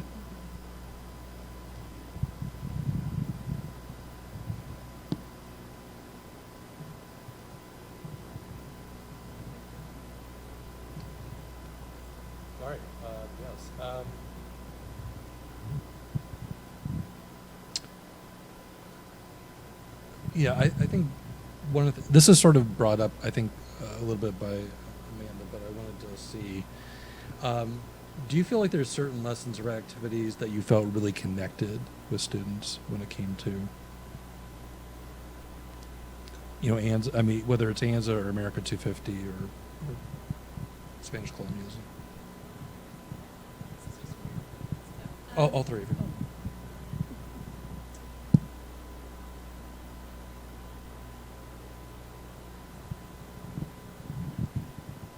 I believe, I hope, I have a student here today, that the marker assignment really did resonate because I was asking them not just to talk about what this means, but to make decisions on their own. And the difficulty that requires, and like, okay, I'm choosing a narrative, I'm choosing sources, I'm choosing a voice. Which communities am I addressing, which am I not? I have, I'd say, a third of my class would identify as students of color. And one of the things they noted is that in this marker, which celebrates white settlers, doesn't acknowledge the diversity of the Anza expedition itself. And so they were wondering why they couldn't see themselves, and when they just learned that this history was part of that. I think that's part of it. I'm also very lucky that this class has a community history element to it. So they have community partners going out and doing service learning work with, one of which is the Waki Moraga Adobe. Thank you, guys. And actually has a connection to the Anza expedition, whereas our other partners don't. So they're able to see those connections there as well. Something I have not necessarily done, but I think I might employ in future scenarios is asking students to take on the perspective of particular groups, past and present, and bring that history. And so they can come with, here's what I would write if I was speaking as part of the expedition in 1776. Here is what I would write if today I were a descendant. And then together we can come together as a group and discuss, okay, so which parts of these are going to be relevant? How do we tell a multifocal story of understanding all these different perspectives that can come through? So I wish I had done that, but so far I think it has been the marker exercise. I think for myself, the Alcatraz field trip that we will be going on, for a lot of my students, especially because they're in special education, all of their history classes are within special education. And we have limited funding. Our students are often left out of the general education field trips. And so this one is a big one for them. And so for them to be able to stand in a place that they can identify as, on a map, or that they've heard stories from other people about what Alcatraz is and what it means to others, but to be able to stand in that history and something that really feels historic, I think is really powerful. And also the way I teach it is by bringing in multiple lines. It's not just let's learn what the colonizers did and how it was settled, and then the military for it and everything up to today, that I'm saying whose stories are left out. How do you think the indigenous people felt seeing these people come over the mountain and come into their bay, to start laying claim to this territory? And that to teach them also that while I have a relationship, while all indigenous people have a relationship to the land that we occupy, the land that we live on, we understand that it's a relationship much like a father and a son, or a mother and a daughter, that these are not something we can lay claim to, that it's the land that claims us. And so for them to understand that this isn't, that you are the caretakers of this space while you're here, and you need to take that home with you. The reason that we do the things that we do in our community, when I yell at them to make sure their trash goes in the trash receptacles, or put recycling in the recycling receptacles, all of these things are tied to that relationship to land, and that these things are not something long ago, that we're living and breathing it today. And though I don't have direct contact with students, my students are the teachers. And I can tell you that there has been just such appreciation for having a depth of understanding and putting that one little paragraph that you saw in the actual textbook that they would have been left with into the larger context of of the exploration age and people coming in and the Russians coming down the coast, and that this territory all belonged to Spain, and how that happened, and the map making skills and what they told them, and how they were determined by the geography that they could or could not get through. And so the teachers have been so appreciative, and they welcome it. And I'm really excited about that, because they really are bringing that history to life with their children, with their students. Any other questions? Or are we on time? Okay. So I just wanted to thank our panelists for, I think, I don't know, I was blown away by all of the presentations. I feel like this is a conversation that's going to be ongoing, because obviously history never stops. So we continually have to reinvent it and try to figure out how we're going to teach it in different ways. So I just wanted to thank all three, the three of the panelists for fighting the good fight. Thank you. Wow, man, I've been learning a lot today. I don't know about you, but man, I'm learning a lot for sure. I really like, one more time for our panelists, please, and our moderator. That's right, they did amazing. Oh, thank you. Did really. I was sitting there thinking a lot, and I do like the way that it was set up, elementary, high school, college. I was a big fan of that setup, and really getting all of these different perspectives, not just in terms of whose narrative we're listening to or how it's being told, but also the different ways it's taught based upon the different educational levels. To me, is fascinating. I think our relationship with history is quite interesting. I think most of us, at least myself, I'll speak personally, our relationship to history, my relationship to history is quite funky. I learned this fact recently. Some of you may know this. But when I learned it, I was blown away, right? But just to illustrate relationship to history, I heard that we as people, as humans, are closer to T-Rex than T-Rex was to Stegosaurus. Did you know that? Look it up. Just in terms of when they were around. But we think of they were close together. But we were closer to one than they were to each other. And to me, it's fascinating being able to engage in spaces like this. Listen, we're going to take about a 5-minute break. Okay, get some water, use the restroom real quick. Then when we come back, we're going to have a video presentation. So please stretch your legs real quick. In 5 minutes, we'll be back. 5 minutes.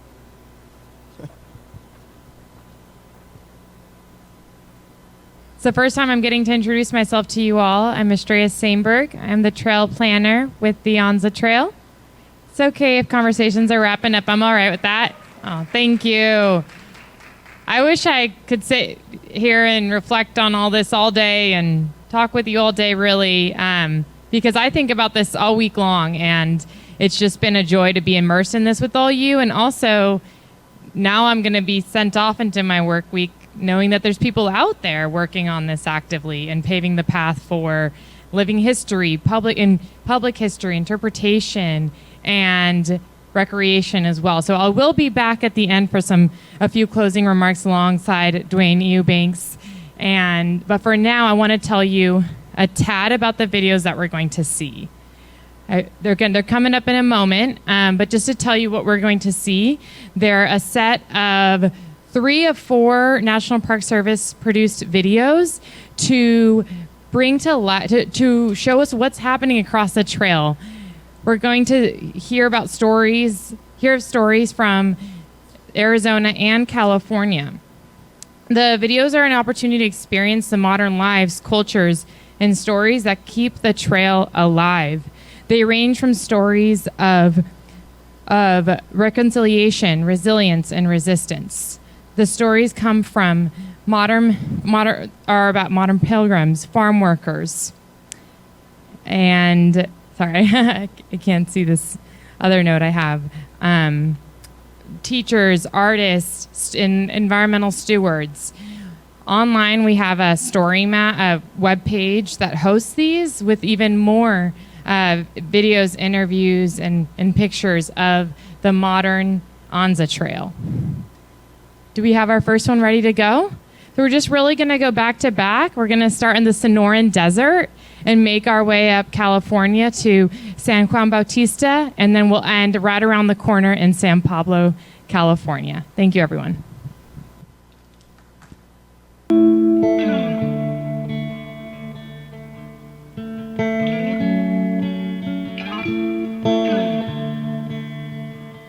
There are indigenous trails that we're mapping, and we suspect the Anza Party followed an indigenous trail. We've always suspected that.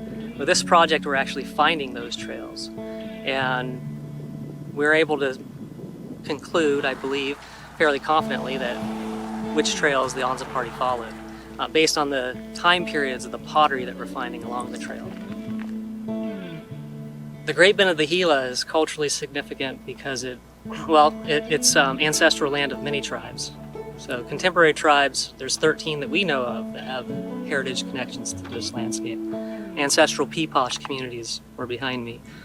And then in front of me are O'odham communities today, but were archaeologists call Hohokam, or probably we should call them Huugam communities. Basically what we do is we flag all the artifacts that we can see on the ground surface. And these artifacts include pottery, flake stone, occasionally pieces of shell. And as we put the flags in the ground, these linear patterns emerge.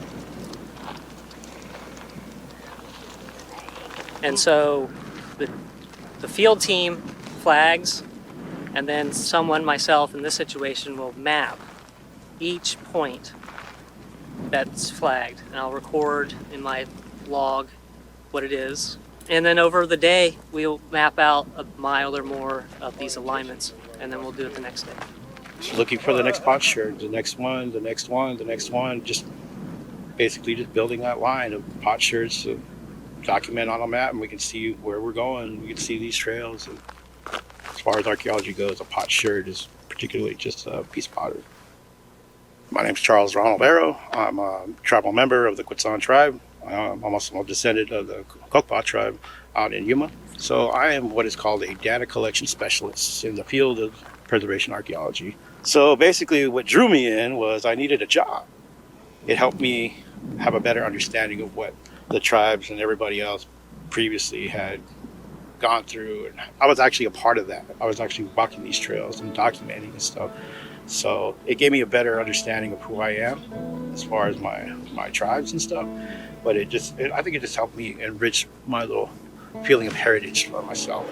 I later found out that my ancestors, my great aunt and my grandmother as well, were into archaeology, preservation archaeology at the time, which I've never really understood until after they had passed.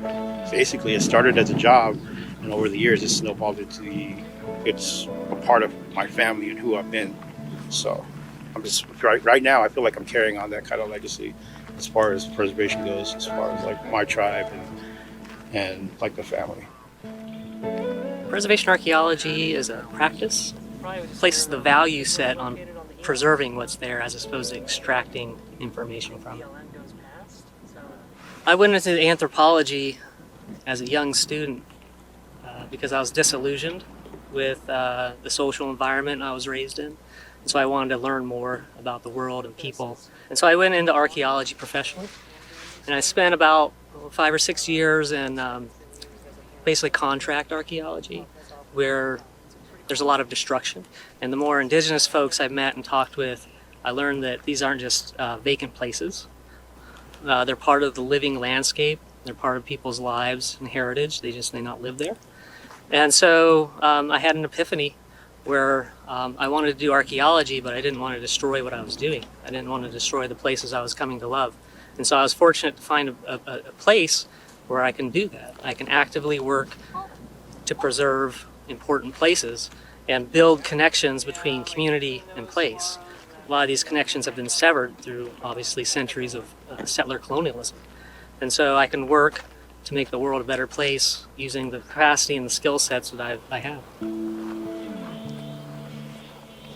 The Anza expedition would not have been successful without the indigenous guides, the indigenous knowledge that they basically used or exploited in a way to reach their destination point. It's part of this larger narrative of settler colonialism in the Southwest, where it wouldn't have been possible without the aid and assistance of the indigenous communities who may not have benefited from that larger process, that social process. And so it's just that it feeds into this larger historical narrative. Archaeology can be exploited if it's not done ethically and sound, and if it's not done in community. And so what tribal collaboration does is it helps build those relationships. And in a way, it helps remedy the harms archaeology has done in the past, and some archaeology continues to do. And so in a sense, tribal collaboration is a way of healing.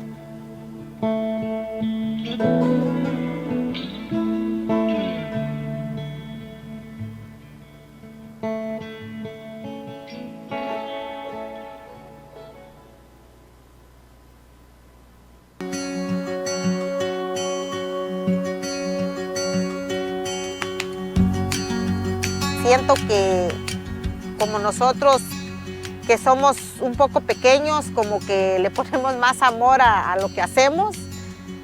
Duré muchos años trabajando en la agricultura y desde que yo llegué aquí a las tierras en California, yo siempre trabajé en el área de la fresa por muchos años.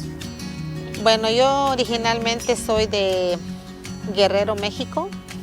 En el año 89 emigré a los Estados Unidos. Inicié en el condado de Monterrey, en el área de Salinas. Luego me trasladé a San Juan Bautista.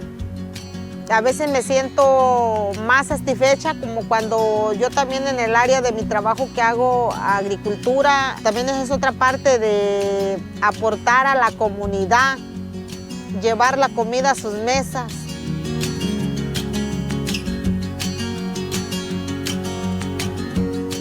Venir como emigrante a veces y formar su familia aquí, a veces es muy difícil. Yo soy una emigrante igual que muchos estamos aquí, pero yo me siento feliz porque yo aporto a este país para la economía.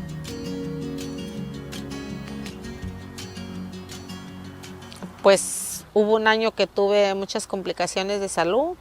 Y tuve algunas 2, 3 operaciones seguidas porque a veces por las operaciones yo ya no me sentía bien. Entonces se me presentó la oportunidad de conocer de la agricultura orgánica. Es un cambio muy grande que hace uno en de ser trabajador en tu querer ser tu propio negocio. Entonces hacerlo yo sola por mis propios medios era algo muy difícil porque no tenía conocimiento en ciertas plantas, entonces no sabía ni qué es lo que a la gente le gustaba. Por ejemplo, yo aquí en este país vine a aprender a cómo comer el coliflor, cómo comer las chares, cómo comer los queos. Hay personas que le dan valor al orgánico, entonces a mí me interesó más saber que el orgánico es más saludable, que la gente se enferma menos porque no está comiendo pesticidas. Entonces, si vemos que no podemos combatir cierta plaga en lo orgánico, tratamos de incorporar cierta verdura en la tierra y tratamos de darle rotación al cultivo, tratamos de cambiar otro tipo de cultivo, sembrar en esa y dejar descansar la tierra.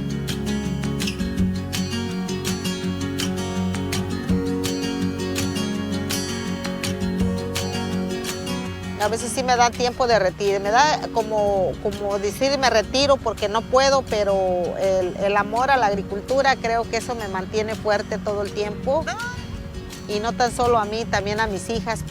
Entonces yo siento que transmitirle este mensaje a mis hijas de comida saludable, de vegetales saludables, no químicos, pienso que ellas pueden transmitir a otras familias, porque nosotros hacemos farm markets y nos gusta conversar con la comunidad y hacerles saber la importancia que es comer verduras sin químicos. O sea, para mí es un gusto. Cuando veo un niño que que va a mi puesto y agarra su bonche de betabel, de zanahoria. Entonces yo me quedo como sorprendida de ver esos niñitos y yo siento una satisfacción de poder llevar mis vegetales a la comunidad y poderles ofrecer fresco. Como nosotros que nos gusta la agricultura y siempre estamos pensando en cómo vamos a proveerle a la comunidad a cosas más saludables.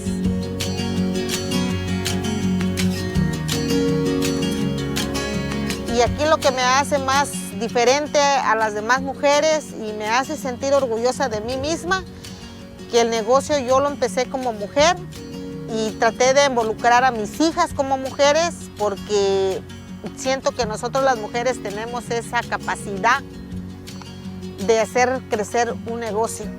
Mi esposo me ayuda, pero como trabajador, porque él no tiene nada que ver con nuestro negocio. Él solamente recibe su sueldo igual que los demás empleados y las decisiones las tomamos nosotros como mujeres,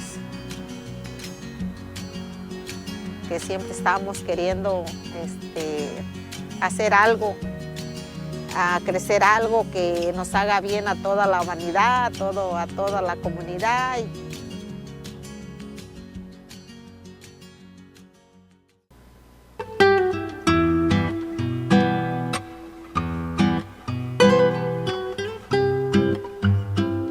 Music and art has been a way to really feel and express parts of life that maybe are hard to express sometimes. Our community is made up of working class people, many of whom are first, second, third generation immigrants. The stories of migration and the experiences that any immigrant family comes with is very powerful, and what we do here is we try to learn from that. We try to remember the resiliency that they have had and that they continue to have while being here in the United States. Los Ensontles is a cultural arts academy. We're a nonprofit organization in San Pablo, California, and we have an after-school arts program with dance, music, guitar, singing classes. And we are a professional band and a professional production studio. We teach a variety of traditional Mexican dances like zapateado jalisciense, zapateado of son abajeño of Michoacán, and son jarocho from Veracruz. We also teach modern styles like cumbia, merengue, banda, rock. Students in guitar class learn all sorts of songs. A lot of times they start by learning more of the traditional rancheras, corridos, boleros, and those songs really help the students gain a good foundation for learning the guitar and any instrument. And what's really cool is that they also bring in songs that they want to learn, such as songs that are trending on the radio, and we always encourage them to do that because we know that they're interested in it, and as long as they continue to learn, we know that they're gaining something valuable. We often learn from elders that are from various regions of Mexico, but some of whom are now living in the United States because they have had to come over here to find work.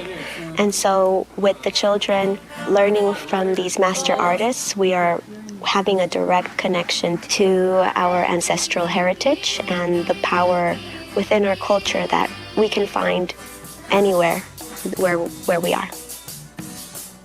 I would describe Los Ensontles as a second home for neighborhood youth and for anyone who just wishes to be together and learn from other children and also from elders. A cultural arts academy in an urban setting, I think, is a wonderful opportunity to maintain a level of connection and a space of learning in a way that is more family-oriented and community-based. I think we can gather a lot of the skills and stories and resiliency that are within our community.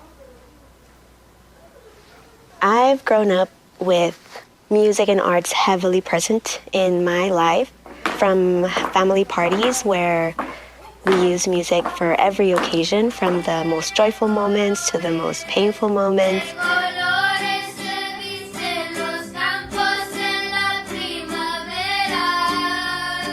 I started here as a student when I was 7 years old. I started with dance classes, and like many other students, I stayed until adulthood. I really hope that students take away a level of confidence in themselves.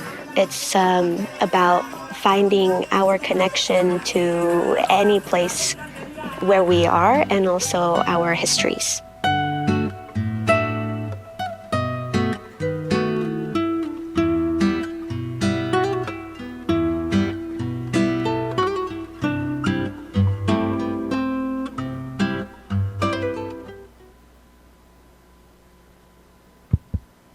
Man, that was really, really cool. I like that. I enjoy those videos right there.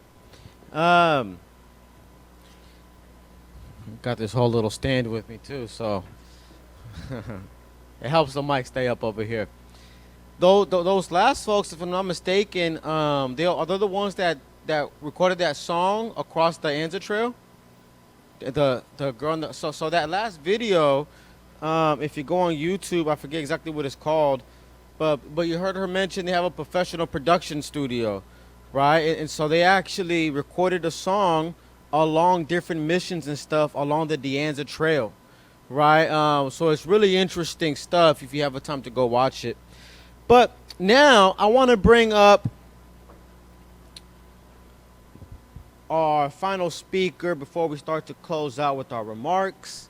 This gentleman here is Kevin Damstra. Did I say that right? Kevin Damstra. And Kevin is a regional interpretive and recreational manager for the East Bay Regional Parks District, who oversees multiple park district visitor centers. I've been to some of them. Most recently, just a couple weeks ago, the one in Oakley on Big Break. Really impressive stuff, let me tell you. With over 20 years in park management, Kevin is passionate about connecting people with nature, history, and culture through interpretation and educational programs. He was a supervising naturalist for 6 years and has planned and implemented multiple large projects for the district across several years. Kevin has also been recognized by the National Association for Interpretation as a Master Interpretive Manager. So I want you to please give a warm welcome to Kevin Damstra. That's right. Clap it up. Make some noise. All right. Well, as was mentioned, my name is Kevin Damstra. I am an employee with East Bay Regional Park District. We enjoy really long names and titles. So I am the Interpretive and Recreation Services Manager for the Southeast Interpretive Unit. And today I get to talk to you a little bit about interpreting the Anza expedition in the East Bay. Now, earlier today we had a chance to hear about formal education. And we had people up here talking about going into classes and how to create these curriculum. Well, when they come out and they join us in the parks, we do what's known as informal education, informal interpretation. And I have the pleasure of working with working for East Bay Regional Park District. If you are unfamiliar with it, we are gargantuan. East Bay Regional Park District is a multi-county park district spreading across Alameda and Contra Costa counties. We have 72 regional parks covering 126,000 acres. That makes us larger than many state park systems across the country. Partway through this presentation, you'll probably figure out from my accent I'm not from California. I grew up just outside of Boston. That accent will rear its head at some point in time, I'm sure. I had the pleasure of moving out here not to work for the park district. In a non-creepy way, I followed my wife from Yellowstone National Park out here. And when we arrived, I got a job with East Bay Regional Park District, right out here at Black Diamond Mines. That was where I started my career 17 years ago with the Park District. And I was a naturalist at the time. And I came in and I started looking at all of the different parks and trying to get brought up on history. And, you know, we talk about Anza 250, you talk about America 250. I could stand up here and tell you about the American Revolution, because I remember that when I was taught it in 4th grade. I was definitely one of those people that did not understand California had a history in 1776. So there's been a lot of work that I have personally needed to do to get up to speed on the history here. When we talk about interpretation, we talk about figuring out ways to make connections with people to the land that they're on, to the land that they're around, to the cultures that exist, and to the natural communities. And when we look at this map again, forgot I put that slide in there. With East Bay Regional Park District, we do this by connecting to multiple different types of programs.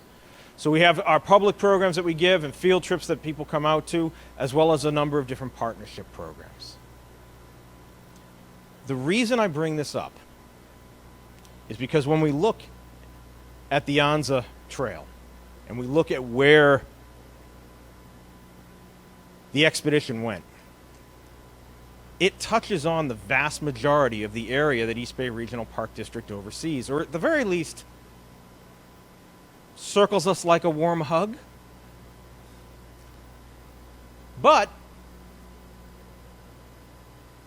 all of these programs are done in interpretive sectors. So when I worked at Black Diamond Mines, I gave programming at the parks that are in this northeast area. When I worked at Big Break out in Oakley, we talked about the Delta, and we worked out there. Which means if we're going to tell the story of the Anza expedition, I need naturalists talking about it at Big Break, which, by the way, Big Break has a National Park Service cancellation stamp for the Anza expedition. I need to get a new one. It expired in 2022.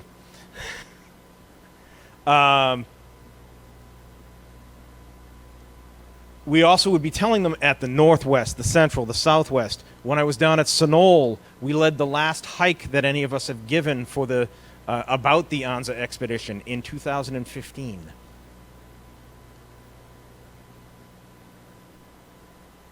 It creates a challenge. So 2 years ago when we started talking about the Anza 250, there were a lot of conversations of, should we have a big event? Should we put on a special event? Should we talk about having a program? And we looked around and went, well, about 2/3 of our staff are brand new after this little thing called the pandemic. And people didn't have the expertise that we felt would give us the level that we wanted. So instead, we said for Anza 250, we are going to step back and we're going to take a look at what we do. And we're going to look at our structure and we're going to see how we can address not only things like Anza, but also those other stories that cross multiple sectors. How are we going to better interpret this? And we are just starting this process. For Anza 250, we took on the process. The product will be the future.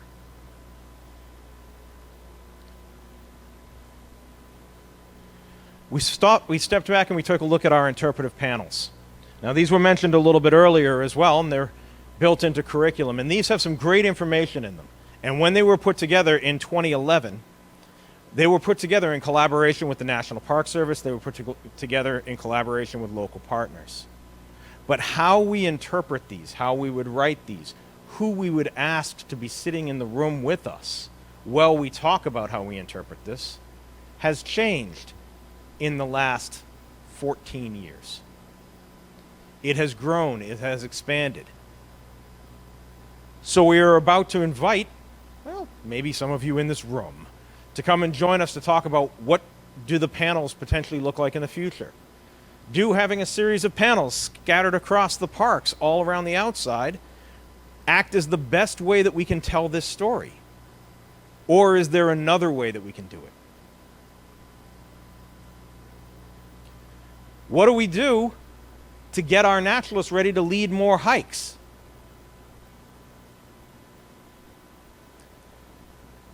How do we make those hikes something other than me standing out there reiterating what's on the panel?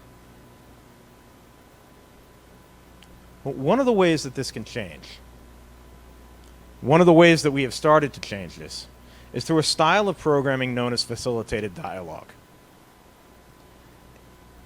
This is something that when you go out into a park, when you go on a program, let me ask, when you go to a national park or a state park or even one of our regional parks and you're going to go on a program, what type of program are you looking to go on? Some sort of interactive program. Interactive means a lot of different things. My family, when we went, we would only ever attend the campfire programs.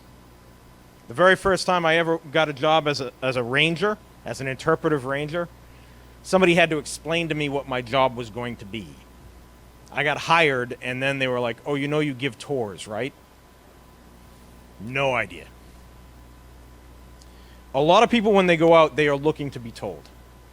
But there are certain topics where the value of the program is not in being told, but in being part of. And that's where facilitated dialogue comes in. One of the places that we currently give programming like this is at Thurgood Marshall Regional Park, home of the Port Chicago 50. And that is where this photo is from. The program that we give out there right now is the type of program that if I ever tried to bring my mother on, she would hate. Because she wants to be told. She wants to come out and somebody tell them about the place and tell me what's important about it. But this is a program where we ask people to participate, where we ask people to share how they feel about certain things.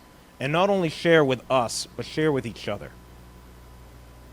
That's a very different style of interpretive program. That works really well for very specific purposes. The Anza expedition may be one of those. We've had a chance today to listen to all of the different perspectives from people talking about their history, their cultures, talking about how it has changed over time, listening to how do we teach this in elementary school versus how do we do it in college. All of those different perspectives come together, and you can get a very rich program, even for a public program, through a process like that. Now, if you've ever had a chance to join us on this hike at Thurgood Marshall Regional Park, hike is being generous. We walk about 200 yards, we stop, we talk. We bring out chairs. We don't usually bring chairs in a pop-up tent on a hike. But we get there, and at this particular stop, people are actually reading quotes. They're reading histories from different perspectives. And if you're an educator, we use a technique called Each One Teach One, which is usually used for students, where you give them a little note card and they read to every other student in front of them. Here, you're going to a member of the public and saying, could you read this history about this act of racism committed by the U.S. Navy? It's not a light topic. You might be able to see some of the parallels with how this could work with Anza. That there is a darker history, there's a heavier history, there's a complicated history. So through programming like this is something that we are not yet prepared to give, because we need the knowledge, we need to have those personal connections and those communications. That's what our process will be this year.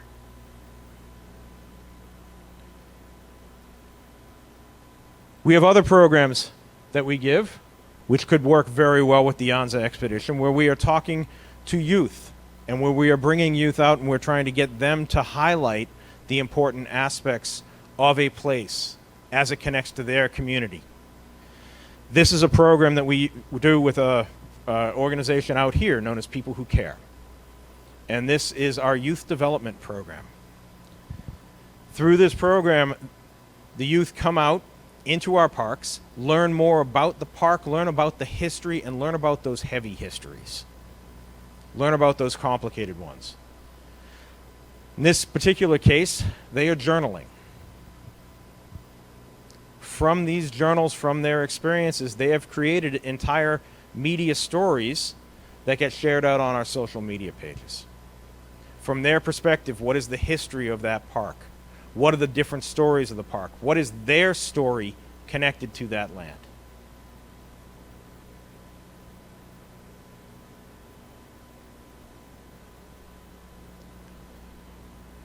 One of the areas that is going to be critical as we talk through Anza and talk about these different connections is the indigenous community. Now, we've had a chance to hear from a lot of people today about this. The Park District has a very long-standing partnership and relationship with many of the local tribes.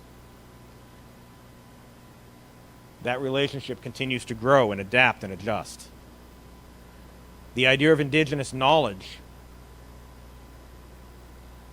well, it's not an idea. The fact of indigenous knowledge is critical to understanding the complete story. We have posted on our website an Ohlone curriculum. This was developed years ago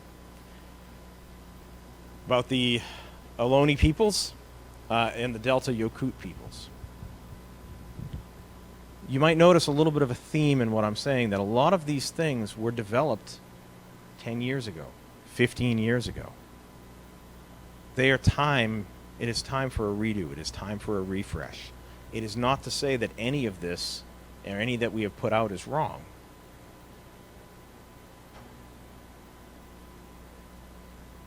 But it's time that people get a chance to look at it again and look at it through that new lens.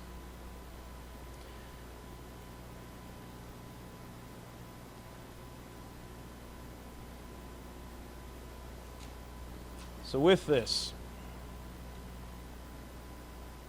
we're taking a moment to look at the next steps, to look at what the future could look like. This year we've gone out and we've inventoried the conditions of our existing panels and the brochure. All of the panels that are out in the field we have replaced because after 10 years, they were a little faded. So they have been replaced, but they are going to be completely reviewed for content. Again, 90%, 95, 98% of what's on there may end up being the same, but we want to get people together to look at them and to say, is this still accurate? The brochure we recently redid and updated as well. That will be going through a similar review process.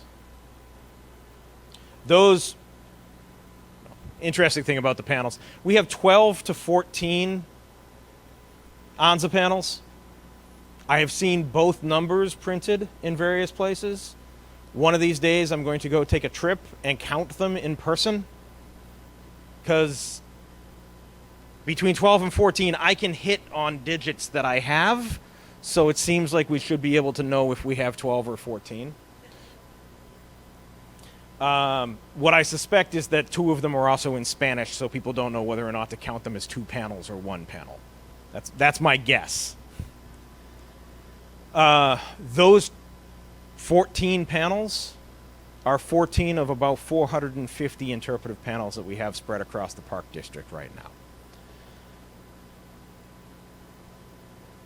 Very soon, we will be starting to engage with stakeholders and partners to get people into a room to talk about what the future of this could be. Not just the panels, not just the brochures, but more importantly, how do we want to tell the story? And how do we tell the story across all of those different visitor centers? Is it something that needs to have interpreters engaged in the conversation? Now, I have my own personal views. I have been told before my personal views are not always correct. But it's one of the biggest challenges that we have.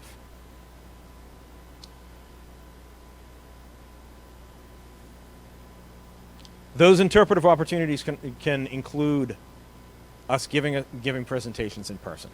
It can include utilizing the partnerships of all of you.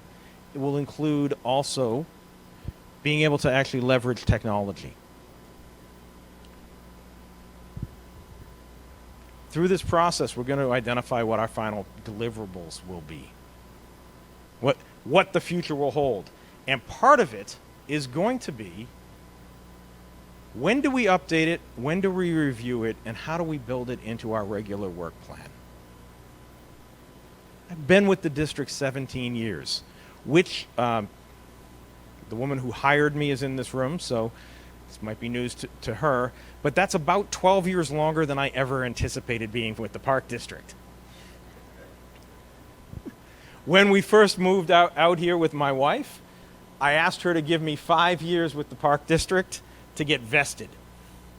And then the assumption was her career would take us somewhere else. Last year, we had a conversation about how I'm not that far off from retirement,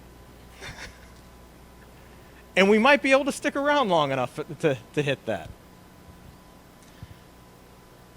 But how do we take these things that in 2011 and 2012 were brand new, that are still being used by schools today, and make sure that once we do this redo, it's regularly updated, and the partners and the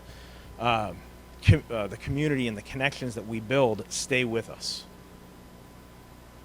So all of this together is what we are doing for Anza 250.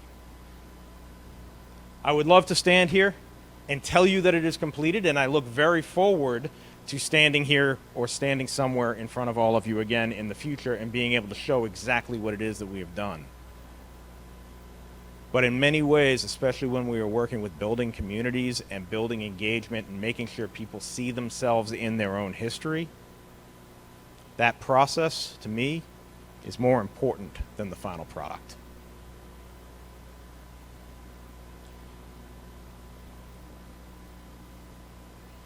Now, I want to take a moment and just open it up for comments, conversation, recognizing that it is 3:30 in the afternoon, and that people may not have very many questions because, like me, your brain might already be full.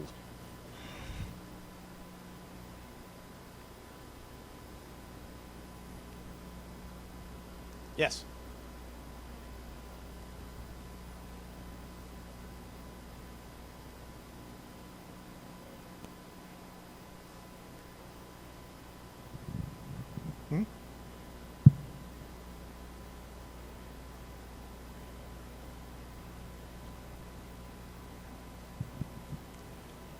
I was just going to repeat it a minute ago, but now he's got a microphone. There's a mobile platform called Story that I think is intriguing, where you can do a virtual sort of walk through a park or a natural feature, but also you can get an alert when you're in the neighborhood of a significant historical monument, like on the Anza Trail. And you would just get a little beep and say, "Oh, by the way, you're going by this. This is a story of it." You know, you can do sort of like a little tour. You can actually do a walking tour and pick it up, but you could also just do it online. I just thought that was a sort of neat way to get people to recognize, you know, what's going on around them. Yes, thank you. Yes. Story. Yeah, it's STQRY. Yeah.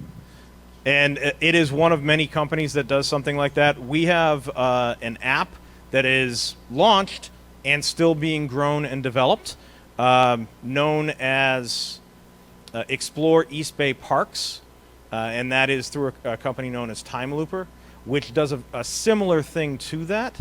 And could be utilized to tell this story more fully as well. Those technologies always are updating and growing and expanding, and there are lots of people that will tell you which one is better than the others. But Story is one that I am familiar with and does great work as well.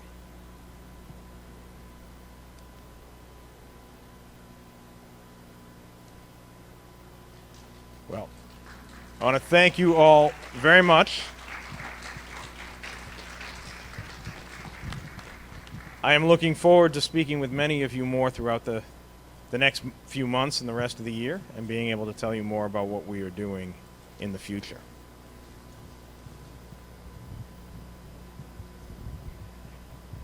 Thank you, Kevin.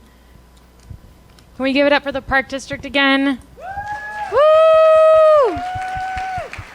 The Park District has been, I didn't get a chance to introduce Kevin and the Park District and the partnership between the National Park Service and the Park District, but it's been for decades, and since before the existence of the Anza Trail as a national trail. And Our partnership goes back to before the Park District was formed. Okay. The Park Service helped create we're interconnected, and Kevin, as you heard, is leading the charge on this revamp, on this assessment, and I love what you're saying about the process almost being more important than the outcome sometimes, and just really valuing that. So we've, like many of you, I have had calls with Kevin, and I'm meeting him for the first time today. So that was great, and I will join you on that drive from or hike if you want, from wayside to wayside to find out if it's 12 or 14. And so that's what I've got. Thanks, Kevin. I appreciate it. Good to see you. I'm gonna welcome Dwayne, the planning committee chair for this symposium, up with me. We're going to give the closing remarks for today. Let me just do a time check. Okay, yeah. So here we are, wrapping up the East Bay Anza 250 Symposium. As I mentioned earlier, I'm Estrella Sainberg. I'm the trail planner, and there's so much to say about today, and today would not, the Anza Trail, it's so important to hear different perspectives to understand the Anza Trail, just as we did today. It's so important to hear personal stories because this is a living history, this is a public history, and the reason the National Park Service administers the Anza Trail is because it's a public story. And we're so lucky to get to work with a number of organizations and public agencies and jurisdictions across the 1,200 miles. And even as you heard, if you were here in the morning, another country as well, being the different agencies of the Mexican government. The Mexican consul was here this morning and recognizing this special day. Everything we do, most of what we do is in partnership, except for the few things like make pretty logos and the video series that you saw, and then shake hands and give you permission to use this logo. So I love doing that. I get to do it all week long, and it's my joy and privilege to work with the National Park Service. The one aspect that we didn't touch too much on today, but you're kind of getting the hint, is that through many of the East Bay Regional Parks, you can actually step foot on the recreational trail. We were mandated by Congress to stitch together a long-distance recreational trail to follow as closely as possible the 1,200-mile route of the expedition in a non-motorized manner. That's a project in partnership with many organizations and land managers and owners. We have a few of you here today in addition to the Park District, so I hope you all get to connect and know that what you have in common is this experiment and project of planning and stitching together a long-distance recreational trail. So why do I say that? I say that because you can get on the Anza Trail today, and as you're walking on segments of it, whether it's the Delta de Anza Trail back here, some of you might have walked it this morning, or down in Atascadero. We have friends from the Atascadero Mutual Water Company here today along the Salinas River. You can experience it there, or all the way down in Tucson on the Santa Cruz River. So there's many segments, some that are really close and to that experience that the Anza expedition might have had, and some that are pretty far from it. But hey, that's the reality we're in now, and that's the complex history we're grappling with today. So always, we're accessible and by phone, email, and today in person, of course. And I want to close just with a huge, huge thank you to the planning committee, to Dwayne, to each of the planning committee members, and the sponsors, the CCTV, Cliff Taylor, who volunteered as a photographer for us today, and just to all of you who I know are going to continue to tell the story of the Anza Trail and encourage people to keep this story alive, as well as continuing to understand, not just keep a story alive, but reinterpret it and connect with it for many years to come, perhaps 250 more. So thank you so much. Thank you, Australia. Thank you so much. And everybody should know, well, my name is Dwayne Eubanks, and so I know many of you in the audience here. But this actually, have you guys ever had a vision that you spoke into existence? That's what this symposium is for me. I was at the Sacramento San Joaquin Delta Protection Commission meeting last October, and Estrella came and she told us about the Anza 250. Now, I had just been at Marsh Elementary School in Antioch, and I had just been doing a history talk, local history. We're talking about John Marsh, but we had to go back to the indigenous period and the Spanish period, and we had Anza. So when I came to that meeting, I guess it was at 1 o'clock, and Estrella was there, and she told us all about Anza 250. And I said, we need to do a symposium on this. So this has been a collaborative process with so many people.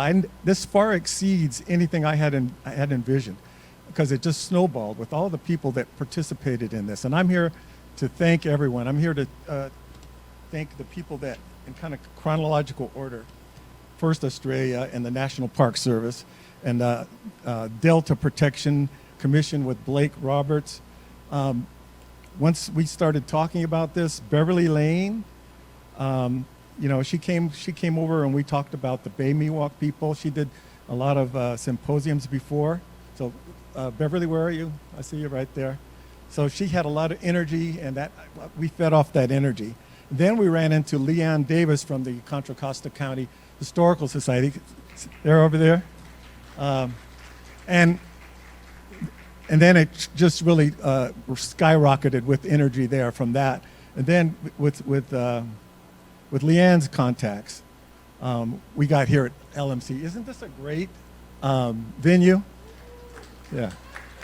Yeah. So Jennifer Saito was a connection with Leanne. So that's why we have this. And thank you so much to LMC for, giving us a decent, cost price for this.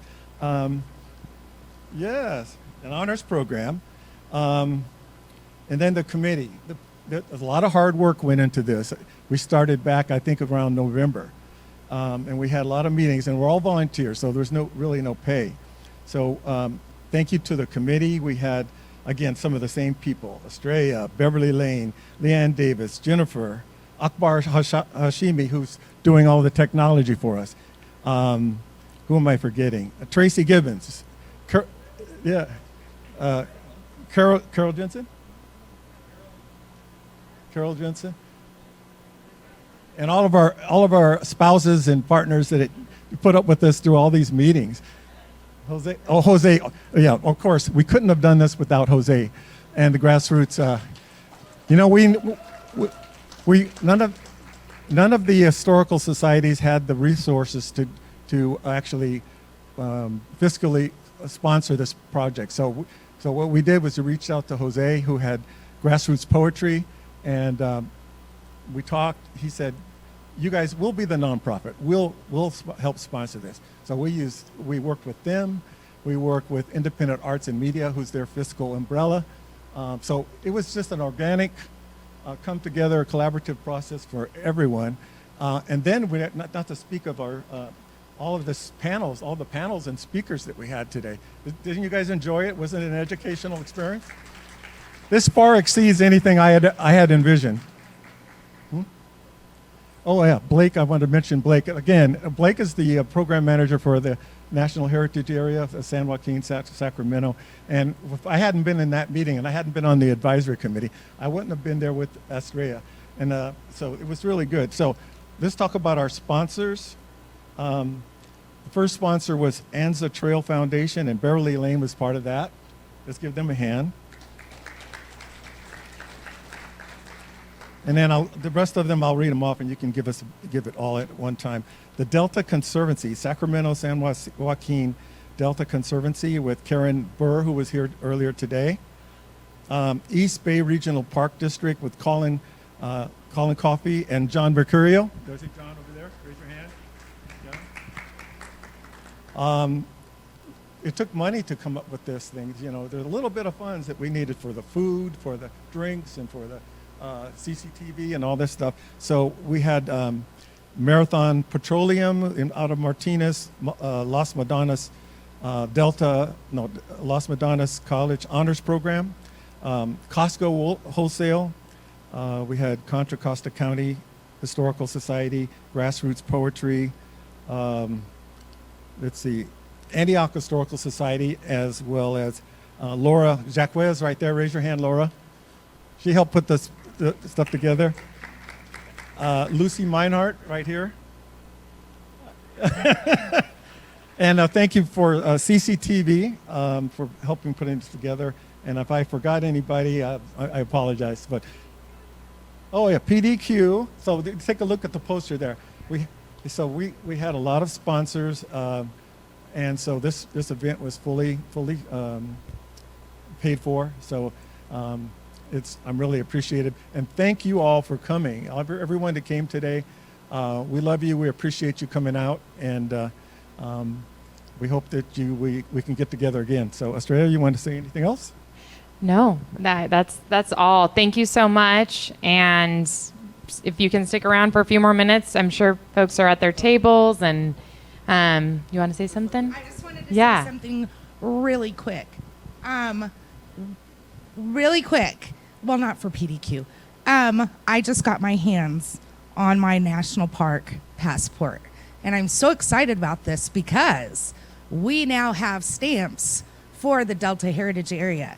So if you not only want to commemorate this important day, you can do so with a national park stamp, as long as Blake will stick around for a few minutes, right over there. And if you don't have a passport book, guess what? You can grab one right there. And if that's not your style, get your book stamped. I left you a page on there, okay? Thank you guys so much. Thank you, everyone. Have a great afternoon.